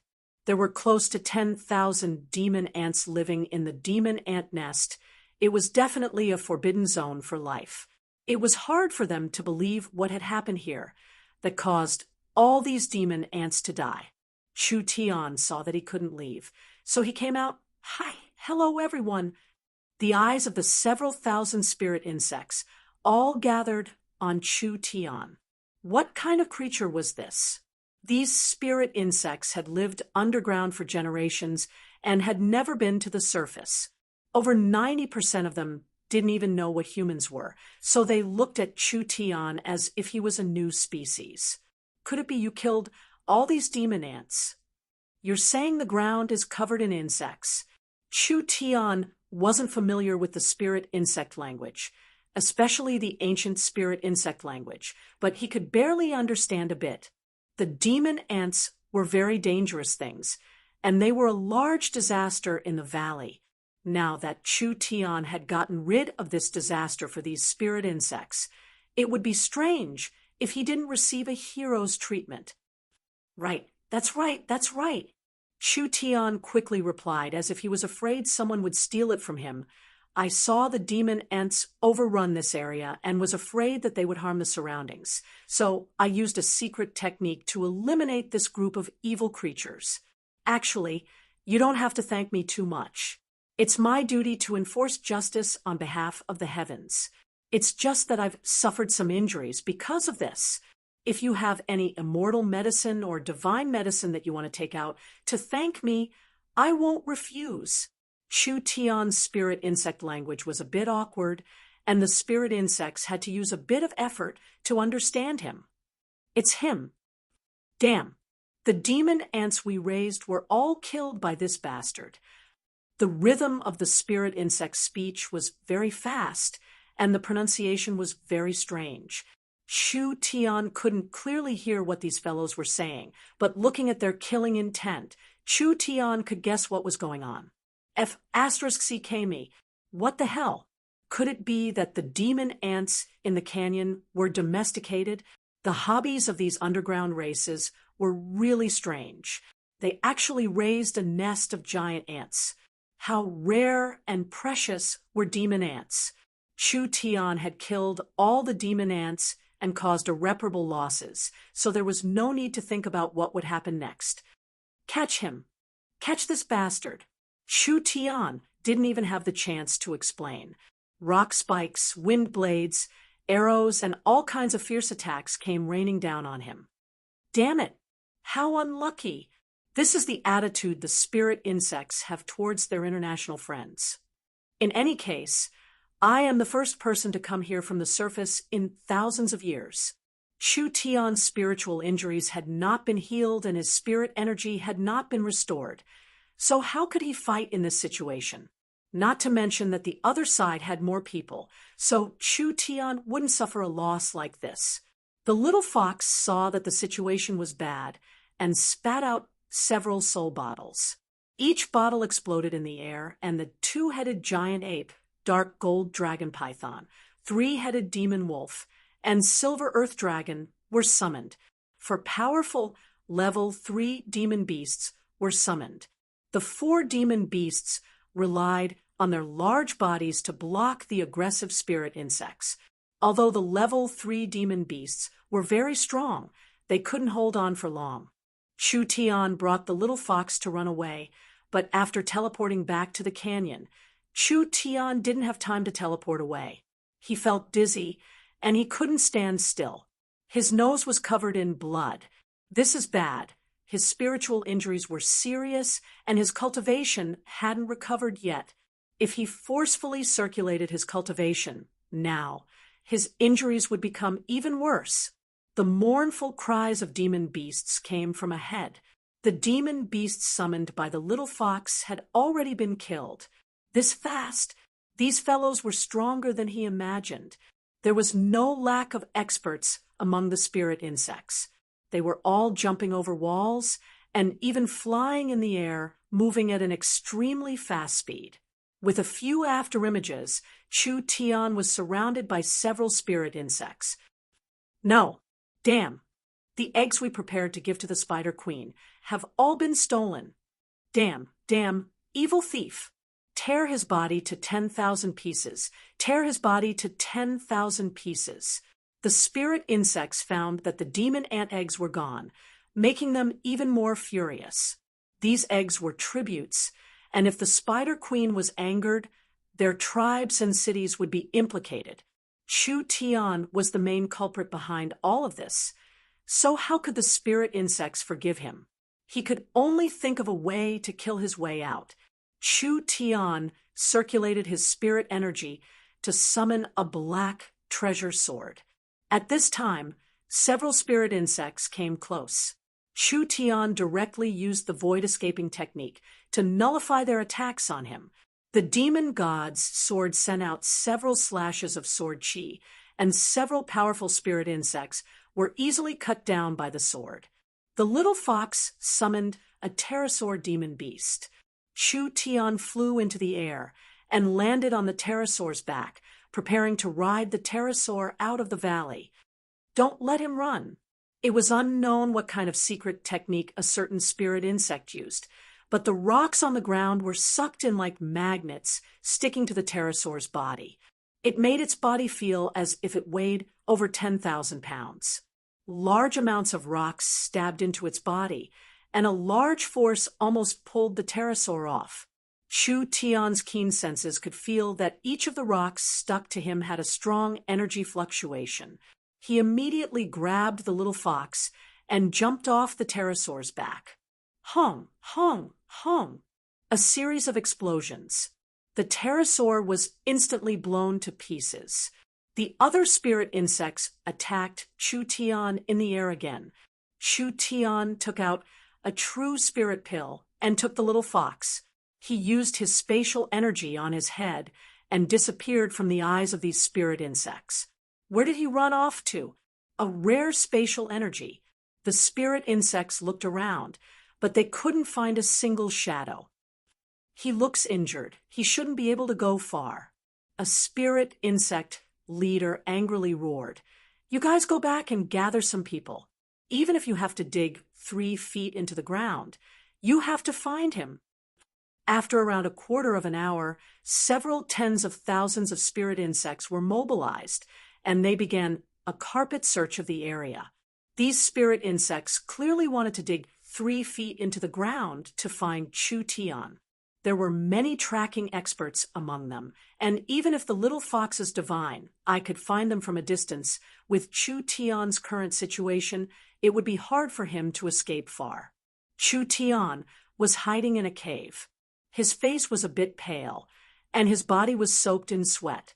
Although he didn't have any external injuries, the damage to his mind was more serious than his body. With his spiritual energy being heavily injured, only Chu Tian could still jump around.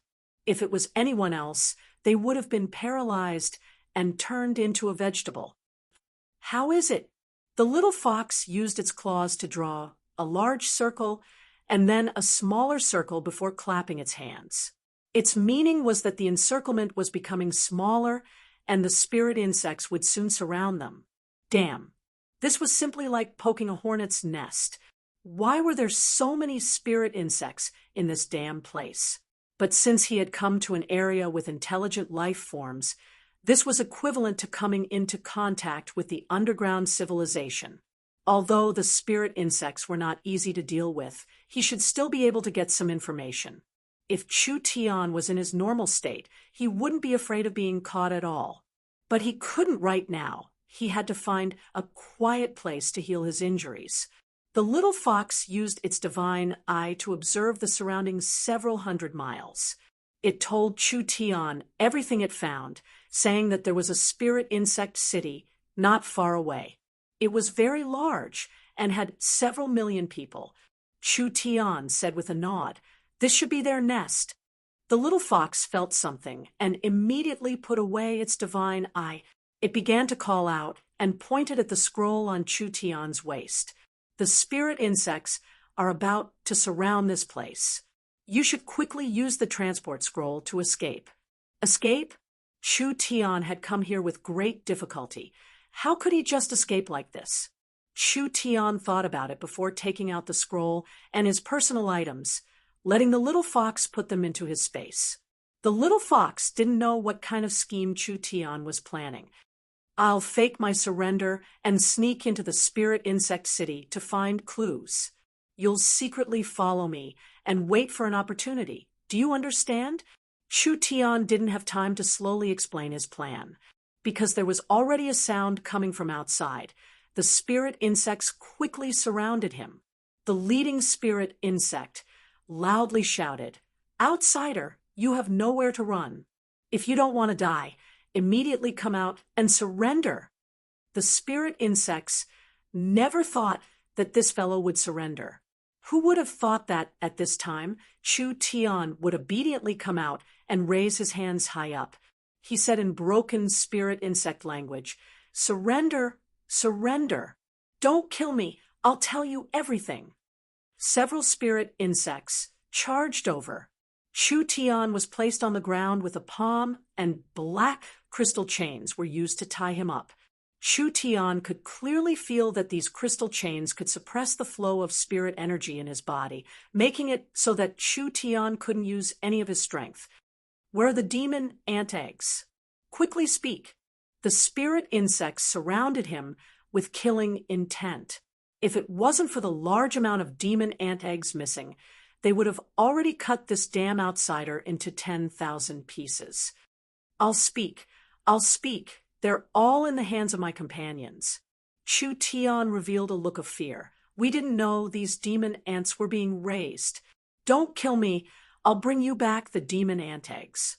How about it?" The spirit insects were filled with doubt. They didn't find anything on Chu Tian, and they didn't find anything in his hiding place. Could a large amount of demon ant eggs escape? It was impossible for this person to deal with a large amount of demon ants by himself. Perhaps he really did have companions. "Great Commander, what do we do?" "First lock him up in Nikello and report to the Lord." Chu Tian was tied up by a group of spirit insects like this. These spirit insects didn't notice that there was a common fox that was following them all the way back to the underground insect city. Chapter 526. Nikello City, the spirit insects' underground city. There were around 3 million spirit insects living in the city, and there were several dozen races, so it could be considered a large underground city. The spirit insects were a typical underground race that was different from the surface races. The spirit insects could eat energy ores to survive, and this energy and metal was an essential part of their cultivation. Not only could this energy be absorbed by the spirit insects, the metal could also strengthen the spirit insects' carapace, giving them a strong defense. This was why the spirit insects had a considerable amount of power and numbers, but they didn't attack the surface. This was because the underground world's resources were enough to satisfy their needs, so the spirit insects weren't used to living in the surface world. It was just like how the surface world's spirit beasts and humans never thought of attacking the underground world. This underground world was also divided into factions. There were a few very famous factions that were ruled by a few very powerful leaders. The most famous one was the Spider Queen Alexis. Alexis ruled and controlled 1/3 of the spiritual insect world's territory and population. She was also the only leader among the spiritual insects who tried to establish a stronghold in the surface world. Currently, Nikello City was a deep underground city under the jurisdiction of the Spider Queen. Chu Tian was tied up as he walked over. "I'm warning you, if my companion sees me missing an arm or a leg, you can forget about taking back a single egg." "Less nonsense." Chu Tian looked at Nikello City, and his eyes slightly froze. This was the first time he had seen a deep underground city. Nikello City's shape and appearance was like an organ riddled with holes, currently in the stomach of a giant beast filled with tumors. There were large open spaces around the city where the spirit insects opened farms to raise dark creatures and dark crops. The spirit insects didn't have a high dependence on these things, but they still had a certain amount of demand for them. Nikello City was 3,000 meters tall and was shaped like an irregular funnel. It was large at the top and small at the bottom, connected to the ground and completely hollowed out. When one walked in, they saw the traffic network in all directions. It was like a dazzling beehive.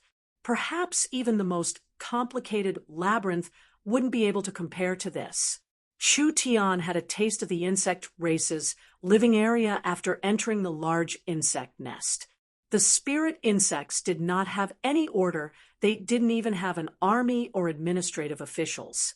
Other than a high and mighty lord, the entire city was divided by clans, so it was very chaotic. However, there was a tacit understanding in this chaos. This was a natural, tacit understanding between the spirit insects. Just like ants and bees. Even if there was no commander and no laws, the lower ones would still serve the higher ones. Everyone had their own duties and things they needed to do. It was too complicated. Escaping from here was as difficult as ascending to the heavens. If Chu Tian did not have the space scroll, he would not have dared to take such a risk. The spirit insect city was like a mess of blood vessels and threads, but there was a giant passage in the center. To be precise, it was a very tight pass. There were large amounts of elite spirit insect soldiers stationed there, as if they were worried that enemies would appear on the other side. Chu Tian used his divine sense to probe. After the pass, there was a large space, and there was a giant tunnel that led downwards. The spirit insects locked Chu Tian in a prison made of crystal. Not only was it hard to the point that even a spirit transformation cultivator couldn't destroy it, divine sense was also completely blocked inside. Even with Chu Tian's vision domain divine sense, he couldn't sense the outside world at all. A dark elf was currently being tortured in the cell. "What is your goal in coming here? Quickly say it." This young dark elf male was covered in wounds from being beaten by the spirit insects. Several spirit insects tore off the skin on his back and applied a large amount of pain medicine on his wounds. The dark elf was very strong. No matter what kind of torture he received, he didn't even make a sound. A spider soldier that brought Chu Tian in asked, "What is going on?" "A spy from the purgatory world." "What are you keeping someone from the purgatory world for?" "Just kill him." "The Lord said to keep this spy and pry out some information from his mouth, so we can't kill him." "Humph, a spy from the purgatory world and a thief from the surface. We'll lock them up together." The dark elf fainted after being tortured and was finally locked up in the same cell as Chu Tian. This was probably the most heavily guarded death cell. After all, the two of them were the biggest criminals in the city. After around 10 minutes, the dark elf recovered his will from the pain. Chu Tian looked at him curiously and asked in the elven language, "Hey, are you all right?" "Human? You know about humans? That's great." Chu Tian suddenly felt that this fellow could be communicated with. "You are a person from the purgatory world? How were you captured? How do you know about the purgatory world?" The dark elf seemed to quickly forget the pain on his body as he revealed a look of shock and disbelief. "Aren't humans a race that lives on the surface? How did you end up being captured by these subterranean world insects?" Purgatory world, subterranean world. These were two strange terms. Chu Tian could roughly guess the meaning. The underground world was divided into levels, and the purgatory world was the lowest level. There were mainly ancient creatures, demons, and dark elves living there. The subterranean world was above the purgatory world, although it was a deep underground world compared to the purgatory world. It was much closer to the surface. The representative of the subterranean world was the spirit insects. Basically, the spirit insects ruled the entire subterranean world. This dark elf from the purgatory world was captured by the spirit insects because the relationship between the purgatory world and the subterranean world was not good. The subterranean world coveted the purgatory world's resources, and the purgatory world also wanted the subterranean world. Both sides coveted each other more than the surface world. Chu Tian didn't have the awareness of a death row prisoner as he crossed his legs and leaned against the wall. "I am the city lord of a forest city on the surface. Because the underground dark creatures have caused a bit of trouble for the city, I came down to investigate. Who would have thought that I would accidentally kill the ants raised by these insects and was captured by them?" The dark elf was very shocked. He had reason to be suspicious and shocked. The surface world wasn't far from the subterranean world, but there were large amounts of dark creature nests, lava volcanoes, natural danger zones, and various dangerous environments, so there weren't many paths that could be taken.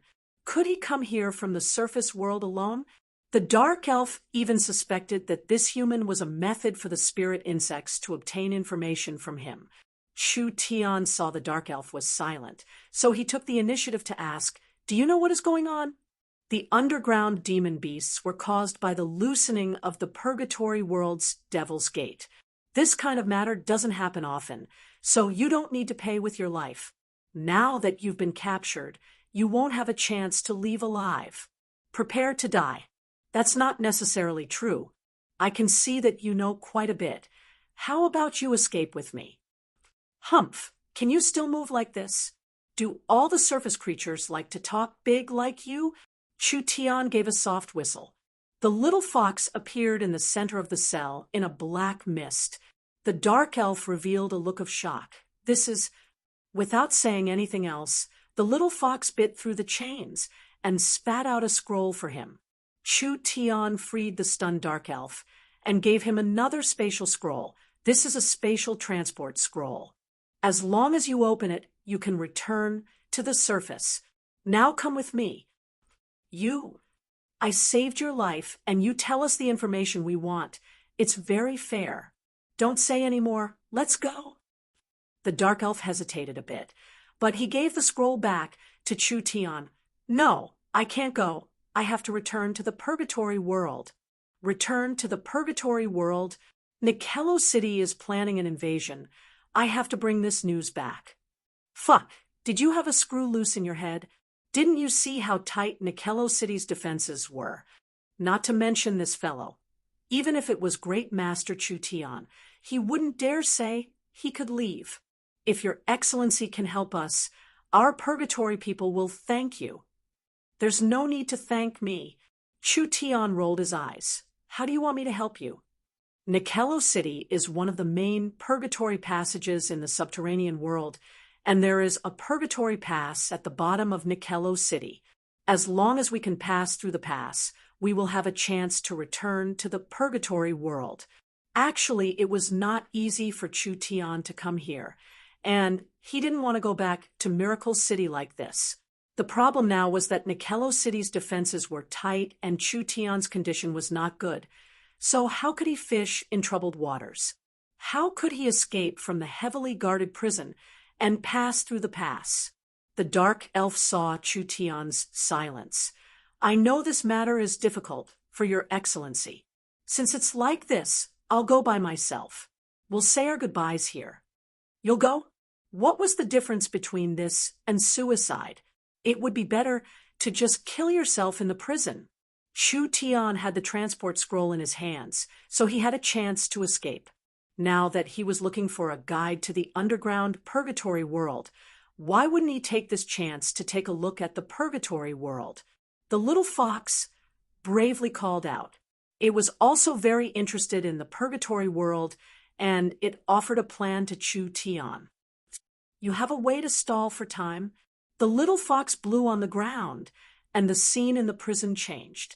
2 people appeared out of thin air, and were currently tied up in the prison. Illusion substitute. It was just a small trick. The little fox used its demonic technique again, and this time it was used on Chu Tian and the dark elf. The 2 of them felt a power enter their bodies, and their bodies began to change, turning into the appearance of a spider. This move wasn't bad. The little fox had eaten this many things, but it wasn't completely useless. These demonic techniques were very normal to Chu Tian, and if he looked carefully, there was a large chance of being seen through, but it was more than enough to fish in troubled waters. All right, I'll give it a try. Chu Tian's eyes turned white, and he released his spatial energy, instantly taking in the dark elf. Let's go. Chapter 5:27. After 10 minutes, Nikello City's prison was in an uproar. Someone come, someone quickly come. The purgatory spy and the surface thief have escaped. This news spread across Nikello City like it had grown wings, and the spirit insect warriors in every area began to search for the fugitive. The surroundings were turned upside down. There wasn't even a single shadow. The spirit insects felt this was very strange. One was a dark elf, and the other was a surface creature. They would be very eye-catching no matter where they went. Even if they escaped the prison, it was impossible for them to not be recognized. So how could they disappear without a trace? Great Commander, that fellow from the surface seems to have spatial abilities. Could they have already... Shut up! The spirit insect general with the appearance of a great commander gave a cold snort. Nikello City has many divine sense interference zones, so he can't be outside the city and can't be sent outside. Not to mention that fellow is injured, so they can't be far. Search for me. If you can't find them, then don't come back alive to see me. But this. The spirit insects saw the killing intent coming from the great commander and didn't dare disobey his orders. They could only brace themselves to search. Yes, we will immediately seal the exit and search from the inside to the outside of the city. Wait a minute. The great commander thought of something. The purgatory spy might try to return to the purgatory world, bring more people and strengthen the defenses of the purgatory world. We can't give them any chance. Before the great commander could finish his words, several beetle spirit insect warriors flew in a panic and fell to the ground with a plop, reporting to the great commander, the purgatory world's pass has been attacked. several unknown people have charged in. What? The great commander flew into a rage. There are over 10,000 elites. How could they be attacked by a few people? The insect soldier said in a trembling voice, "They have a rare innate spatial ability, user. Our barrier and defenses are useless. When we found them, they had already entered the purgatory world passage." Trash! They're all trash! The great commander immediately roared out, "Quick, quick, chase for me! We can't let them return to the purgatory world." Nikello City gathered 20,000 elites in the shortest amount of time, gathering at the entrance of the purgatory world. With a large rumbling sound, the gate was slowly opened. Several dozen spirit insect generals gave an order. 20,000 elite soldiers rushed in like a tide. Chu Tian thought that the purgatory world passage was a long passage, but it wasn't like this at all. After entering the passage from Nikello City, they didn't walk far before entering an underground space. The terrain was very complex, not inferior to going from the surface to the subterranean world. The worst thing was that both of them were in an extremely weak state. On the other hand, Chu Tian did not suffer any physical injuries. His main injury was to his mental power, but it had also greatly affected his strength. The Dark Elves had been imprisoned for several days and nights, suffering all kinds of torture. Their bodies were severely damaged, so their combat strength had been greatly reduced. Chu Tian felt dizzy, and his ears were ringing. He stopped to catch his breath and said, "How far are we?" The distance between the purgatory world and the subterranean world is several hundred kilometers. With our current speed, if we don't get lost, it will take over 3 days.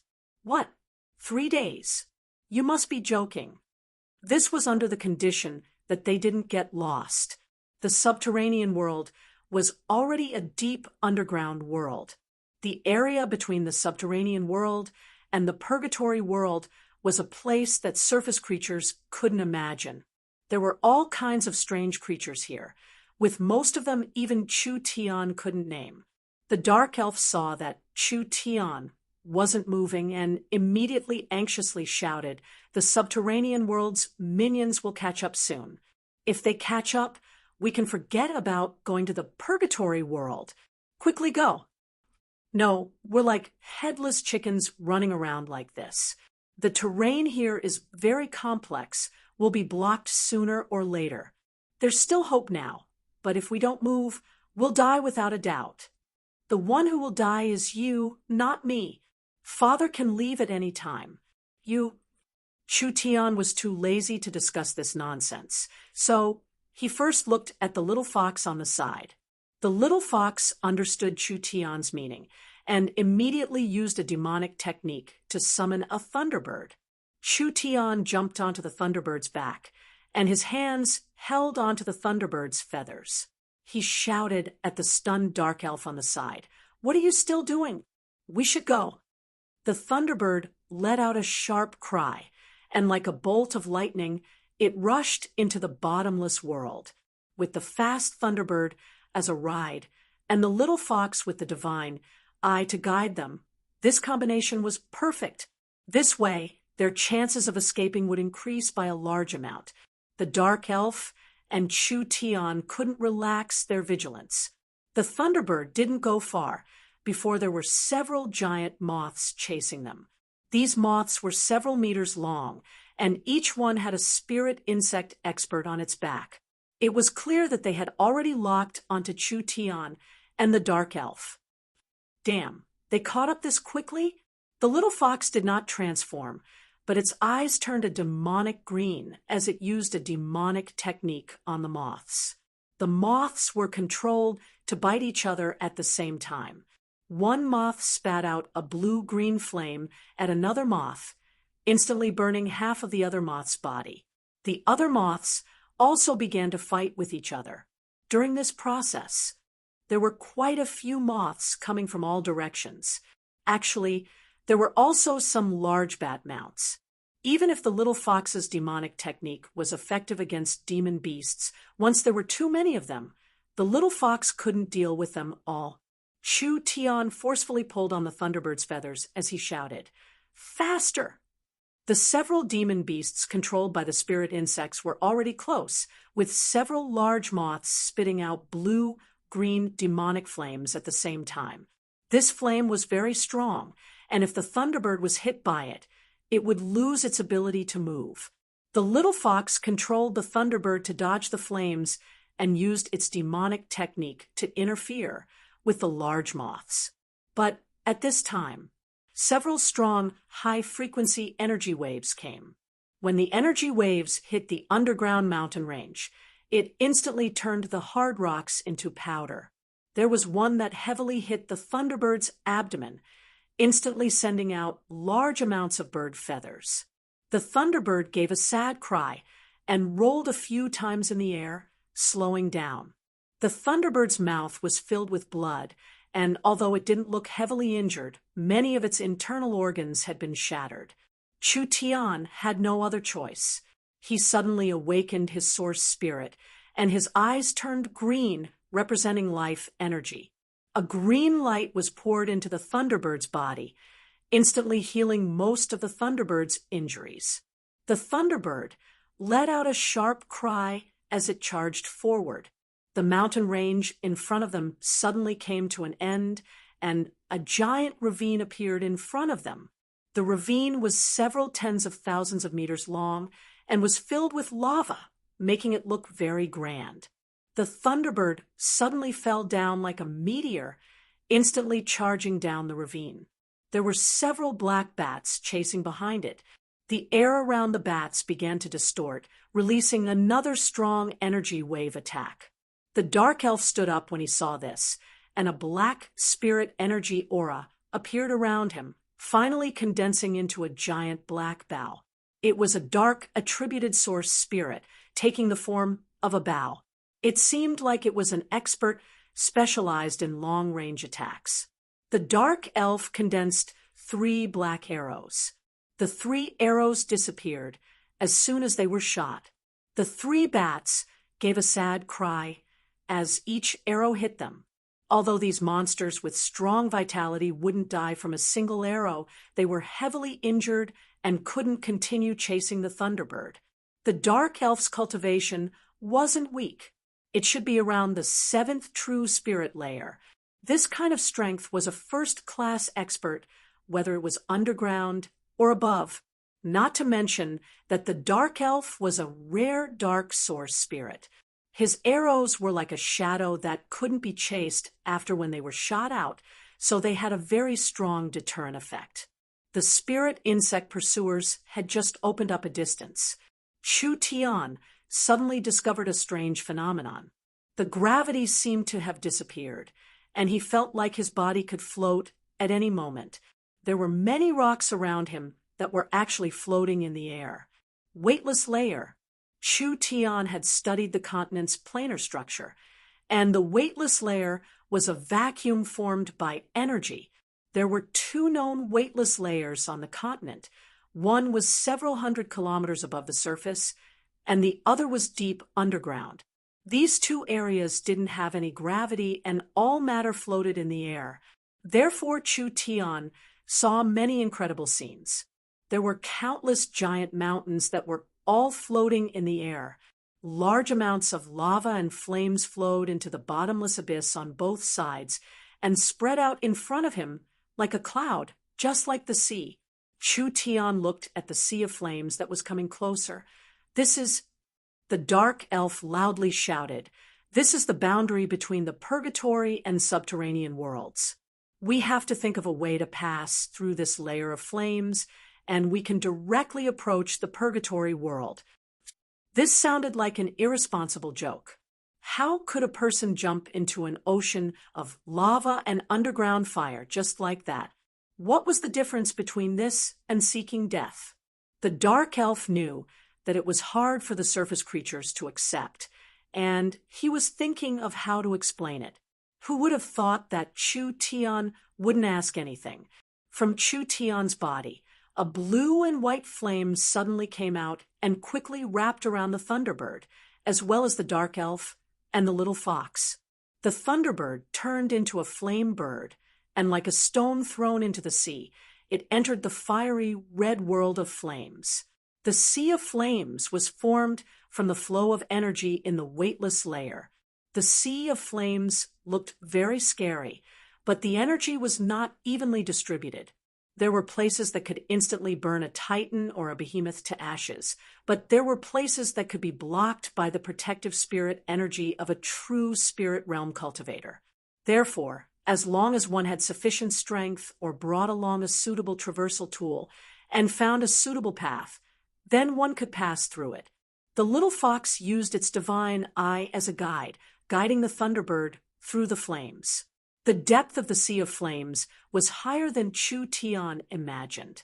After going through half of it, Chu Tian felt it was very strenuous. After going through 2/3, Chu Tian couldn't support it anymore. After going through 4/5, the netherworld flames quickly disappeared, unable to cover the entire Thunderbird. The Thunderbird was roasted by the high temperature and immediately began to twitch in pain. It could only use its own strength to resist the flow of energy. Charge out! Charge out! Pung! The other side was pierced through. A large bird that was basically burnt black fell down like a falling star, falling from the sky.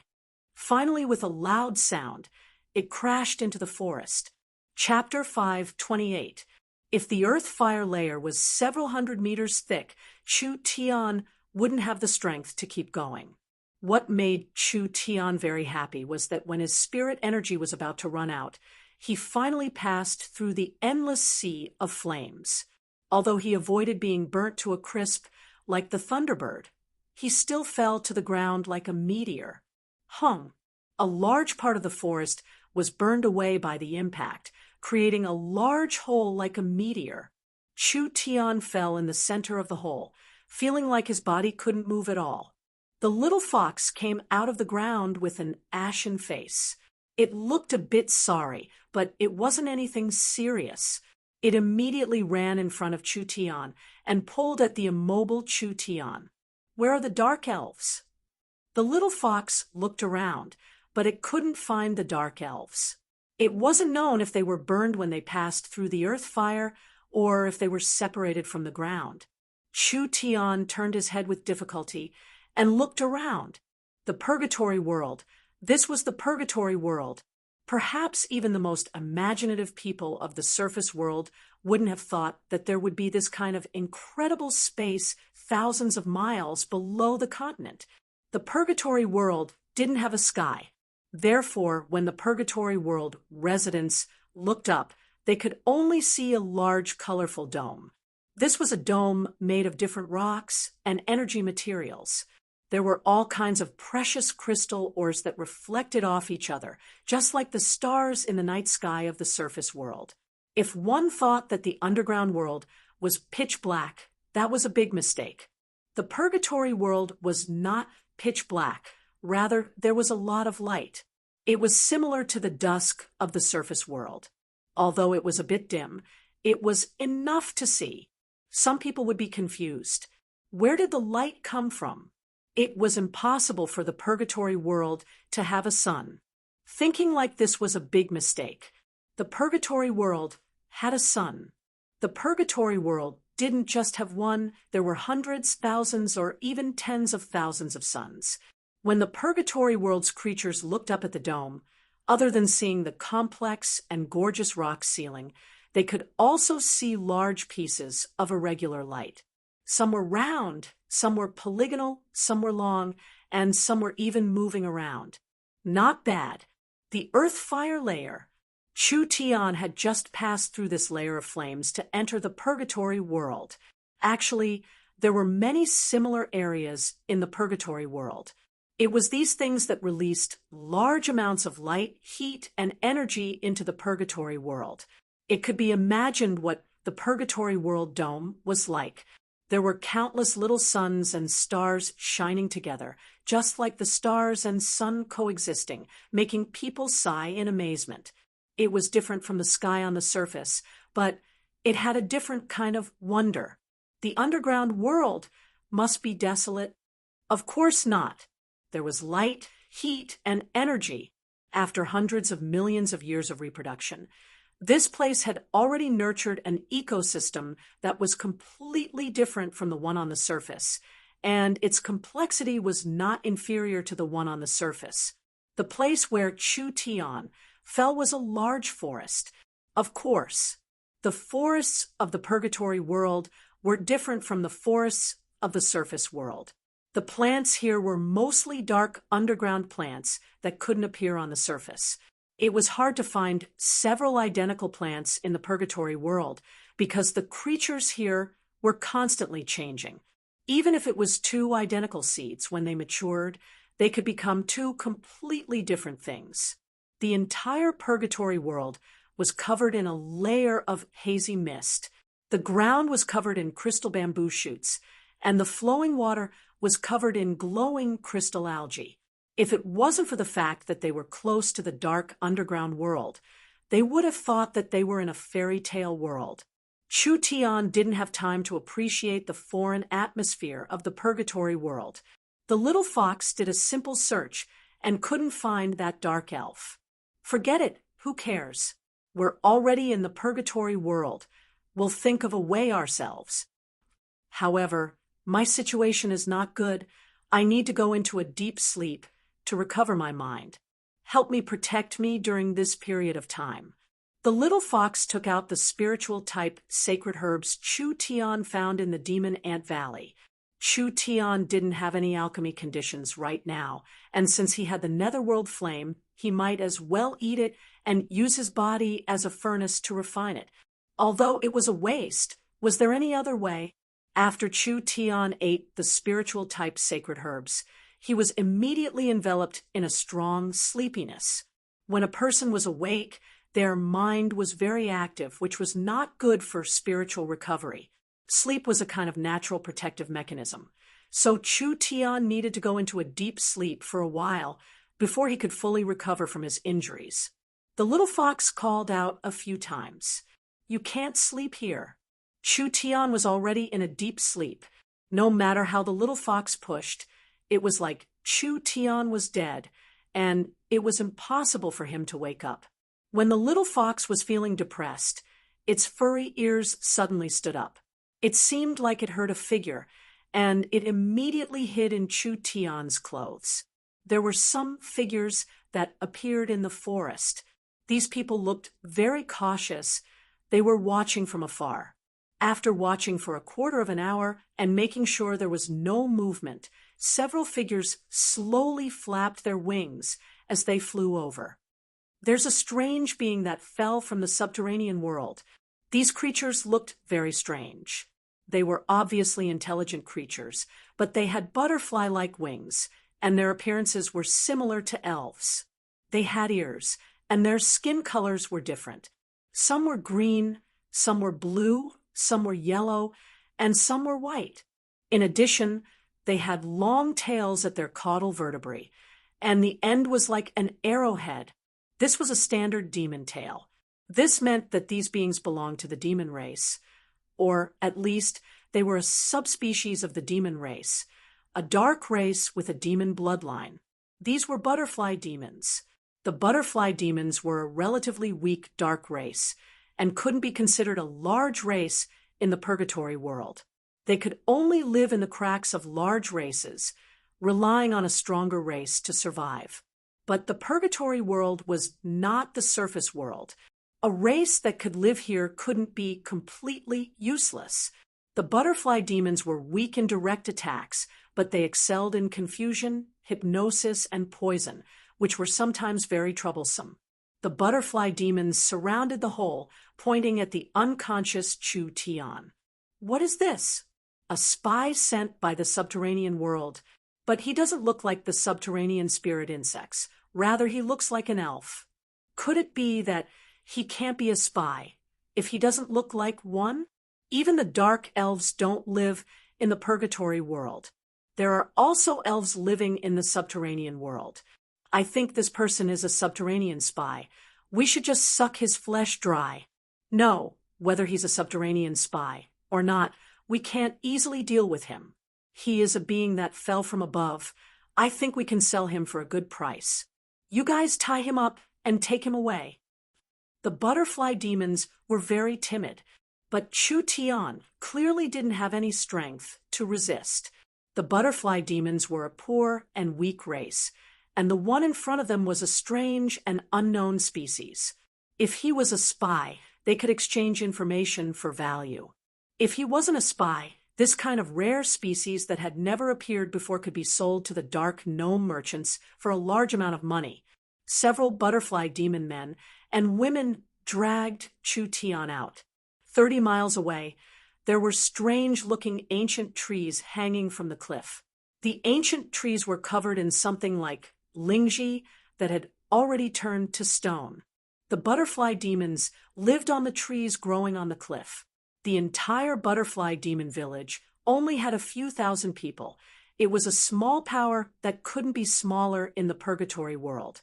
The butterfly demons picked up a creature they had never seen before, and it immediately caused a stir in this small village. I think this is definitely a mixed elf. No, how could it be an elf? The smell of his blood is completely different from the elves, so he is a completely different race from the elves. Then what is he? Who knows? He doesn't have the smell of a demon or spirit insect on him. The butterfly demons excitedly discussed. "Stop arguing." A young-looking female butterfly demon walked out. She was the smartest one in the village, and her snow-white skin represented the best butterfly demon bloodline. The butterfly demons placed a lot of importance on bloodlines. Therefore, when she spoke, most of the butterfly demons closed their mouths. This isn't the time to discuss this. This fellow is heavily injured, and if he dies without treatment, he won't be worth anything. The butterfly demons finally realized this. That's right, he wouldn't be worth anything if he died. The butterfly demons examined this strange being's body, but they found that the other side's injuries weren't as serious as they imagined, making them feel this was very strange. At this time, an older butterfly demon said, "Perhaps his mind or soul is injured. Let's examine him." Although the butterfly demons weren't strong, they had a trace of spiritual energy, therefore they could examine his mental state. They wouldn't know if they didn't examine him, but when they did, the butterfly demons were shocked. His mental wound is very large. There aren't many beings that can endure this kind of bed. It's a miracle that he's alive. It seems like he can't wake up. After the butterfly demons reached this conclusion, they all revealed disappointed expressions. A person that was in a vegetative state, no matter how rare or precious he was, his value would be greatly reduced. What do we do with him now? Whether it's a subterranean spy or not, since he can't wake up, there is no value in this information. The young white butterfly demon said, "Since it's like this, we'll sell him to the gnomes. Our village is lacking in resources, so we hope we can sell him for a good price." Right. They could only do this. The butterfly demons didn't have any source of income. This strange being that fell from the sky had the ability to pass through the subterranean world. This meant he wasn't normal. Perhaps they could sell him for a sky-high price. The gnome merchants were all overflowing with wealth. Even if they took out a bit, it would be enough for the butterfly demons to spend for a long time. The butterfly demons told the news of an unknown foreign being to a gnome merchant. This matter attracted the attention of the gnome merchants, and they immediately sent several merchant representatives to the Tree Valley village. The dark gnomes were shrewd and sinister. They were famous in the purgatory world. However, no matter how experienced the gnomes were, when they saw the being the butterfly demons wanted to sell, they all opened their eyes wide in disbelief. What was this thing? This being was very strange. It had never appeared in the purgatory world before. The butterfly demons saw the dark gnomes reveal serious expressions, and their hearts filled with worry. Could this being they picked up bring wealth to the village? Chapter 529. The purgatory world was a chaotic world, not forming an orderly civilization and not forming a kingdom. All the races and creatures lived in a loose manner around a few strong cities, a bit like the forest of chaos. Therefore, the locals in this place had a very low level of culture. There were very few records passed down in the purgatory world, and there were even fewer records of the surface world. The purgatory locals didn't even know the surface world existed, and they didn't know the humans living on the surface. The dark gnome leader was a fierce-looking, one-eyed man. When he saw his subordinates still discussing, he was already a bit impatient. Take a blade and cut it open to take a look. The dark gnomes were the most famous merchants in the purgatory world and one of the most inventive races in the purgatory world. It was by excavating large amounts of ancient ruins and even the ruins of the Devil's Gate that they obtained many incredible ancient techniques and demonic alchemy techniques, allowing this race that wasn't that strong to have a small status in the purgatory world. It was clear that the gnomes were a race with an exploratory spirit. Now that they were facing the unknown, they had to continue with this spirit. What was it that they didn't know? What was so hard about it? Wouldn't they understand once they cut it open? The butterfly demons were naturally unhappy. The young white butterfly demon came out to stop them. You're randomly cutting it without buying it. What if it becomes worthless? We'll take a sample and send it back to the alchemy room for analysis. Only then will we know what abilities he has and whether he has value or not. The dark gnome revealed an impatient expression. Otherwise, how can we value it without knowing anything? Do you still want to sell it? Sell. Sell. Of course we want to sell it. A butterfly demon elder quickly came out and pulled the white butterfly demon to the side. Little village chief, this foreign race doesn't have any use with us. Let them cut it. The butterfly demons picked up the foreign race that fell from the sky and wanted to exchange it for some resources for the village. If they couldn't sell it, there was no value in keeping it here.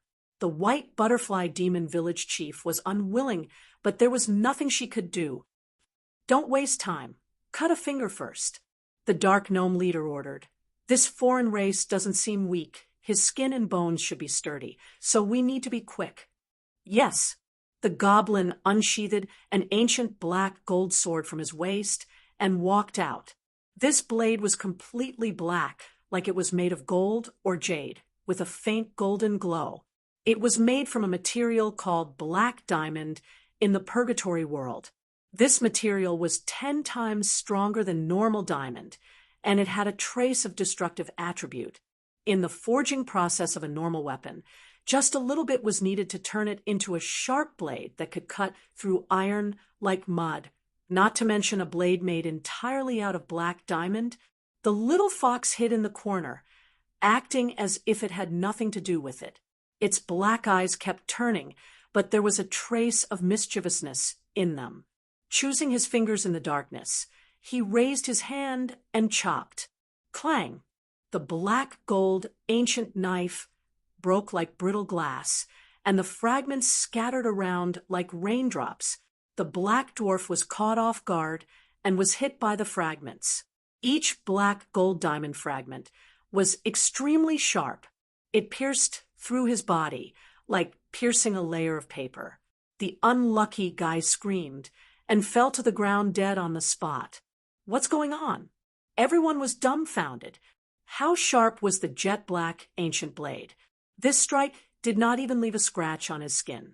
Instead, the jet black ancient saber was shattered. This foreign race's physique was actually this strong.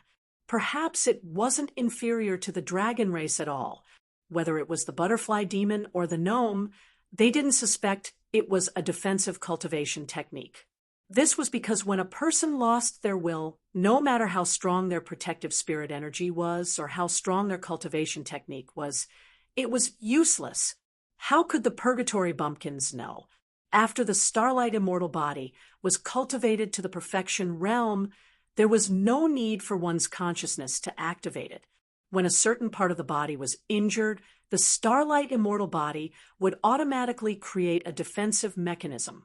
When the jet-black ancient blade slashed down and the blade touched the skin, it was actually shattered by a layer of starlight.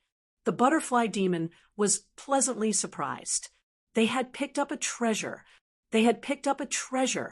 The foreign race's body was harder than a jet-black diamond, so it shouldn't be cheaper than a jet-black diamond, right? Even if it was sold at the price of a jet-black diamond, it would still be a large amount of wealth. It's actually this strong. The gnome leader pulled out a blade covered in demonic runes. Humph, I don't believe the demon-hunting blade can't cut you open. The gnome leader held the blade with both hands as he chanted. The runes on the blade lit up, and it released a powerful energy fluctuation. The blade stabbed at the foreign race's arm. The starlight immortal body was activated again. The faint starlight collided with the blade. The dark gnome leader felt like his blade had hit the impenetrable dragon scales, and a large rebound made his wrist feel pain. Not only did he not break Chu Tian's defense, something even more unexpected happened. Flames appeared on Chu Tian's body. A deathly flame, a flame that could annihilate all living beings. This is bad. The dark gnome leader quickly moved aside, but the gnomes around him were not as lucky. The netherworld flame touched a bit of the flame, but it was like oil touching a spark. It was instantly engulfed by the flames, finally not leaving a single residue behind. This foreign race's body could spit fire? Who had ever seen a flame that could burn a gnome to ashes with a single spark? This flame was definitely not a normal flame. Just the power of this flame was enough to make it infinitely valuable. The foreign race was in a situation where they were unaware, but they could passively defend and even passively counterattack. This was rarely seen in any living being. For this kind of living being to have such a strong ability, it could be compared to a giant dragon. 1,000 dark crystals. The dark gnome leader shouted out a price. I want this living being. 1,000 dark crystals was a large sum to the butterfly demon village. Each butterfly demon revealed a look of wild joy. Wait a minute. That white butterfly demon village chief came out. This foreign race is this strong. I'm afraid a trivial 1,000 dark crystals is too little. The butterfly demons don't have the qualifications to bargain with me. 1,000 dark crystals is already a very generous price. No, we can't accept this price. You dare reject me? There's only 800 now. The dark gnome coldly looked at the white butterfly demon and said, You better think carefully before you speak, before I get angry. 200 dark crystals were gone with a single sentence. This loss was just too large. The white butterfly demon firmly said, We won't sell this foreign race. You can leave. The other butterfly demons revealed anxious expressions. How could this be? Was the village chief crazy? So many of my subordinates have died, and you're not selling. The dark gnome leader was clearly angry from shame. Are you playing with us? Gnomes aren't good to provoke. Humph, 1,800 dark crystals to send beggars away. Although our butterfly demons aren't a strong race, we aren't that easy to trick. The white butterfly demon retorted. The butterfly demons will compensate you for your losses, but we won't sell this foreign race. Please leave. The dark gnome leader was about to explode. The white butterfly demon gave a snort, and several butterfly demons surrounded him. The purgatory world locals grew up in chaos and slaughter. Even the weak butterfly demons were not cowards. Good, very good, just wait and see. The dark gnome was angry, but he was still in the butterfly demon village, and there were butterfly demons all around. If he lost all face, it would be too much of a loss. It was better to leave this place first and gather troops as soon as possible. They would break through the butterfly demon village in one fell swoop and steal that precious and mysterious foreign race. The butterfly demon elder saw the gnome leave and said in a worried voice, "The gnome's influence isn't small. Now that I've offended them, the gnomes won't let this go. I'm afraid this won't be good for us. Elder can be assured." The white butterfly demon's face was filled with joy and excitement. "We must have picked up a large treasure this time. We need to bring it to Darkness City before the gnomes return. As long as we successfully auction it off in Darkness City, our entire village will become rich." Is this creature really that precious? Although I don't know what it is, looking at its invulnerable body and all kinds of special abilities, this race is comparable to dragons and great demons. If a living dragon was auctioned off, how much do you think it would be worth? Could it be that it isn't enough to make our little village rich? That's right. As long as we can exchange for enough dark crystals, our entire village can move to Darkness City. Would we need to fear the revenge of these dark gnomes? The butterfly demons put down the worries in their hearts. This was a once-in-100 years chance. How could they give it up so easily? They had to hold it in their hands. The white butterfly demons began to prepare as quickly as possible. With a population of several thousand, they mobilized an entire 1,000 soldiers to form an escort team. The dark gnomes could return at any time, so they had to leave as soon as possible. The white butterfly demons were about to set off after organizing the team. The butterfly demons had the ability to fly, so they decided to transport them through the air. This way, the chances of them meeting trouble would be lowered to the lowest. When the team was about to leave the Tree Valley, this is bad. A group of green demons has appeared in the east. There was a large group of ugly creatures gathering here. These creatures were around 2 meters tall and had green skin. They were very strong, like strengthened goblins, but they had long demon tails. Their weapons were wolf-tooth clubs or war hammers. Green demons, a kind of low-grade demon. Although their demon bloodline wasn't strong, there were many of them. They were born with divine strength, and their skin was thick, so they were a cruel dark race. The white butterfly demon quickly came out to respond. "You've crossed the boundary. This is the butterfly demon's territory." Hey, don't be so angry. I heard that the butterfly demon village picked up a treasure. The large green demon leader revealed a greedy expression. "Since the treasure fell in the forest, it belongs to every race in the forest. What qualifications do you butterfly demons have to take it for yourselves? Why don't you take it out, and we can all share it?" The butterfly demons were seething with anger, but before the butterfly demons could respond, that's right, a black line appeared on a hill not far away, and several hundred tall figures appeared. These creatures looked like minotaurs, but they were even uglier. There were demon horns on their heads, horned demons. Not only the butterfly demons, even the green demons' faces sunk. The green demon leader roared in a low voice, "What are you doing here?" "Ha, ha," the horned demon confidently said. "What do you think?" Not long after the green demons and horned demons arrived, another large black figure appeared in the sky. A group of creatures with flesh wings and sharp beaks appeared. It was the winged demon race. One could guess what had happened even if they used their feet. The dark gnomes didn't have enough time, so they incited the nearby existences to fight for more time. Damn, the Purgatory World natives were very sensitive to territory. Their territory being invaded was a large provocation and humiliation. The butterfly demons were angry. "All right, since we're going to make a move, let's see who lives to the end." A large battle was about to begin. The Purgatory World was like this. Any reason could be the fuse for a war. This kind of matter happened every day, and it was even more chaotic than the Forest of Chaos. Chapter 530.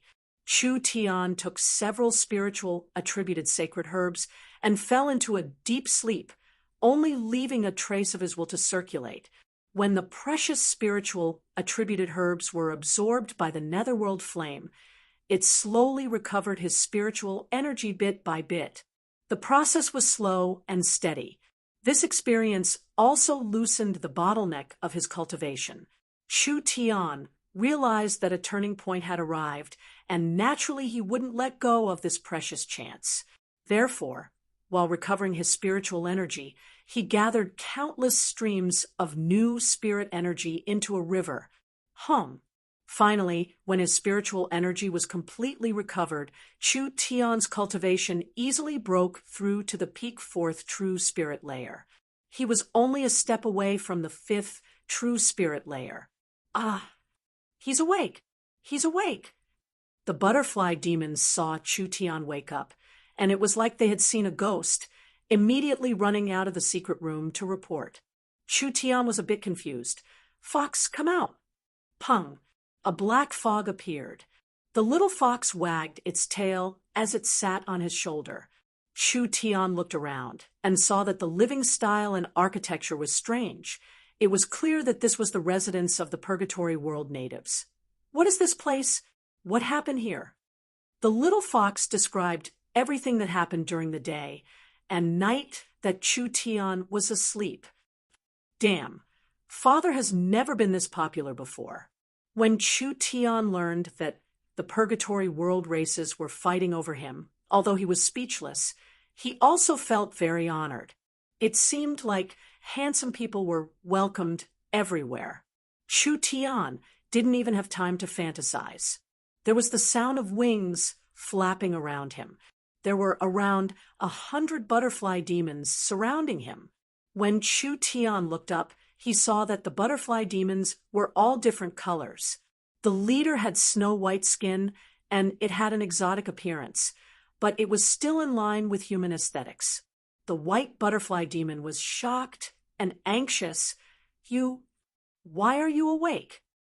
The butterfly demon language wasn't the spirit insect language or the elven language. Rather, it was the demon language. It was the mainstream language of the Purgatory World. There were very few people on the surface who knew the demon language, but it had already spread in the future. The butterfly demon's language was the most common demon language.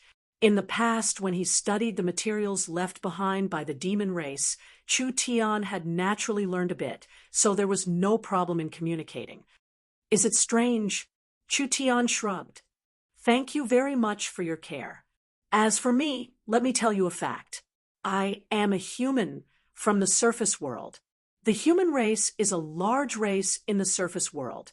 There are at least 80 billion, if not 100 billion. If you really like humans so much, I will catch 300 to 500 of them for you. All right, I have something to do. Forgive me for not being able to accompany you for tea." What? There were hundreds of billions of such creatures. Every butterfly demon had a stunned look on their faces. The number of intelligent races in the Purgatory World added up didn't even reach this number. "You can't leave. The outside is already surrounded by horned demons, green demons, and winged demons." The white butterfly demon pulled out a snake-shaped sword and pointed it at him. "The butterfly demon's property can't fall into anyone's hands. Capture him." The butterfly demon's attacks were very special. Whether or not the butterfly demon had a spiritual type source spirit, they had an innate ability to turn spirit energy into spiritual matter. With a flap of the large butterfly wings, countless spiritual matter turned into dust, instantly covering the surroundings. The dust had a strong hypnotic and confusing spiritual energy, so it was very useful against normal living beings. With this many butterfly demons attacking together, perhaps even a true spirit expert would become weak. This kind of little trick has no use against me. This mysterious foreign race did not use any defensive measures and was directly exposed to the butterfly demon's attacks, but he was not affected at all. Chu Tian calmly looked at the white butterfly demon. Spiritual energy severed. The white butterfly demon's body trembled. She could clearly feel the connection between her consciousness and spirit energy being severed. Although her cultivation was still there, she couldn't use it at all. Chu Tian casually stepped forward and appeared behind the white butterfly demon. He grabbed the white butterfly demon's neck and released netherworld flames from his fingertips. Do you think you can catch me with just you? Spatial, innate spatial energy. The butterfly demon's face turned pale with fright. The white butterfly demon was covered in a cold sweat. She was even more afraid of the flames released by this mysterious being. She had personally seen its might. Even a single spark could burn a person to ashes. This foreign race's entire hand was covered in flames, but not a single hair was injured. This was clearly a perfect control of his strength. Too strong. Too strong. Now she finally knew how stupid her actions were. This person had a rare, innate spatial energy. It was as easy as turning his hand to kill her. It was impossible to stop him from leaving. The butterfly demon village chief did not even have time to beg for mercy before sounds of fighting came from outside the valley. Her face sunk again. This is bad. They're attacking again. A few low-ranked demons? Chu Tian looked around, and his heart skipped a beat, as if he was thinking of something. Come with me. The white butterfly demon didn't even have time to speak before she was sent out of the valley with Chu Tian. There was a large battle going on in the valley with close to 10,000 people fighting here. Chu Tian had suddenly appeared in front of everyone, and he was holding the butterfly demon village chief hostage, which shocked everyone. Everyone be quiet. Chu Tian's opening words stunned everyone. I can already feel the passion of the Purgatory World people, so I won't be polite. Chu Tian let go of the white butterfly demon and looked over everyone. He spoke in a very relaxed voice, like he was talking to a friend. I want to congratulate everyone here. The horned demon leader spat out 2 streams of fire from his nostrils. What did he say? Chu Tian continued to say in a serious manner, because from today on, you will welcome a wise, talented, and peerlessly handsome leader.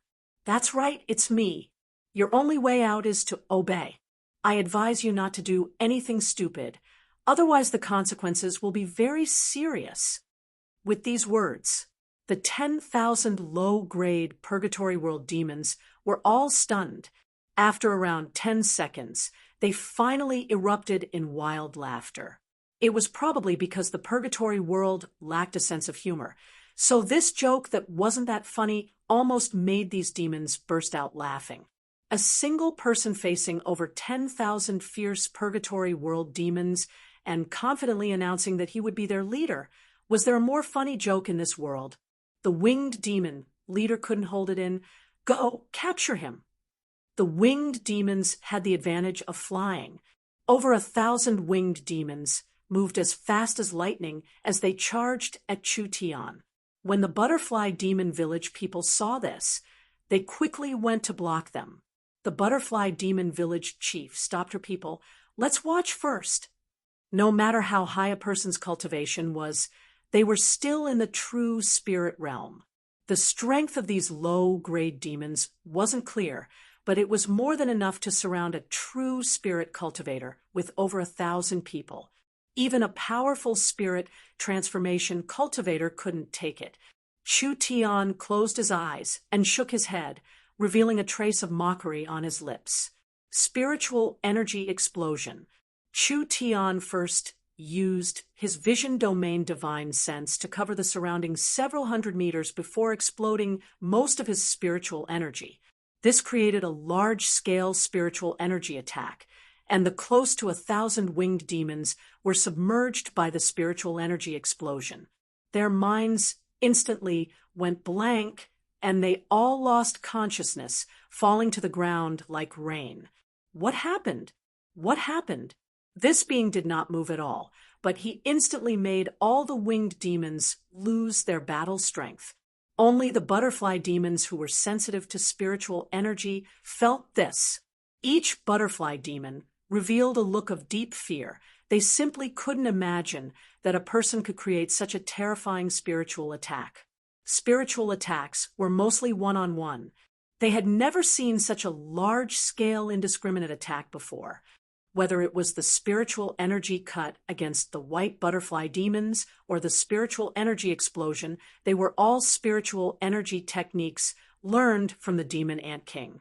The spiritual energy cut was a very good non-fatal control technique. It could instantly destroy a cultivator's resistance, as long as the cultivator's divine sense was not strong enough, especially if they didn't even have a mind's lamp, no matter how high their cultivation-based cultivation technique or secret techniques they had, they would not be able to withstand a single blow from Chu Tian.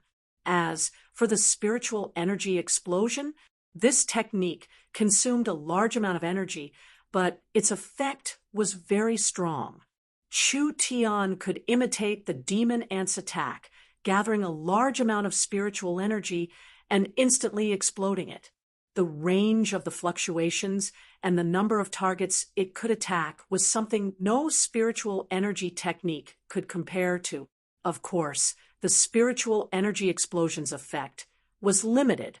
It was mainly used to deal with opponents with lower divine sense and cultivation bases. It could destroy a large area of the enemy's defenses in one go, which was very useful in large-scale battles. Relax, they aren't dead, they just fainted. Chu Tian stood in the middle of a large group of paralyzed winged demons, and this scene was as shocking as it could be. This is just a small punishment.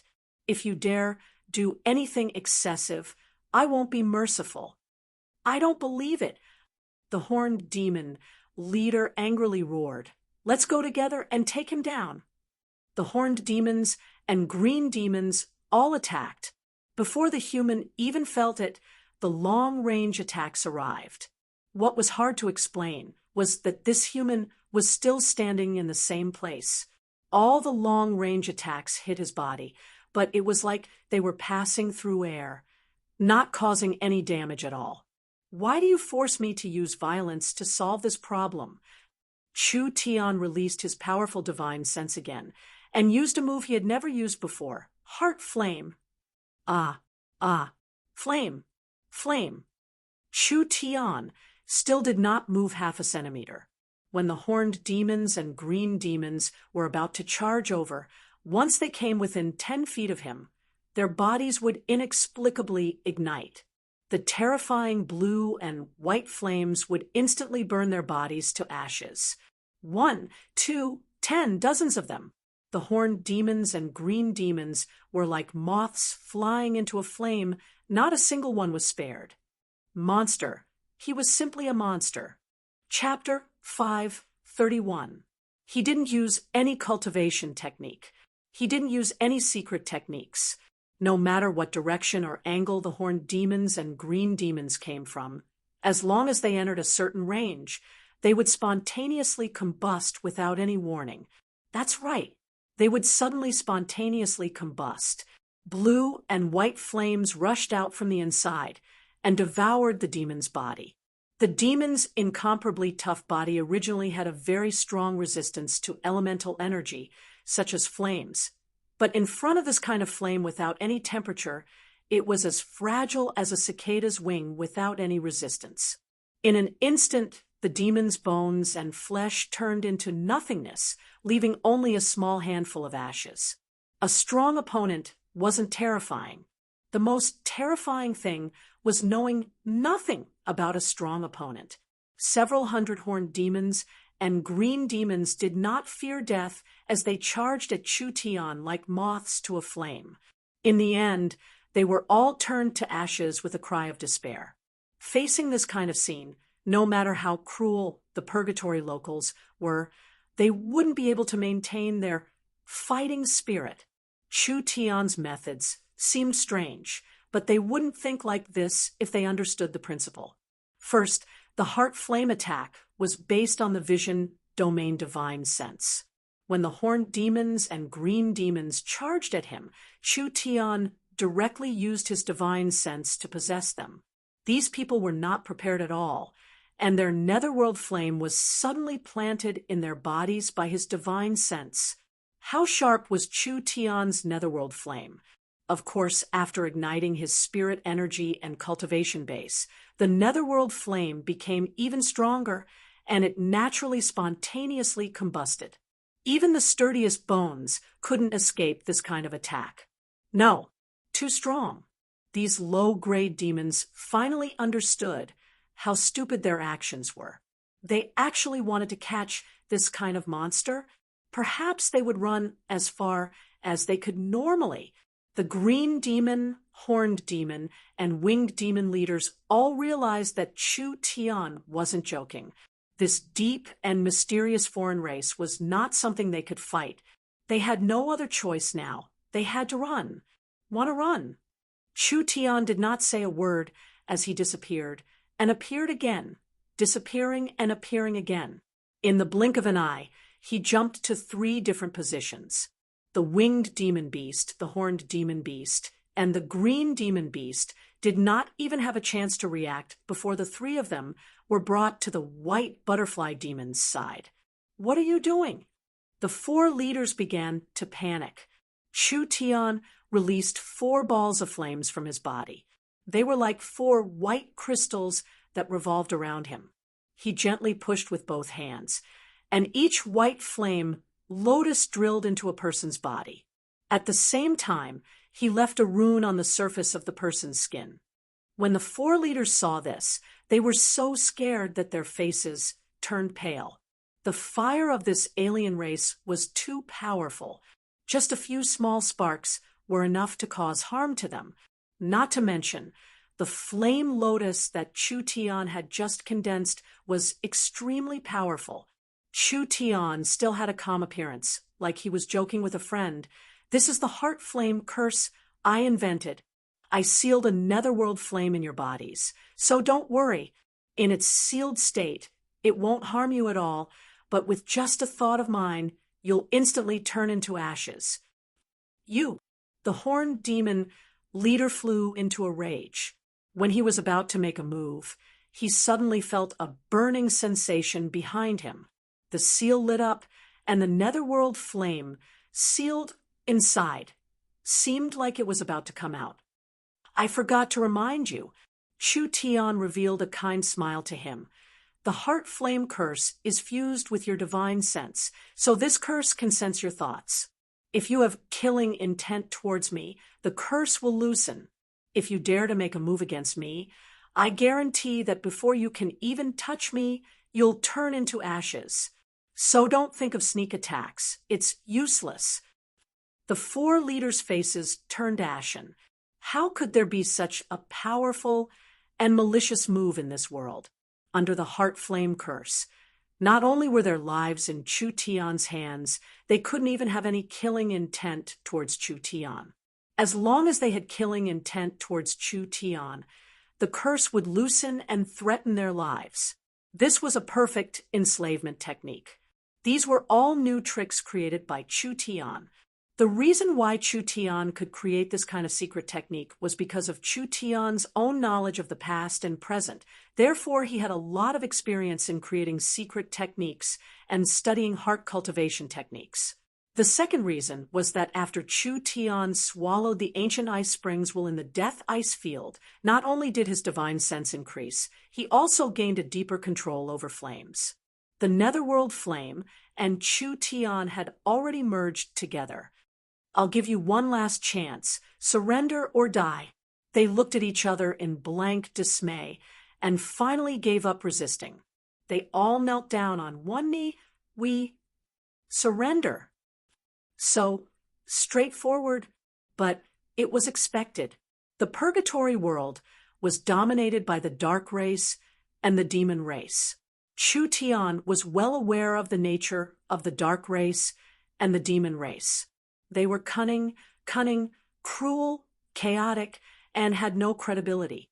In this kind of place where only the strong were respected, just benefits and persuasion were not enough to bind them.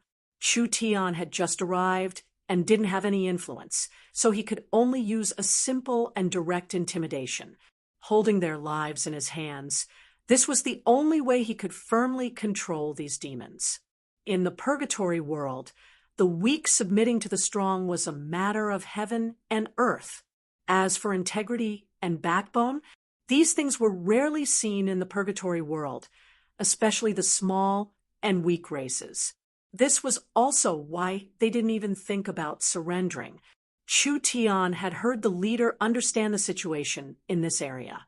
This small forest was not too big, and there were many powers scattered around. Their 4 villages were only the most common powers in this area. No wonder they were this weak. The butterfly demons, horned demons, green demons, and winged demons. These 4 races were very close to each other, so they could immediately respond to any news. Actually, this race didn't fight. If they were placed in the forest of chaos, they would just be a small power that didn't dare go against the dark forest laws. The true spirit cultivators in these 4 villages could be counted on one hand.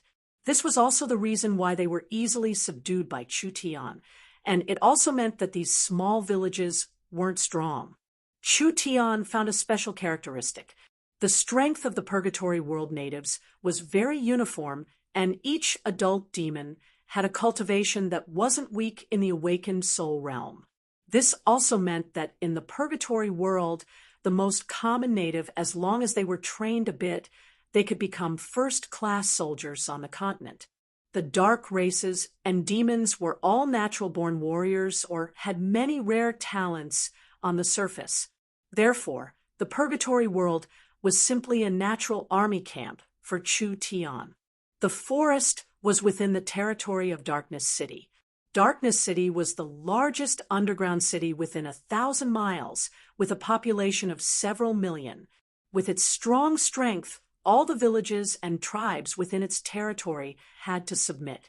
Looking at it like this, although the purgatory world was very different from the surface world, it was still similar to the forest of chaos. Chu Tian felt that he should build a transport tower here. The purgatory world had large amounts of rare resources on the surface, and there were many resources and goods on the surface. If they could be transported to the purgatory world, there would be a large market for them. The only problem in front of him was that Chu Tian had no way of contacting Miracle City. The distance from the purgatory world to the surface was over 1,000 miles, not to mention the fact that there was a thick layer of rock, volcanic lava, energy or veins, and the weightless layer. With large areas isolated, Miracle City's signal couldn't reach here, no matter how strong it was. Similarly, even if they could establish a connection in the purgatory world, the current communication technology couldn't connect to the surface. Chu Tian couldn't contact the young miss, so he couldn't gather the materials.